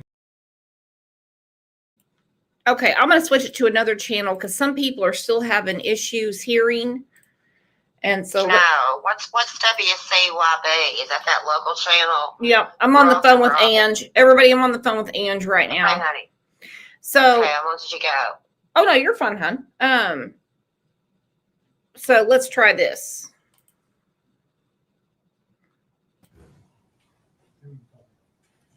I don't know what equipment people are using. Your Honor, may I step out for a few minutes? Yeah, we'll take, we're still on, we're still on the radar.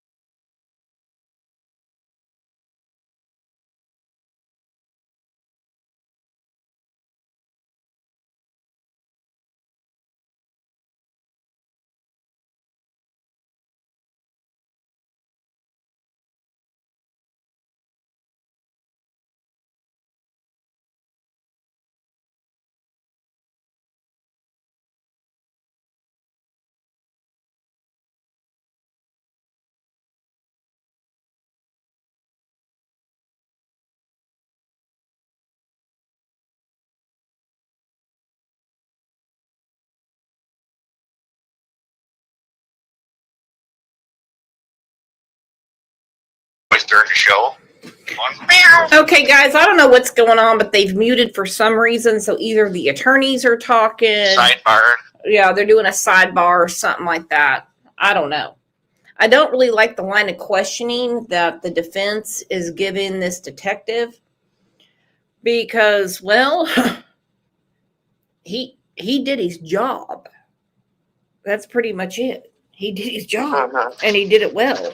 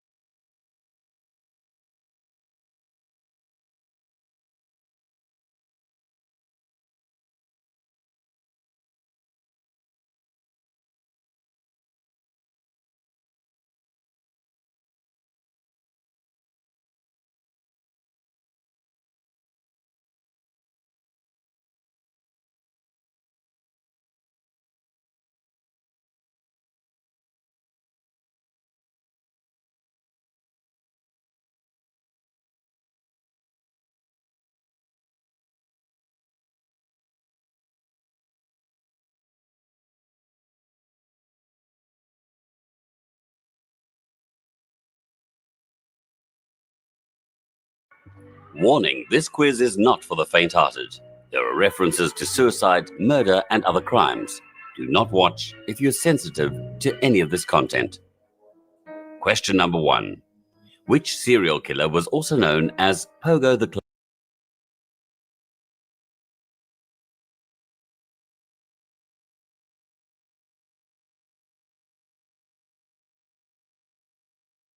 Okay, we're doing a little bit of trivia.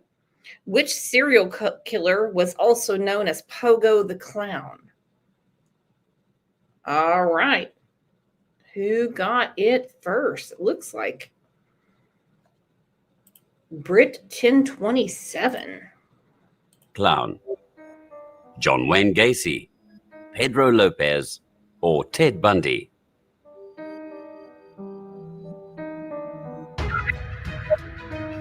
And the answer is John Wayne Gacy.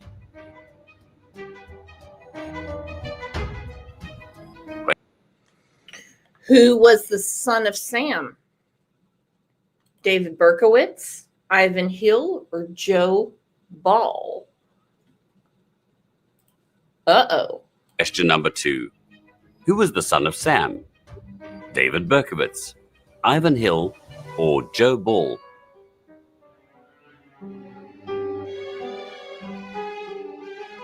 And the answer is David Berkowitz.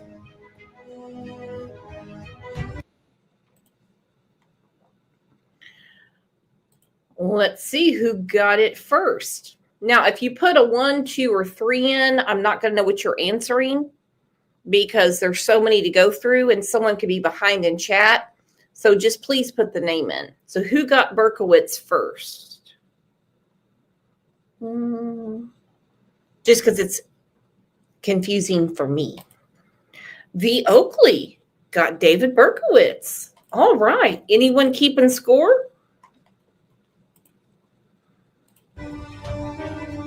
Question number 3. Which area of London is most associated with Jack the Ripper? Soho. I wonder where Kat's at. She would know this. Which area of London is most associated with Jack the Ripper?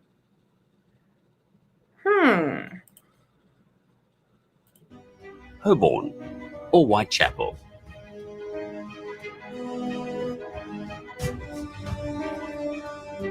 And the answer is Whitechapel.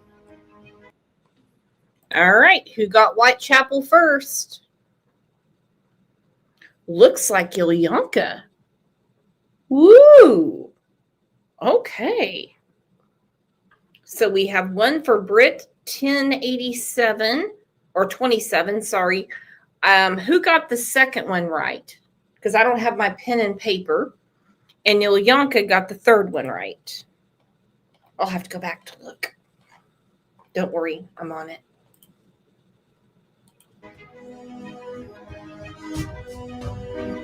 Question number 4. Which serial killer was found to have human heads in his freezer? Was it Jeffrey Dahmer? Ugh. Blech. Blech. Okay, V. Oakley got the second one. Okay. Angel P's writing it down. Thank you. Thank you. Which serial killer was found to have human heads in his freezer? Dahmer, Fish, or Helm? Wow. All right. I have a feeling it's going to be Dahmer. Albert Fish or Boone Helm?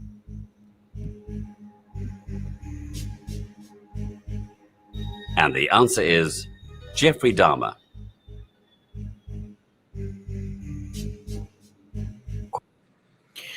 No big surprise there. Which killer story inspired the film Texas Chainsaw Massacre? Was it Bunting, Gein, or Rolling? I actually heard that on Netflix. You know, the guy that used to play Jax in Sons of Anarchy, he's going to be playing Ed Gein. Let's see who it is. Question number 5. Which killer's story inspired the film Texas Chainsaw Massacre? John Bunting, Ed Gein, or Danny Rowling?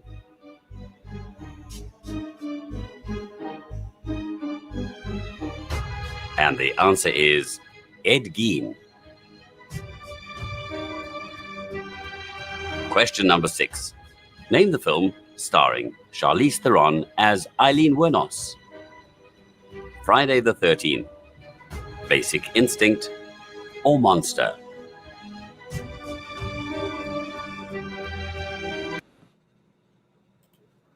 By the way, this was a crazy, crazy movie. I mean, she looked totally unrecognizable. Ilyanka said Basic Instinct. No, Home Skillet. No. No.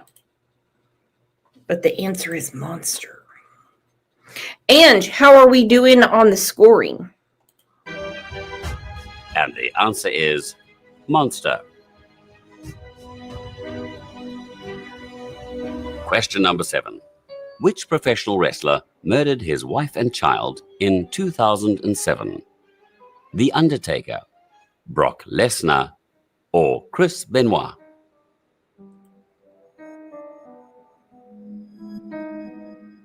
And the answer is Chris Benoit. Woo! Woo! That's a lot of roids. Question number 8. Who was known as the Brooklyn Vampire? Albert Fish, Harold Shipman, or Samuel Little?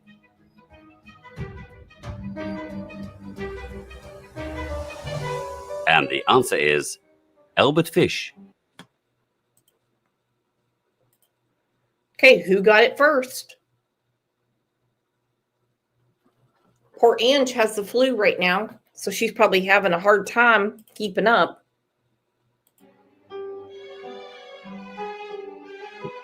Question number 9. What name did the press give to serial killer Robert Ramirez?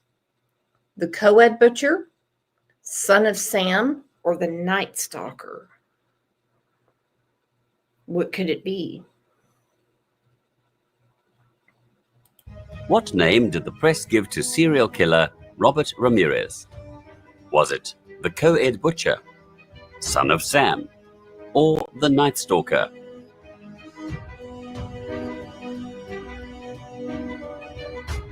And the answer is the Night Stalker. Question number 10. In which country did Andre Chikatilo commit his crimes? Canada, Russia, United States, or China?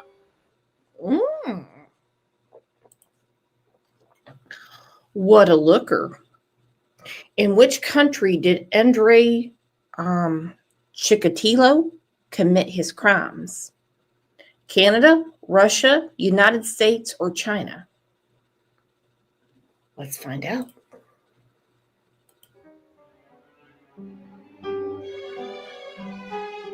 And the answer is Russia. Ooh, Russia. Okay. He looks like a very trusting individual. Very shocked. In which city was the house owned by H.H. Holmes and dubbed Murder Castle? Chicago, San Antonio. Okay. In which city was the house owned by H.H. Holmes and dubbed Murder Castle? Chicago, San Antonio, Phoenix, or Los Angeles? Phoenix or Los Angeles?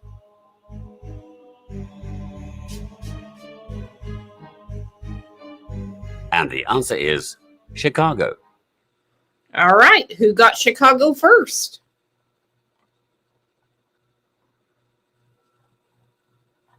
Let's see who got it first. Looks like Real Rockin' Robin. Might have to have someone double check that.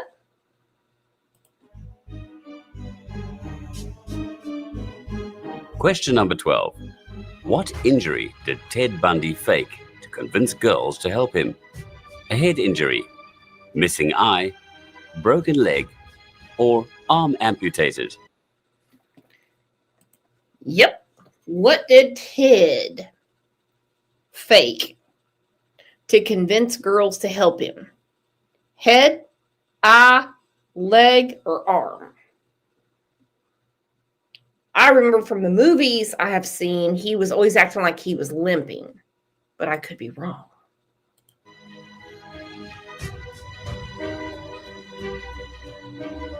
And the answer is broken leg. Okay, who got leg first? Who got leg first? Britt. Britt said leg. What is the score? What is the score?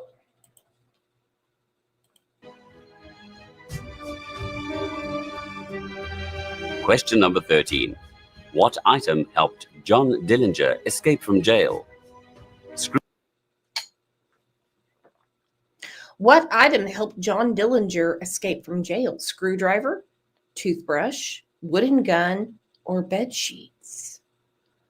Uh-oh. What could it be?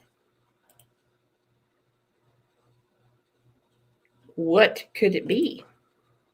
Screwdriver, toothbrush, wooden gun, or bed sheets?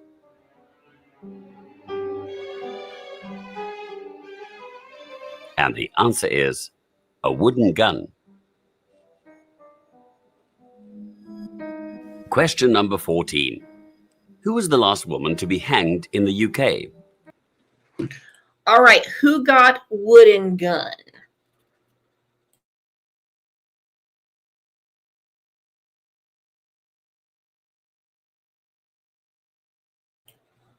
So I guess nobody got that one. Who was the last woman to be hanged in the UK? Ruth Ellis, Margaret Allen, Elizabeth Berry, Susan Newell. Again, we need Kat in here. Where the hell is she at? Ruth Ellis, Margaret Allen, Elizabeth Berry, or Susan Newell?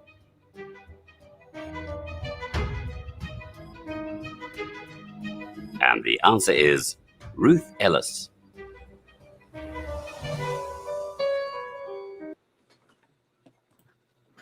All right, who said Ruth? Who said Ruth? True Crime Beat said Susan. She's hating on Susan's all of a sudden. What the hell's going on? What on earth?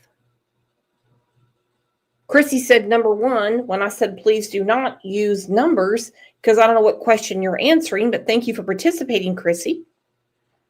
What in the world is going on? Question number 15. Between what years did Jack the Stripper terrorize London? So there's Jack the Ripper and Jack the Stripper. So Jack the Stripper, when did he terrorize London? 43 to 59, 59 to 65, 65 to 70, 70 to 76. We're going to find out. 1943 to 1959. 1959 to 1965. 1965 to 1970. Or 1970 to 1976.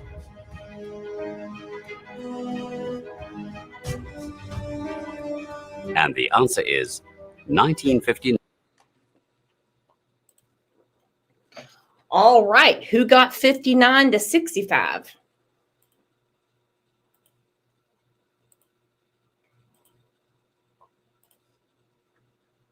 Who got it?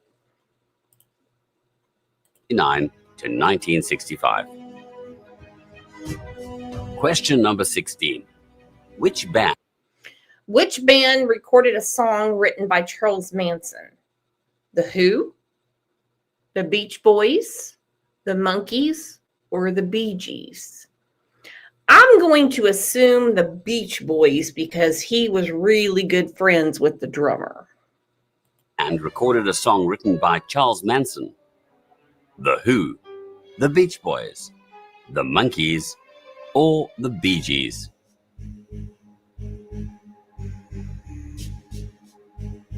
And the answer is the Beach Boys. Ha ha ha!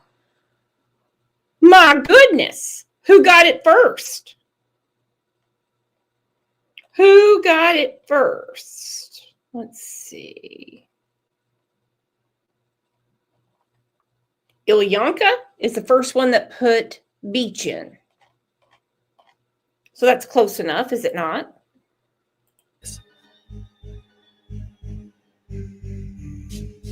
Question number 17. Dennis Rader was known as the BTK killer. What does BTK stand for? Bludgeon, trap, kidnap. Okay. I actually met his daughter at CrimeCon last year. Very sweet woman, but she's a big chick. I'm telling you, she's big, okay? And she looks just like her dad, all right?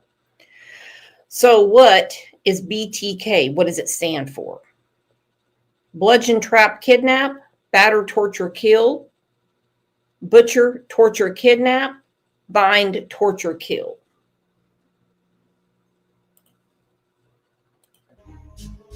Batter, torture, kill, butcher, torture, kidnap, or bind, torture, kill.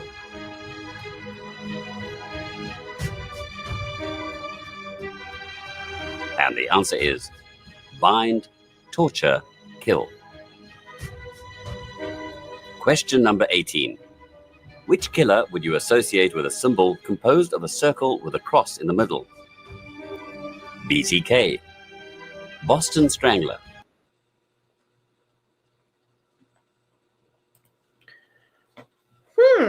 Which killer would you associate with a symbol composed of a circle with a cross in the middle? BTK, Boston Strangler, Night Stalker, or the Zodiac Killer? Uh-oh. Night Stalker, or the Zodiac Killer.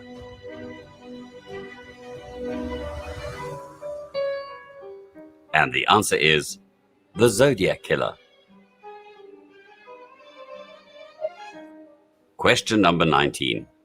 Which serial killer worked with detectives on the Green River Killer case? Which serial killer worked with detectives on the Green River Killer case? Was it Kemper, Bundy, D'Angelo, or Corona? I actually already know this one.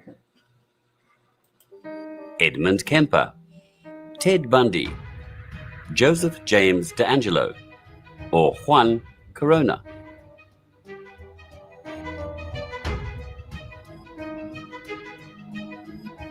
And the answer is Ted Bundy. Bundy did. I thought it was Kemper for some reason. No. Who got Ted first? Who got Ted? Just me. So now just me has a point. And who's in the running right now? And just keeping score.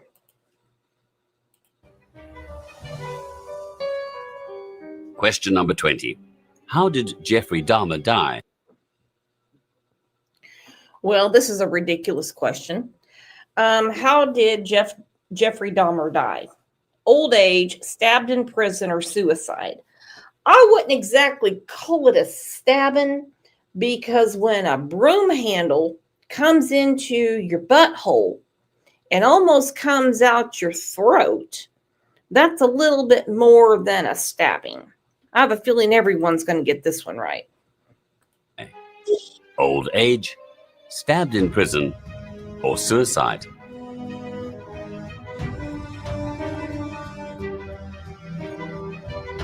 And the answer is he was stabbed in prison. Uh-huh. If you want to call it that. Yeah. Uh-huh. Yep. Hold on. Barb Murray said, I worked in the prison he was at. Were you on duty that day? Because I've always wondered how in the world he was left alone with those other people.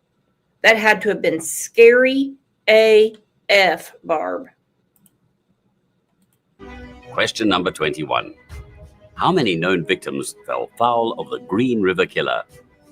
12. 20. How many known victims fell foul of the Green River Killer? 12, 27, 39, or 48? 27, 39, or 48.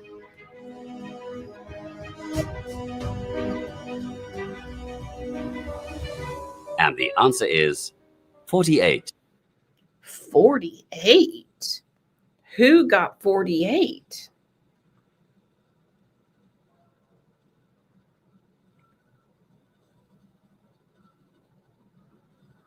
Let's see.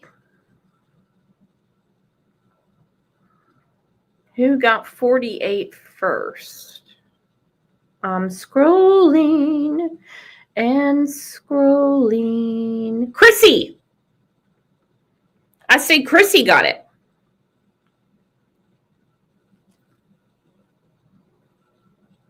Again, correct me if I'm wrong. Question number 22. Which Okay. Which Beatles song most inspired Charles Manson? Helter Skelter, Twist and Shout, Let It Be, or Ticket to Ride? Beatles song most inspired Charles Manson? Helter Skelter, Twist and Shout, Let It Be, or Ticket to Ride?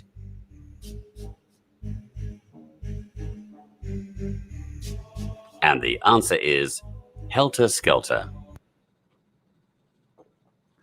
All right, who got it first? Who is winning? Give me the 411.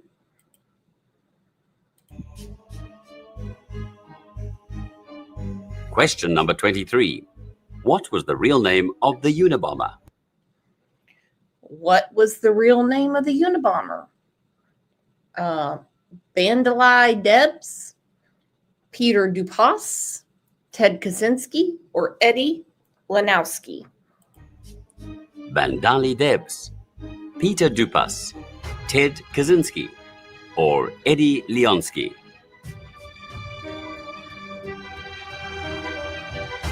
And the answer is Ted Kaczynski. Question number 20. Yep, good old Ted. He hated modern technology so much that he went out into the woods of Montana, totally off the grid, and started building boom booms to send to CEOs. 24. In 1982, James William Lewis was responsible for 7 deaths for lacing Tylenol with what? All right, 1982. Hold on. Okay, they're back.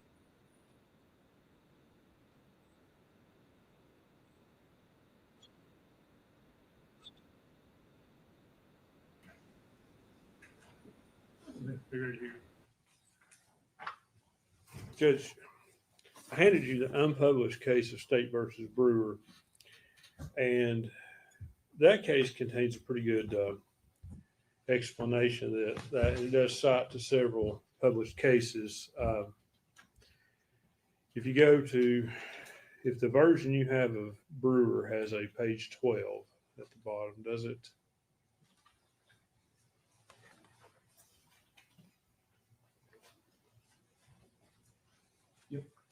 If you go down to the last paragraph of page 12, it talks about 106 is a rule of timing and admissibility, and talks about whether it's not immediately clear where it would admit the introduction of otherwise admissible hearsay. That paragraph goes on to state, though, however, However, it has long been the law in the state when a part of a confession or admission is entered into evidence, the defendant is entitled to have the jury consider the entire confession. That cites Curry versus State, 397 Southwest 2nd, 179 at 181. That's Tennessee Supreme Court, 1965. And Samblin v. State, 387 Southwest 2nd, 817 at page 820. And that's, again, Tennessee Supreme Court, 1965. And they go on in this case, they talk about when a confession is admissible, the whole of what the accused said upon the subject at the time of making the confession is admissible and should be taken together. If the prosecution failed to prove the whole statement, the accused is entitled to put into evidence all that was said to him or by him at the time which bears upon the subject of controversy, including exculpatory or self-serving declarations connected herewith. It is for the jury to say what weight shall be given to several parts of that statement. For they may well believe the part that which charges the prisoner and reject that which tends to exculpate him. And that's a direct quote from State versus Robinson, 622 Southwest 2nd, 62 at page 71, Tennessee Supreme Court, 1980. And in this case, in Brewer, the Court of Criminal Appeals goes on. This case is kind of almost on all fours the way I see it. The Rule 106 here in Brewer, the state examined on direct examination a witness about a statement. It did not put in a play that it put the physical statement in, nor did the officer read the statement verbatim. But they said the rule of fairness should allow you to place the whole statement in. And I think, Mr. Fraley was asked in this case, he was asked about taking a statement. I think he was asked a couple of times about taking a statement. And he was asked about her admitting that the child was dead. Well, certainly in a missing persons case, when you admit to the police that it's been shown and alleged that you're lying to, and Mr. Fraley, although the court granted an objection, said earlier that she was telling lies. And then when she fesses up and says the baby is dead, certainly the court should take that as a confession. And I think he was asked about the baby being dead, and the response was that the baby was dead, among other things. So that leaves that out there for the jury to be wondering what the other things are. That's my recollection. That's Mr. Horn's notes. Now, that's essentially my argument. I'll rely on the other cases I gave you, but I think that Brewer case gives the best explanation. Although it's an unpublished case, the cases it cites to certainly are published. And if you have any questions, I'll be glad to answer those. If not, I'll yield to Mr. Harper.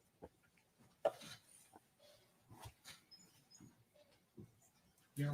Judge, I would agree with Mr. Scott. I think the Brewer case is on point. I would disagree with him as to how he's reading it. However, one, I don't think anything about what I elicited was in any way a confession by Miss Boswell. And two, I would rewind a little bit from where Mr. Scott quoted on page 12 of the opinion, because the danger that we're trying to avoid here is misleading the jury by providing only inculpatory parts or parts that somehow make the defendant put the defendant in a bad light, and not putting forth the parts that are inculpatory or in some way would mislead the jury about the proof. And then the paragraph above where Mr.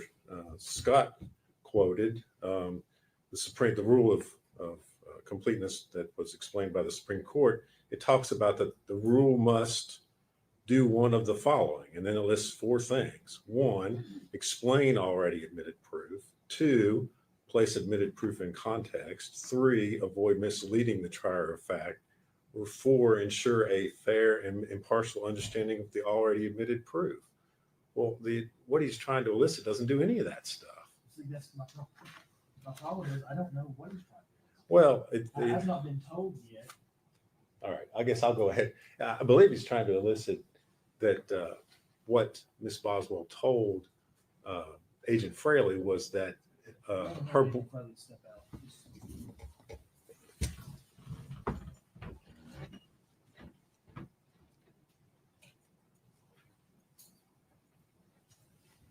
And Mr. Stuck can correct me if I'm wrong, but I believe what he's trying to elicit is that Miss Boswell told Agent Fraley that Hunter Wood, the defendant's boyfriend, rolled over and killed the child. And that was what she told Agent Fraley at that time. I don't know how that corrects in any way his statement that she admitted the child was dead. I mean, if anything, that's the fact she was there is more inculpatory to elicit that than it is correcting any sort of misleading impression that might be out there as a result of what Agent Fraley's already testified to.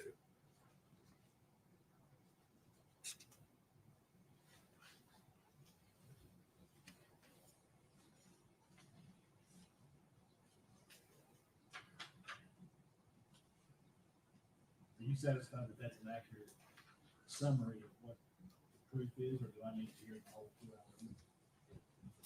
I would, because there's, in this case, I don't recall which one it is, but I read that one of the arguments was that the defendant on possibly the post-conviction case, there was argument that because the judge relied on summary proof instead of reviewing the entirety that the judge couldn't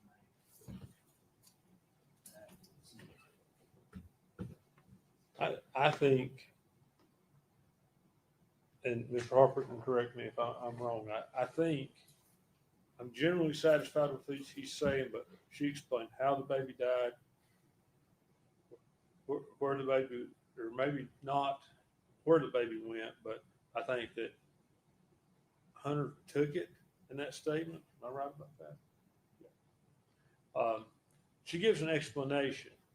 And I guess what I'm trying to say right now is it's fundamentally unfair. And I think it does satisfy at least one or two of those things that Mr. Harper's talking about in the paragraph above from Brewer. Explains the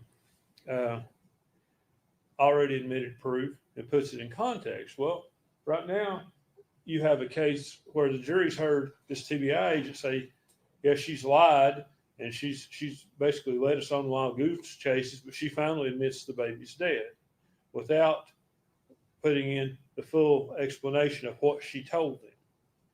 And I think for the jury to hear that, there's no mention of anyone else in what was put in. She tries to explain to him what happens, and I think it explains it, and it avoids misleading the trier of fact from the standpoint of the jury. You don't know what this proof is. Mr. Harper and me, Mr. Harper, Ms. Maskill, we know it, and I think you said that's where you're struggling. Well, you have. Obviously, that's where I'm struggling, because the test that the Tennessee Supreme Court is given to the trial judge is that it is an issue of fundamental fairness. It isn't an issue of one snippet of one statement misleads the jury. That's not the test. That's not the question. The question is it fundamentally unfair if I, as a trial, don't allow you to put in the entirety of the statement based on the very narrow, and I understand General Harper was being very careful and cautious in what he was asking. So what I think where we're at is that I'm going to have to, is it transcribed? Is it audio? Is it video? It's 2 hours. I guess we could fast forward to that. I think I've got a clip of just that portion. Well, here's the other thing. If you want to give me just a clip, obviously it speeds it up today. But then if the jury ultimately convicts, then on post-conviction or during the appeal, the argument's going to be, oh, well, the judge he didn't review the entirety of the statement. And therefore, he couldn't have made an appropriate determination. So here's where we're at. It's my opinion, and believe me, there's nobody in this courtroom that wants to keep this case moving. But it's my opinion that you're going to have to give me the audio, video, whatever it is, and I'm going to have to go back in chambers, and I'm going to have to review it. And then I can come out here and make a decision based on this law. I think that's where we're at. I don't want to send the jury away, but I'm not going to make them sit out here for 2 hours. I think maybe you're gonna have to. I mean, if I'd have known this was gonna come up, No, I know. if they'd have known, we'd have brought this up, but. I'm not mad at anybody. But I do think the court needs to consider when you do this, is this a confession? Because those state Supreme Court cases that are cited in Brewer go back to 1965, and I don't think. Well, I'm gonna tell you what I'm gonna do. And the last case that you gave me gives me this freedom. I'm not going to go back to 1965. I'm going to rely on the rules of evidence as they've been enacted in this state now for some time, and the cases that talk about the rules of evidence. 1965 predates our rules of evidence. I understand that. Even our Supreme Court in one of these cases says, look, the defendant in that case made arguments relying on the old cases. And the Supreme Court said, look, we're going to look at this under what the rules of evidence say, and that's where that's my stuff. Okay. I want you to understand my position is this. I think the defendant under due process protections given to her by both the Tennessee Constitution, the federal Constitution, has a right to fundamental fairness. And I think those cases, that's what they're talking about, is fundamental fairness. So Okay, just said that. I'm not sure that there's a difference between if there's the rules of evidence provide for fundamental fairness. I understand what you're saying.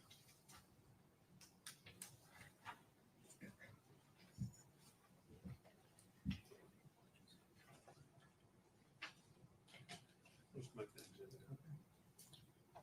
And if I'm wrong, I think we're on the same page at least. Is what needs to be done.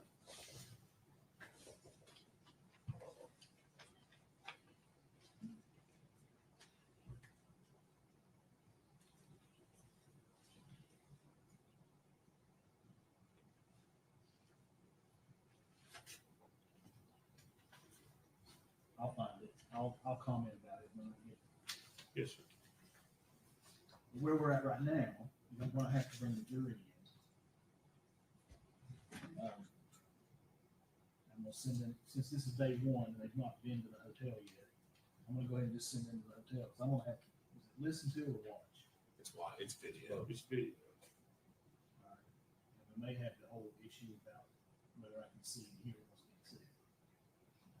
I've had another case where I had Charlton County videos that I could not hear. These are pretty clear, Judge. There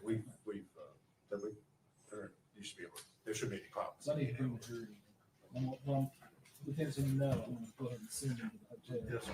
Let them get settled in. Yes, sir. But I need to go ahead and- Your Honor, I think did we not get in that other case, those I statements still with the got this. Bluetooth?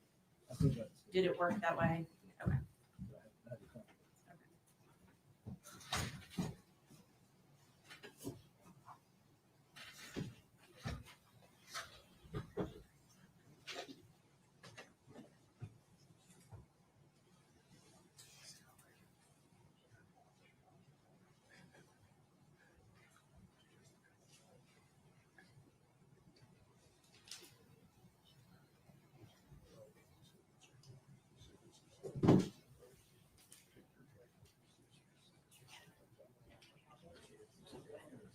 One stand, please.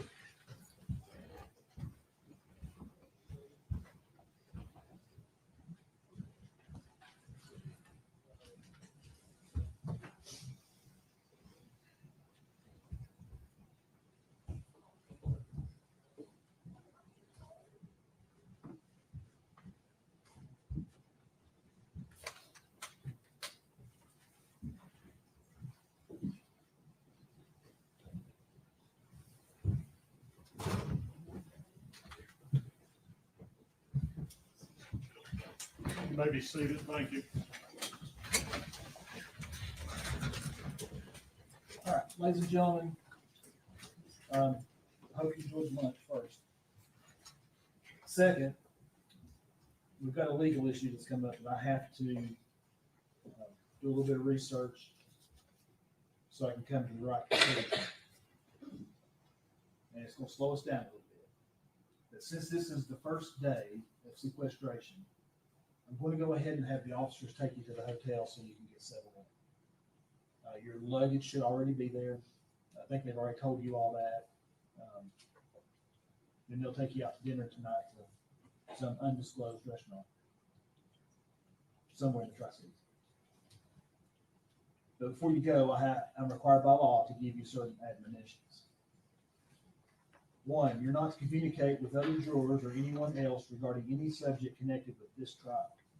You're not to form or express any opinion about the case until it is finally submitted to the jury. You're to report promptly to this court any incident involving an attempt by any person to improperly influence any member of the jury. You're also to report promptly to the court a juror's violation of any of these admonitions. You're not to read, watch, or listen to any news reports concerning this case. You're to decide this case solely on the evidence introduced in this trial. Okay? Now, we'll start back at 9 o'clock in the morning, and I will see you then. 1 second, please.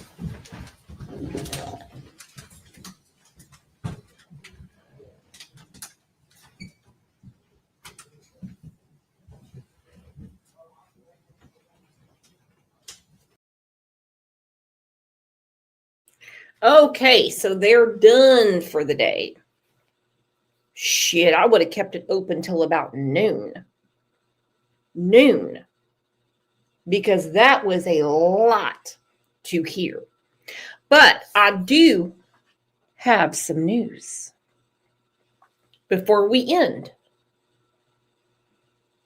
Just me and Still Waters are neck and neck right now for the trivia prize. So we're going to do one more question.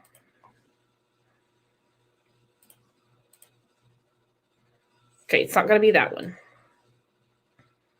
because Chrissy already Googled it. Still Waters, are you here? Susan? Question number 25. When Tim McVeigh set off a bomb in... Okay, I need just me and Still Waters' attention. When Tim McVeigh set off a bomb in Oklahoma City, how many children died? 16, 17, 18, or 19? In Oklahoma City, how many children died? 16, 17, 18, or 19?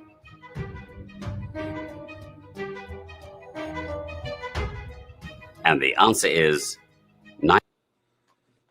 Okay, who got it first?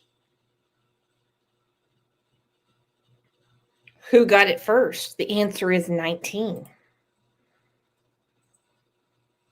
Did Still get it first or Susan? Because this is what's going to be coming in the mail for you. You know, everybody is so excited about spring coming up. We would just love to go play golf outside. Well, now you can do it in another place. Susan.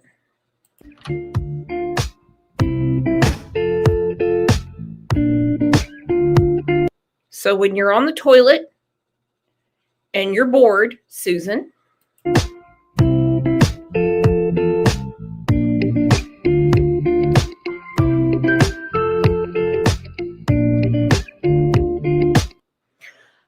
what's your handicap, Susan, when you play golf? Are you more of a mini golf person? Because as you can see right here, this will occupy your time. Since you're an amazing competitor, this will occupy your time on the potty.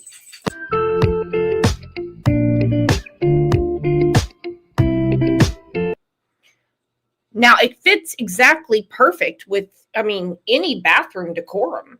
you know.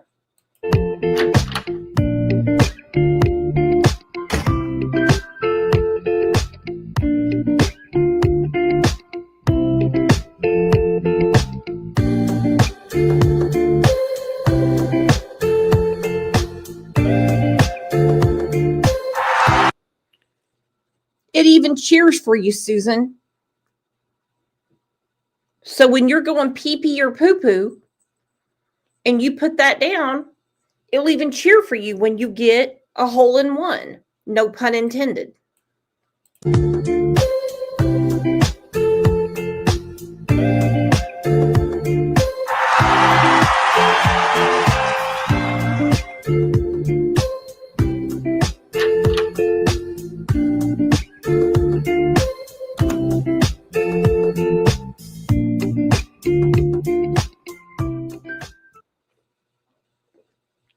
And look how happy this dude is. Look at this. Let's look at this again.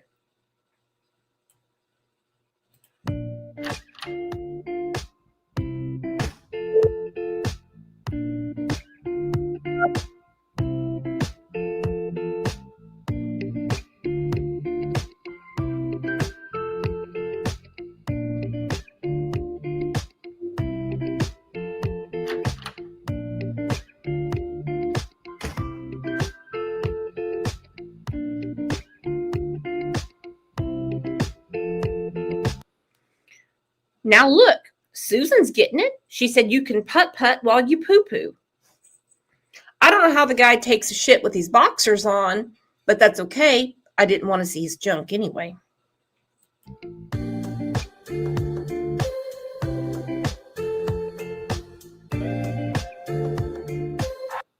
My husband has a question. He said, I just came back in. I had to make a phone call. What the hell is going on here? Oh, Greg, easy. The trial is over for today. Susan won the prize for trivia, and I'm just showing her her prize.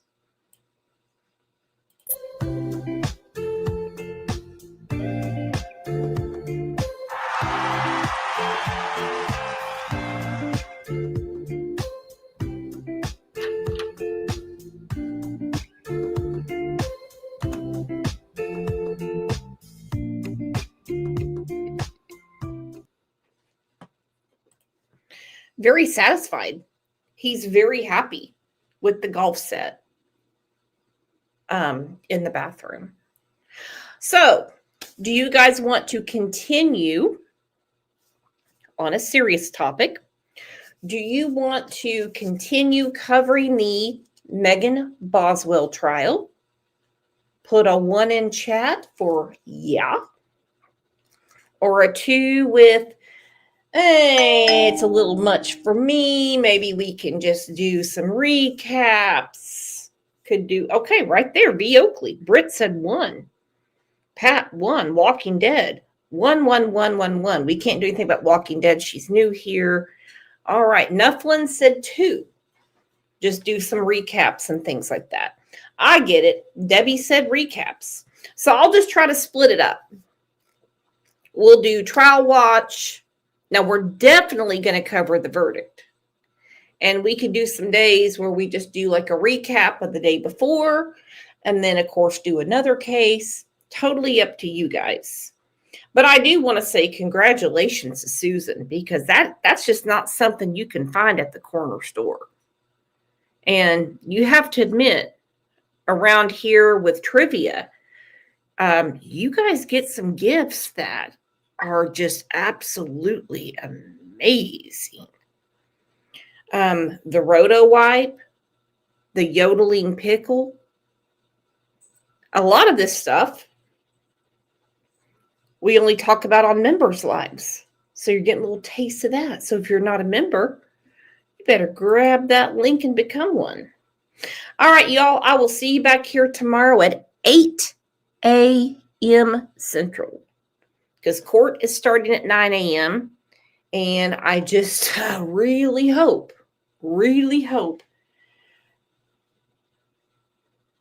they have the wisdom, all of them put together, to get justice for baby Evelyn. All right, you guys have a great rest of your Wednesday. Put your pink on.